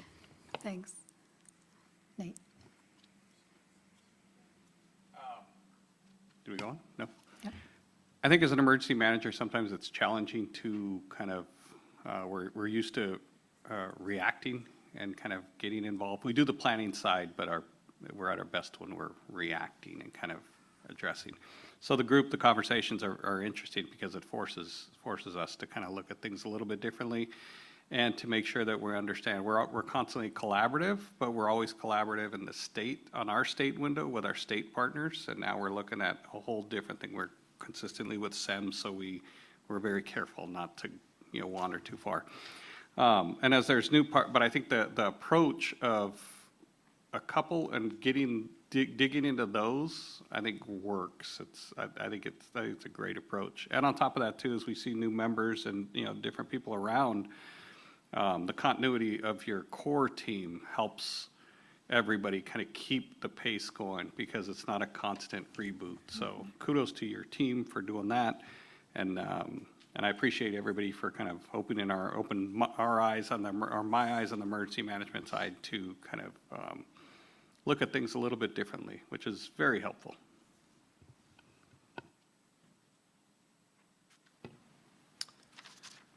As everyone has said already, we've had some great discussions today, and in a room full of really sharp colleagues, it feels as though the topics and goals are moving forward. To Andrew's point, that was great that we have to have something on the shelf and ready to go in an emergency. And I guess a suggestion for improvement, and also a nod to some of my colleagues in the room here that California is extremely diverse, and the communities and drought impacts are very diverse, and they shouldn't be all lumped together. So that's all I got. Thanks. Thanks, Josh. Suzanne? So I'm sometimes as a public member, I feel like I'm getting lost in the process, and I'm hoping, that we've been in the process for a while, and it's getting clear, or maybe it's getting more complicated as we continue on. But I'm hoping that we can mold this into something that's actionable. I think it's easier to get your head around some actionable items and be able to really plan and think about it. And I understand that a lot of gaps and data has to be filled in to get to that point, but I'm looking forward to the action part of it. Also, a lot of domestic wells are in ag districts, and I'm really interested in understanding more about the water rights of the domestic well owners in those districts, as a lot of these districts become more commercial in nature. I know in my particular district where I live, the ag district, the area that I live in now, is being really turned into an awful lot of commercial development that's requiring a lot of water. And my neighborhood is turning into the go-to place for the city to fill in the dots and the blanks for its housing element for, multifamily and low income. So we're really seeing that shift in those districts where maybe the M&I districts with the domestic well owners, it's not so much that. I mean, so I'd like to really understand more, have somebody come in and talk a little bit more about domestic well owners in an ag water district. And then also, I'm really a proponent for moving this conversation into the local venue. We're talking about state websites and all of these wonderful things that are available on websites that nobody knows about. And I really, just feel that these need to be known in the community, and we're going to have to really get them onto, into the local newsletters, the city newsletters, online newspapers, Elk Grove Citizen, River Valley Times. Those are what people read out there, things people pick up in the local stores in order to really highlight, some of the interest and, the concerns this group has. Thank you. Sierra? Getting back to the, first question here and Andrew's point, which I think everyone can agree, like it'd be great to have, it might be a fun exercise in October to have like a scoping, everyone come with, your own, we're all here representing different groups. So be like, of the 2 topic areas, what are the deliverables that, the people that you're representing would benefit from, and kind of have a list of like, at the end of the next 18 months, what are the desired results that we're going to have that will get us to like a place where there can be a quick reaction, like contract templates or like a great glossary of terms, at least, so we're all speaking the same language. And, we could just spaghetti on the wallet. I kind of like doing that sort of thing, so I think that could be fun. And then in terms of other topic areas, I think in building on what Charles mentioned earlier about the IRLP, I think a water quality conversation is probably overdue about like, when does a water quality issue equal a water supply constraint, and what role is there? Is that under the purview of this group? That gets to the question of what we mean by drought, and how do those partnerships and different government entities that work on water quality, there's the Water Board has a role in that, but there's other groups as well. How does that come together, and is there a place for that in these conversations that we're having, and what does that look like? So that's it.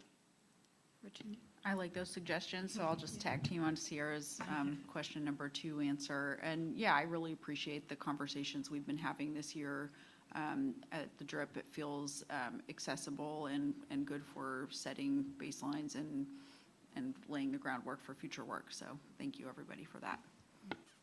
Laura? So I am really enjoying the roles and responsibilities focus. I think, one of the things we mentioned in one of the breakouts was that it might feel reactive, but I think in putting together reactive scenarios makes you proactive. And so I think in how do we prepare for a next drought or meet the goals of DRIP is how do we put those resources together so that it isn't so reactive as trying to find the resource. Instead, the proactiveness is that the resource is inventoried to then for those to react. So I'm really looking forward to how we progress that roles and responsibilities inventory and provide information to everybody. So this is only my second DRIP meeting, and I was dropped in this year, so I wasn't really involved in helping shape what that broad bucket of priorities was that everyone came to before we decided to very wisely focus on like 1 or 2 at a time in a given year. But I think it's very interesting, and I think it's going well for the 2 that have been selected for this year. I do agree with Andrew and Laura and Sierra about some of their comments about how are we really going to be prepared? What can we do right now to put something in place to actually be prepared of all the things that we've talked about, right?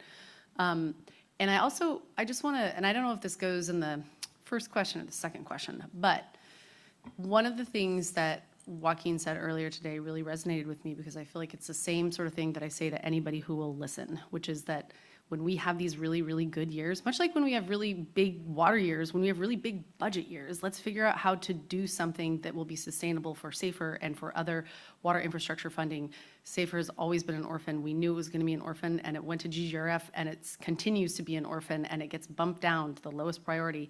And it's not just that. It's also general water infrastructure funding. And so it was really good to hear him say that, because I think there was an opportunity there, not in the way of putting a plan in place so that we know how to act during a drought, but taking advantage of big years, like the big water years, the big money years, where we can actually have funding in place at least. So we always know a good policy is good, a good plan is good, but money is also really, really good if we don't have some of the other things we need from a managerial standpoint. So I think that's something that we should talk about. I would like to dig into that more.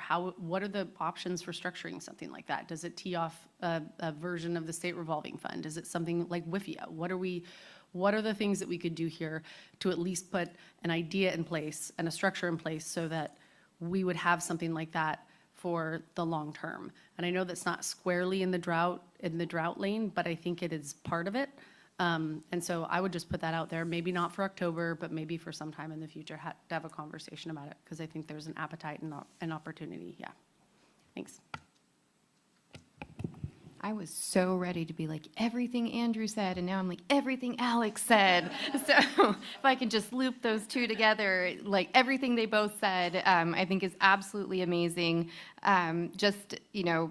We talk about we're not in a drought, but we see the residuals of folks going dry every single day. We're out there putting tanks on the ground still to this day. So just keeping that in mind, that even though we're not filling it statewide, there are certain areas of the state that are filling this loss of access to water directly in their homes. So, to Alex's point, like how can we continue to think about that, keep funding available for those things? And then also, I loved what Charles said, if we could get the Sigma folks or a GSA, I'm not going to, like an Aaron Fukuda, he's probably going to kill me for saying that, but I did, yes. Like an Aaron Fukuda, somebody from CV Salt and somebody from the MLRP group here to talk about how we could work together collaboratively and coordinate all of these programs. So that way there's not a burden or a strain on one program over the other fiscally, but together we can kind of tackle this as a group and make it everybody's responsibility. Thank you. Thanks.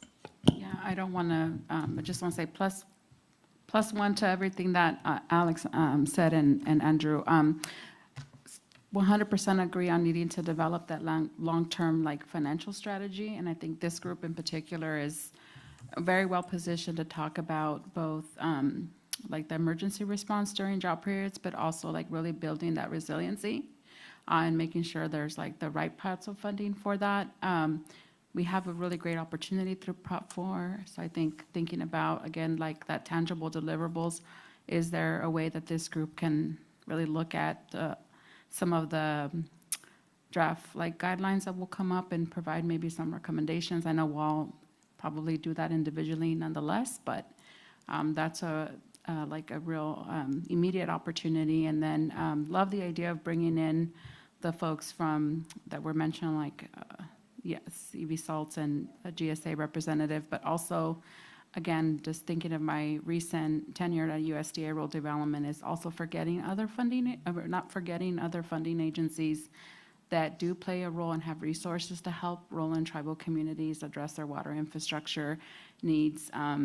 Some states do a really good job of coordinating across state and federal agencies to make a larger impact in those communities, and I would like California to start exploring how to do that more formally, and especially right now that we're facing the funding cliff. Thank you. Samantha?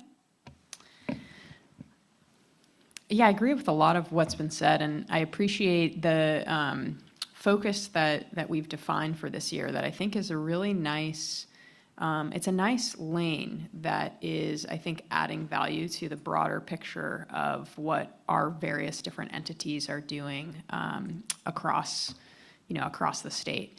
I had one thought on folks we might want to hear from. I don't know if this is a great idea, but it might be interesting to hear from folks who are in the emergency management space around floods and something that's more of a kind of traditional acute emergency, and to learn about, how they prepare, and, because they have pretty, I think, prescriptive, ways that they do tabletop exercises and run-throughs that might be interesting for us to just learn about, and then think about how does that apply to what is often a slower moving emergency, but maybe we could apply some of the same lessons and kind of approaches to be ready.